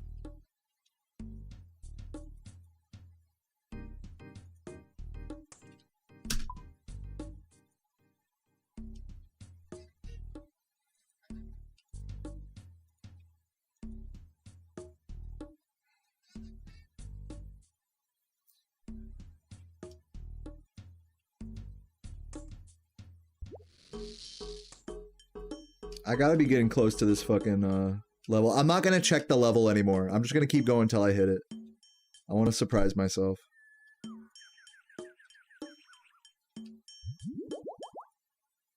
And no, hold on, let me take off the fucking canvas as well, so that way I'm not cheating. I want it to come as a surprise when I hit 85.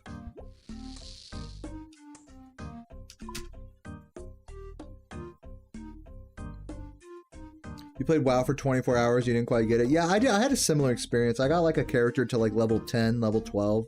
Basically just got out of the main tutorial area and started roaming around the free world. And we're just like, I'm totally lost and don't feel like figuring it out. Like, I didn't feel like doing more questing and trying to get a character up to a certain level or whatever just to do more. It's just all questing until like a certain point, you know? It's like, after like so many hours of doing that, it's like, like, I just kind of wanted to run around, but it didn't really feel like the sort of game where you're supposed to just run around and do that, unless you, like, already have a mount or something. So...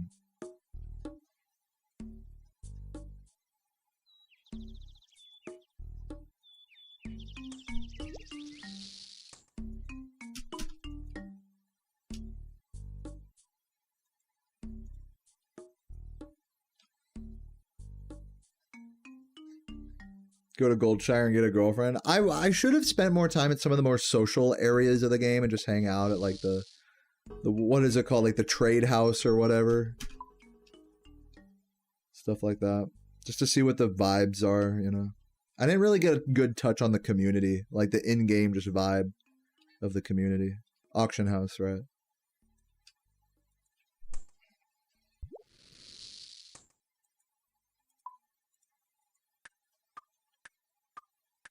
Dude, I loved Adventure Quest. Adventure Quest was fun. I made my mom buy me the membership for that. For that one, it was only a one-time payment, I think. You like pay $10 and then you like unlock all this badass armor and shit. Or maybe it was subscription, I don't remember. But I remember making my mom, not making her, but like begging my mom to like buy me that shit.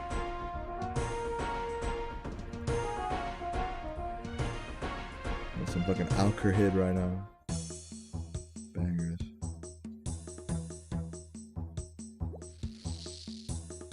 Fuck.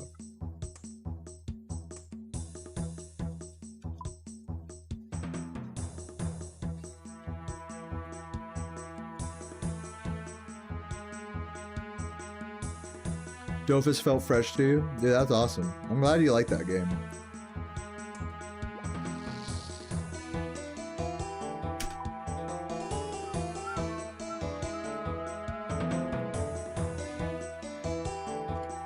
bear head. Fuck it. Bro got the bear head on. Hold up. Check me out. Ooh. Got the bear head. Yo. Yeah, guy. Look at that doofus.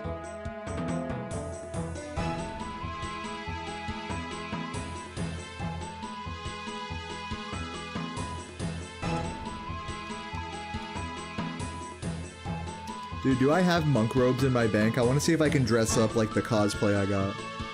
No, I'd have to go to the GE. When I get my cosplay in the mail, I'll show you guys in game exactly what I got. I'll dress up my character to show you exactly the outfit I got. It's so funny. I'll go here. This. Let's get that fucking 85 smithing right now. Other PS1 games besides Spyro? Hold on. Gran Turismo. Toy Story 2. Fucking, there was this one hoverboard game I really liked as a kid called Streak Hoverboard Racing. What else? I have a whole booklet of games that I could flip through. Dukes of Hazzard. Just off the top of my head, Dukes of Hazzard. That was a classic.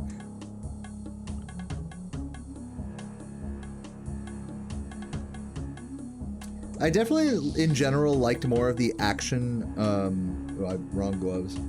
More of the action adventure games on the PS1, more than the, like, RPGs. But as I got older, I definitely fell in love with Symphony of the Night, Castlevania, Symphony of the Night. That's a good one.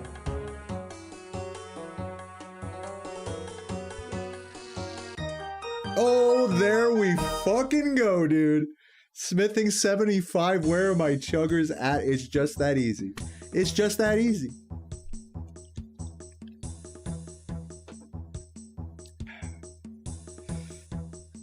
I'm gonna move like my chat so it doesn't cover up the thing. Ah, yeah, perfect. I don't know why it's attached to my...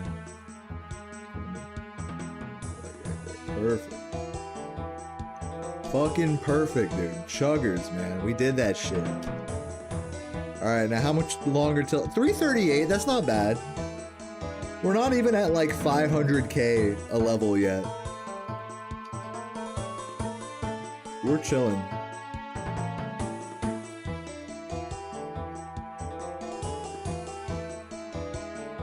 Oh, there's already bars in there. Fuck.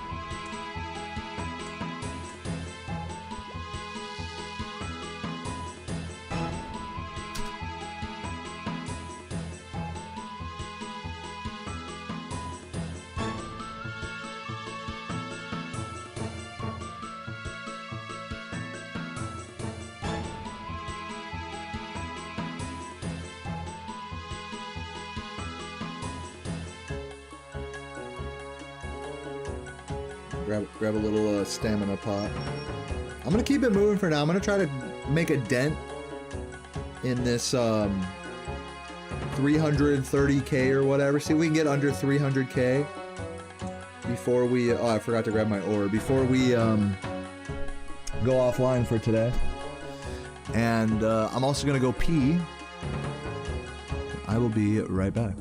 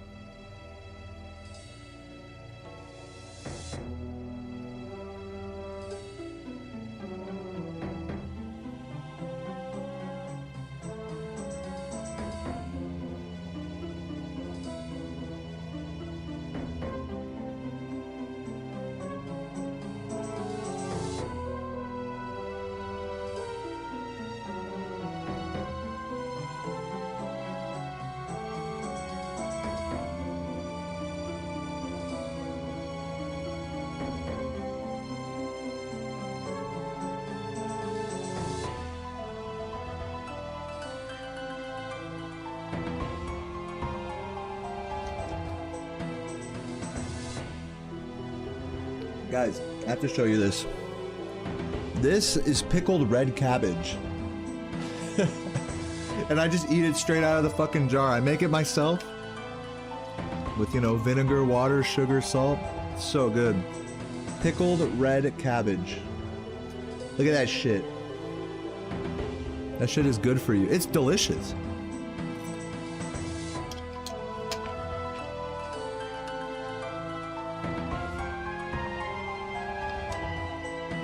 Such a healthy snack. All right, I'm gonna eat a little bit more of this, put it back, smoke some weed, and I will be right back.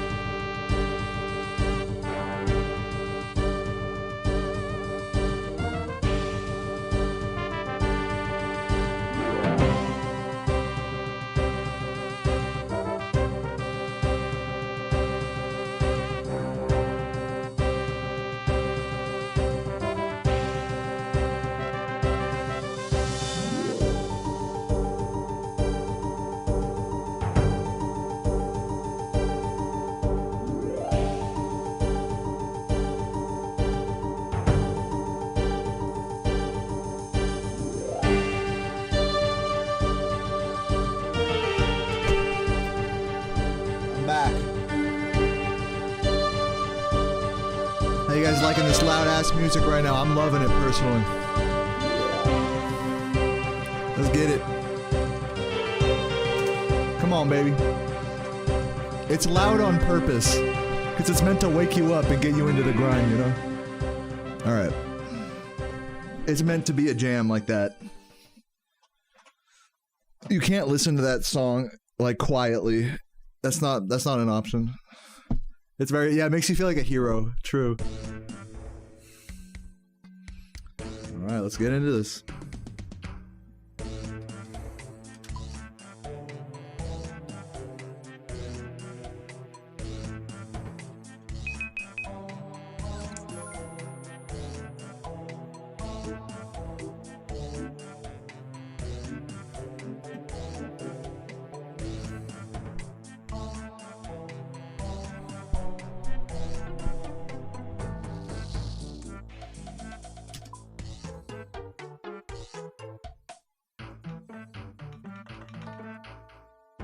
Are we still BRB? Oh, not anymore. Thank you.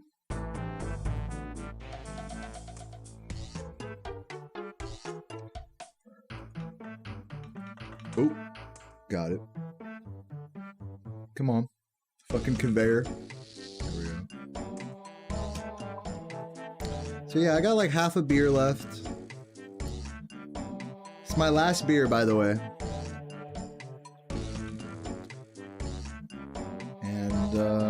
Yeah, probably gonna go to the store later today. I might walk. It has been pretty rainy outside today, so I don't know. Oh, I didn't even grab them. Hello. Grab the bars. No, I took a rip off of a pipe that I got for Sarah. It's like a big pepper-shaped pipe. It's really cute.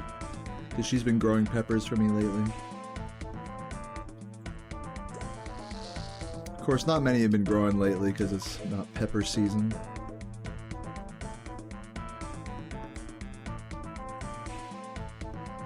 What's the point of the bong? The water, think about it this way. The smoke goes through the water, so the water filters it. So it's like less harmful on your lungs. Now, whether it's actually less harmful or not is to be debated. But the toxins in the smoke are getting caught by the water molecules as they're being pulled, as they're being sucked through.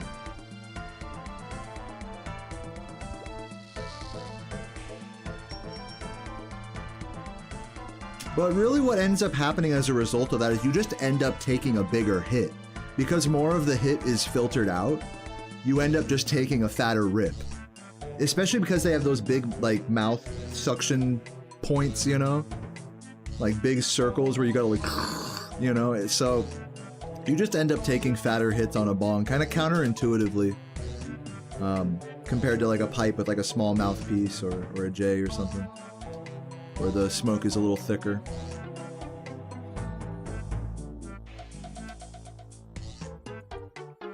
So yeah, even though bongs technically filter the smoke more, you end up taking a more concentrated hit. Which is like arguably like less healthy. But I mean really, if we're gonna pull strings about the health of it all, like, you know, it's all smoking at the end of the day. You're still building like tar in your lungs and stuff.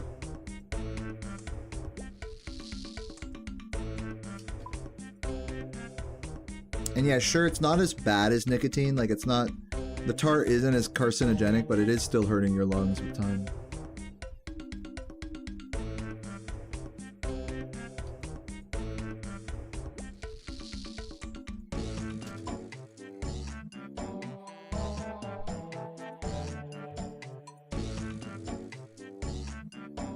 Yeah, old-ass bong water. Only the finest. Make a mixed drink out of that. You ate a burger? What kind of burger was it? What was on it? I made a good burger the other day with some of that pickled cabbage on it. I put like, oh God, what did I put? Like mustard, pickle, or no, I put mustard, onion, burger, then pickled red cabbage, then mayo on top. That's what it was. And so you get a nice balance of the fat to the acid as you go down. I might have put some ketchup on the beef as well.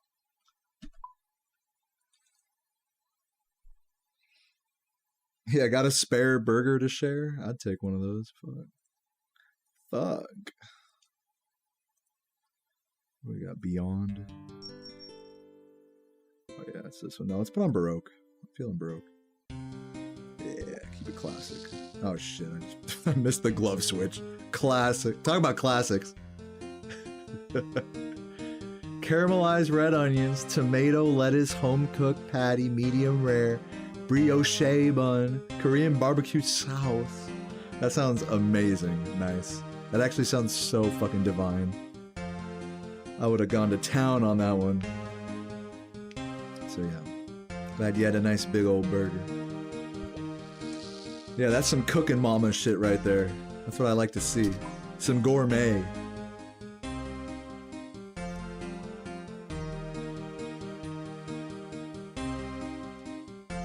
Where do I get my weed from? A dealer or the store? Are you trying to get me banned off of Twitch right now or what?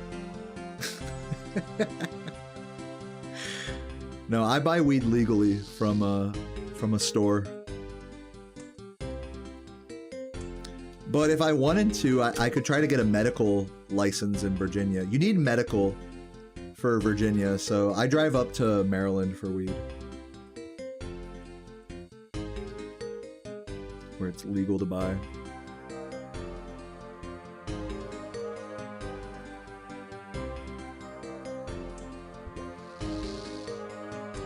Use the Wii remote. What's up, Laura? All-star with the butter. What, didn't you end up getting some food right now? We were just talking about burgers. Did you just get a burger right now? Is it just a burger day for everybody? I had a fucking Philly cheesesteak yesterday. It was fucking bomb. They like got the nice crispy, like kind of burnt edges on the thin cut beef. with some nice fucking grilled onions on there. Nice toasted roll. Oh, that was good. You got a McChicken? Nice. Like, not even the fancy one, just like the base level McChicken. I remember in Sweden they had some good chicken sandwiches, actually. I got a few of those. The McCrispy or whatever. The Donkin deal. Cheese and bacon on it. Oh my god. And you know that McDonald's cheese and bacon is just pure processed goodness. I watched a video with fucking I mentioned this guy earlier today in stream, Brian Johnson. He's the fucking billionaire who's trying to like bioengineer his body so that he lives forever by like eating healthy and shit and like measuring everything, like how much he comes and stuff. So yeah, like that guy, he reviewed McDonald's. I remember I saw a video of him yesterday of him talking about McDonald's. He's like, this is the worst, most processed thing you can put. You're killing yourself. If you are eating this, you're killing yourself. In fact, you're probably already dead, so you can't even see this video. That's how dead you are. You're so fucked. And every like fucking fitness, health, food influencer is like that on YouTube. They're just walking around the store. Some dude in a fucking jacked dude in a shirt. He's like, oh yeah, you see these? Yeah, this has blah, blah, blah, like chlorodextrophene. So you're going to die if you eat this. You're killing your body, basically. This is just pure sugar. All this is pure sugar and artificial dyes. Pure fat. Not a good source of protein. It's just like, holy shit, man. It's like, can he say something nice about McDonald's? Please? Like, no. Yeah, I splooged 20 cc's. No, that guy's really interesting though, unironically. I mean, I know it's like kind of like fool's what's the word? Like magic dust, you could say. Fool's dust to be intrigued by a billionaire in today's society. It's like being intrigued by a fake image of a human.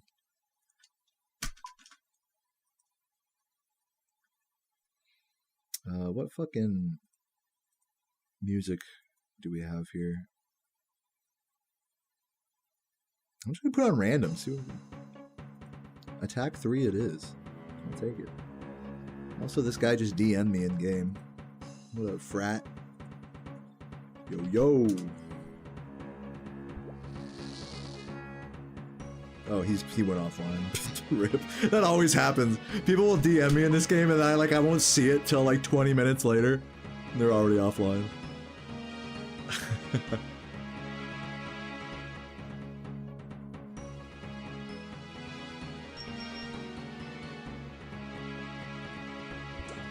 10,855 steps. Congratulations, Laura. That's wonderful.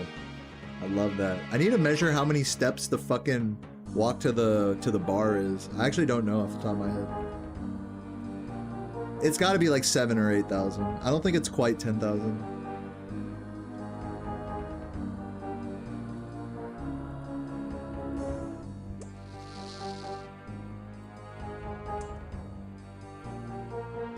Yeah, center aligned. You guys like my taskbar? I was too lazy to hide it today.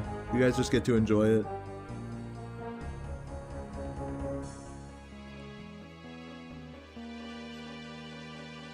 But yeah, all the most important programs right here. File Explorer, Paint, Notepad, Calculator, Internet, OBS, and whatever game I'm playing. That's what's always on my taskbar.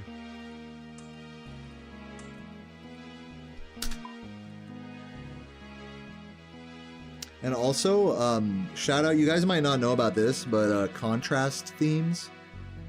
These are fucking sick. I'm not gonna switch it right now because it'll like fuck everything up, but yeah, you should definitely fuck with the contrast themes on your computer if you haven't already.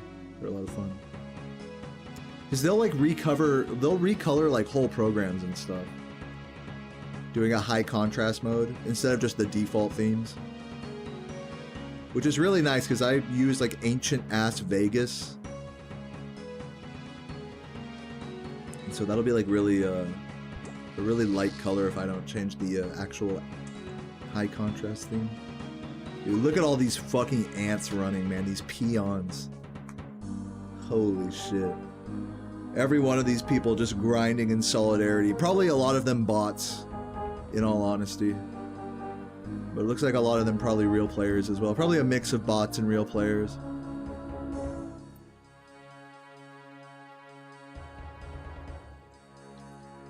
Did I ever get a Runescape girlfriend?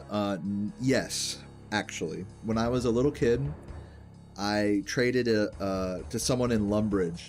I traded them like an amulet of power. It's the enchanted diamond necklace. They were like, give me anything and I'll be your girlfriend. It was like a hot girl character. I was like, okay, yeah, sure. I gave her a necklace.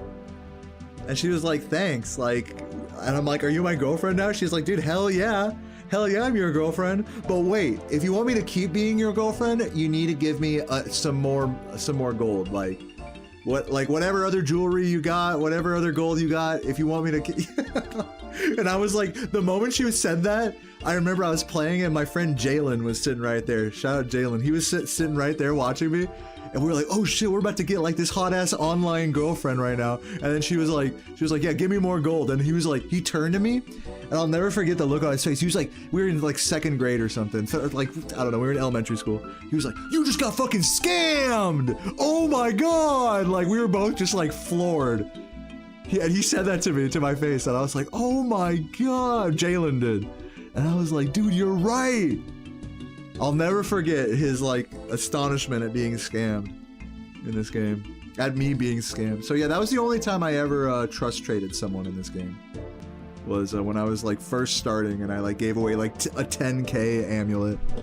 Gave away like 10, 20,000. Now I have been, what I will say is I have been hacked before in this game. I was hacked around the time I got 99 Hunter. And at that time I didn't have any account security. Like I didn't have a bank pin, for example. But yeah, so they just went in and took like 40,000 red chinchompas that I had hunted. I had grinded like the whole summer for, basically. And that was probably like my lowest point in this game, was when that happened. That was in like 2016, 2017, around there. And so I had to take a step back. I had to change my password, make sure I had 2-factor authentication, which I also didn't at the time. Make sure I had a bank pin, and then like really take a step back and be like, all right, I'm poor in this game again, even though I have 99 Hunter. It's like, do I still want to keep playing? And the answer was like, basically I was on and off with this game. I didn't have, around that time I stopped paying for membership, I remember. And I just kind of floated away from this game for a bit, but I would still periodically come back and just do silly, like, free-to-play stuff as the years went on, I remember. And by the time I had moved here with Sarah, now we're talking like 2022, by the time I had moved here to Virginia with Sarah, I was purely a free-to-play player in this game. I was just doing all the free-to-play quests and all that. Wood cutting, you know, smithing, combat, all that. And I really got into woodcutting and fire making. In fact, most of my woodcutting and fire making XP is from that. It's from free to play. I just like doing U's and just burning the fires. Like, it's just classic to me. I don't like doing redwoods. Even just doing like mass yew trees in Camelot can get a little like draining after a while. But I liked the Lumbridge yew trees. I don't know why. Those always just had a special place for me. Just, there was like 2 yew trees you could walk back to back and do fires in between, and I was like, fuck yeah. So I did that for a long time until I actually did decide to get membership again and start actually going for... That was around the time I went for Barrow's gloves. Maybe we're talking like 2023 now.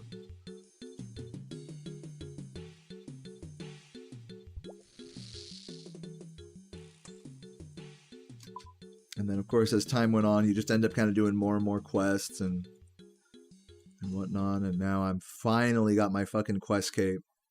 Finally. What's up, Caramel? Welcome, welcome. It's funny because you'll do... Damn, I always have the wrong gauntlets on every fucking time. That's okay. That's what we're here for.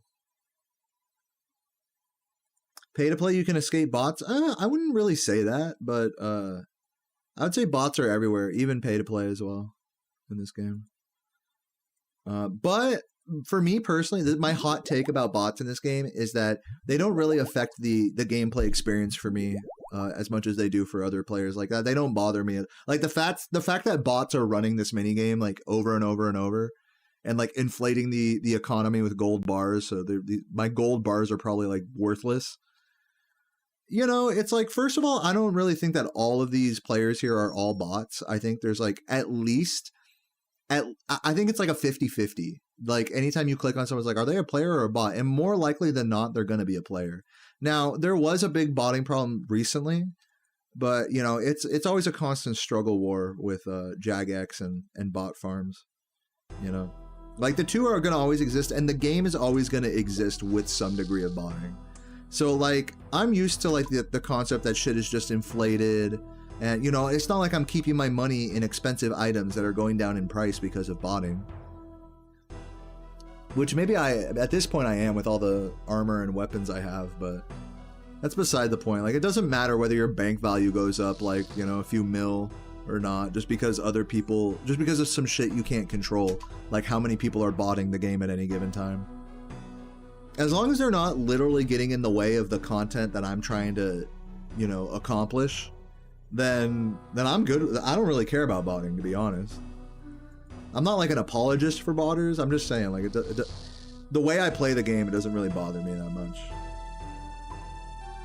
Especially as much as it bothers other players. For other players, it's like bots like ruin the game for them. Yeah, Soul Wars always has bots. Castle Wars always has bots. Castle Wars is even more common because you can just stand there and do nothing.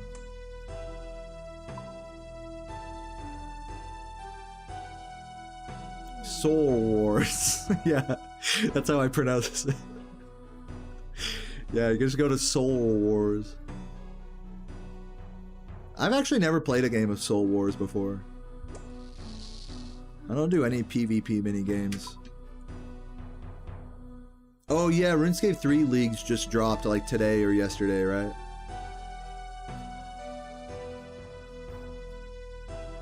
I haven't logged onto my RuneScape 3 character in ages. I'm assuming because I have an old school membership, I can log into that account, right? At least free to play, right? At least. Or are they like separate memberships? Do I know what a shoey is? Isn't that taking like a drink with a shoe? Like pouring a drink into a shoe? And then drinking from the shoe? Unless the shoe is made out of like a really hard and, you know, material. Unless it's made out of like leather or something. And no one's wore it recently, I would try that. I guess. I don't see the appeal. It's like drinking bong water. It's like, yo, you ever try a bongie? It's like, what's that? It's like, it's where you just drink your bong water. It's like such a frat college thing to do, you know? But shit, man, you drink a beer out of anything, bro. A true beer drinker, you give me a fucking, any vessel and a beer, I'm good. So yeah, I'd take a shoey anytime. Don't bother me.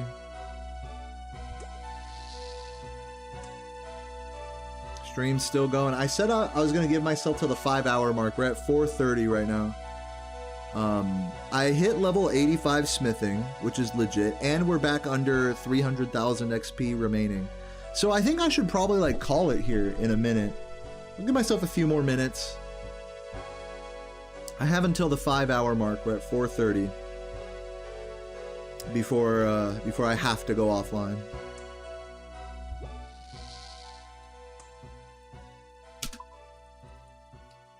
Dude, that song was kind of intense, huh? Barbershop haircut. Yeah, I need a barbershop haircut actually. My fucking hair is like way out of line. Fuck.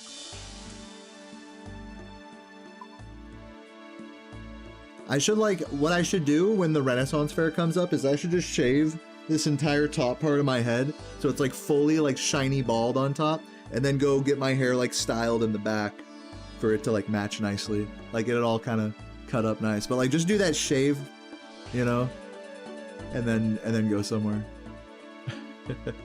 I'll look like fucking Trevor though, from like, I feel like I'm gonna look like Trevor from GTA 5 if I did that.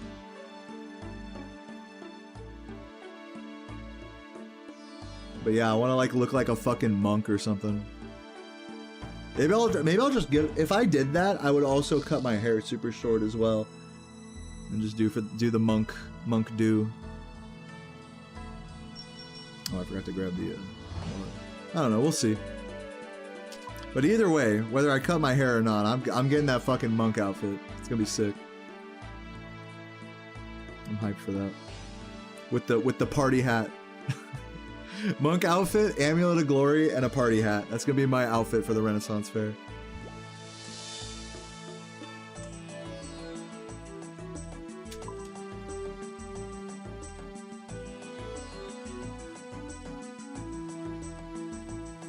What's up, Michael John? How you doing, man? Yeah, dude, RuneScape vibes. I'm almost done soon. I'm just putting down my last few inventories for the evening. Locked in.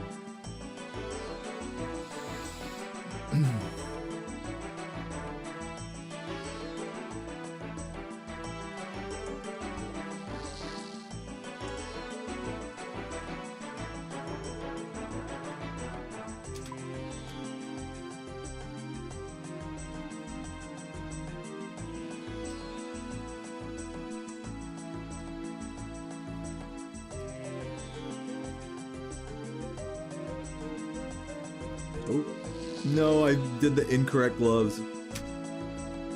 No. Hold on, let's get one more good inventory here, and then we'll call it.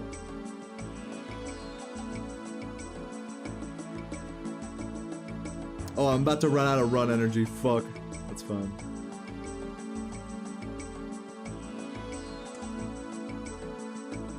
Give me that experience. Ooh, yes. That fucking experience, bro. So good. Really stimulates my nuts, you know?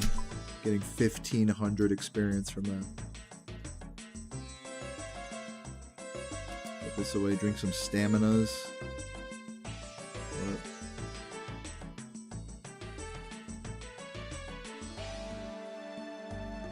Alright, I think I'm gonna raid someone, guys. I think it's about that time. Let's see who's online here, shall we? It was fun looking at MMORPGs with you guys. Ragnarok online and the other one, Dofus. So yeah, let's see who's on Twitch right now. Safi, I gotta raid Safi. For the 140X. Oh, did they get it? Hold on. 151, oh, so close. So close, I'm gonna type GG. I don't know if they're gonna do another run or not, so let me see who else is on. Jordy, let's see how Jordy's doing. Oh, Jordy's just getting started. Let's raid Jordy. Jordy is the raid target for sure. Copy. Dude, still got the golden Kappa Macy. Oh my god, Macy's so goated for that. First sub of the day, right? Longest golden Kappa in history from the very start. Macy came in before. She didn't even know there was gonna be a cold Kappa train. Fucking cold Kappa train. Oh my god, that's funny. Well guys, GG's. Here's the whole combined chat here. GG's everyone, we did good today. What else? Catch up. Peace out, nice to hang out. Yeah, good seeing you all. Yeah, evening, night. I got my last sip of beer right here. I bid you guys adieu. Smoke weed every day. Drink beers, do speedruns, and have sex. That was what I was forgetting, was the sex part. See you later, everybody. Chuggers.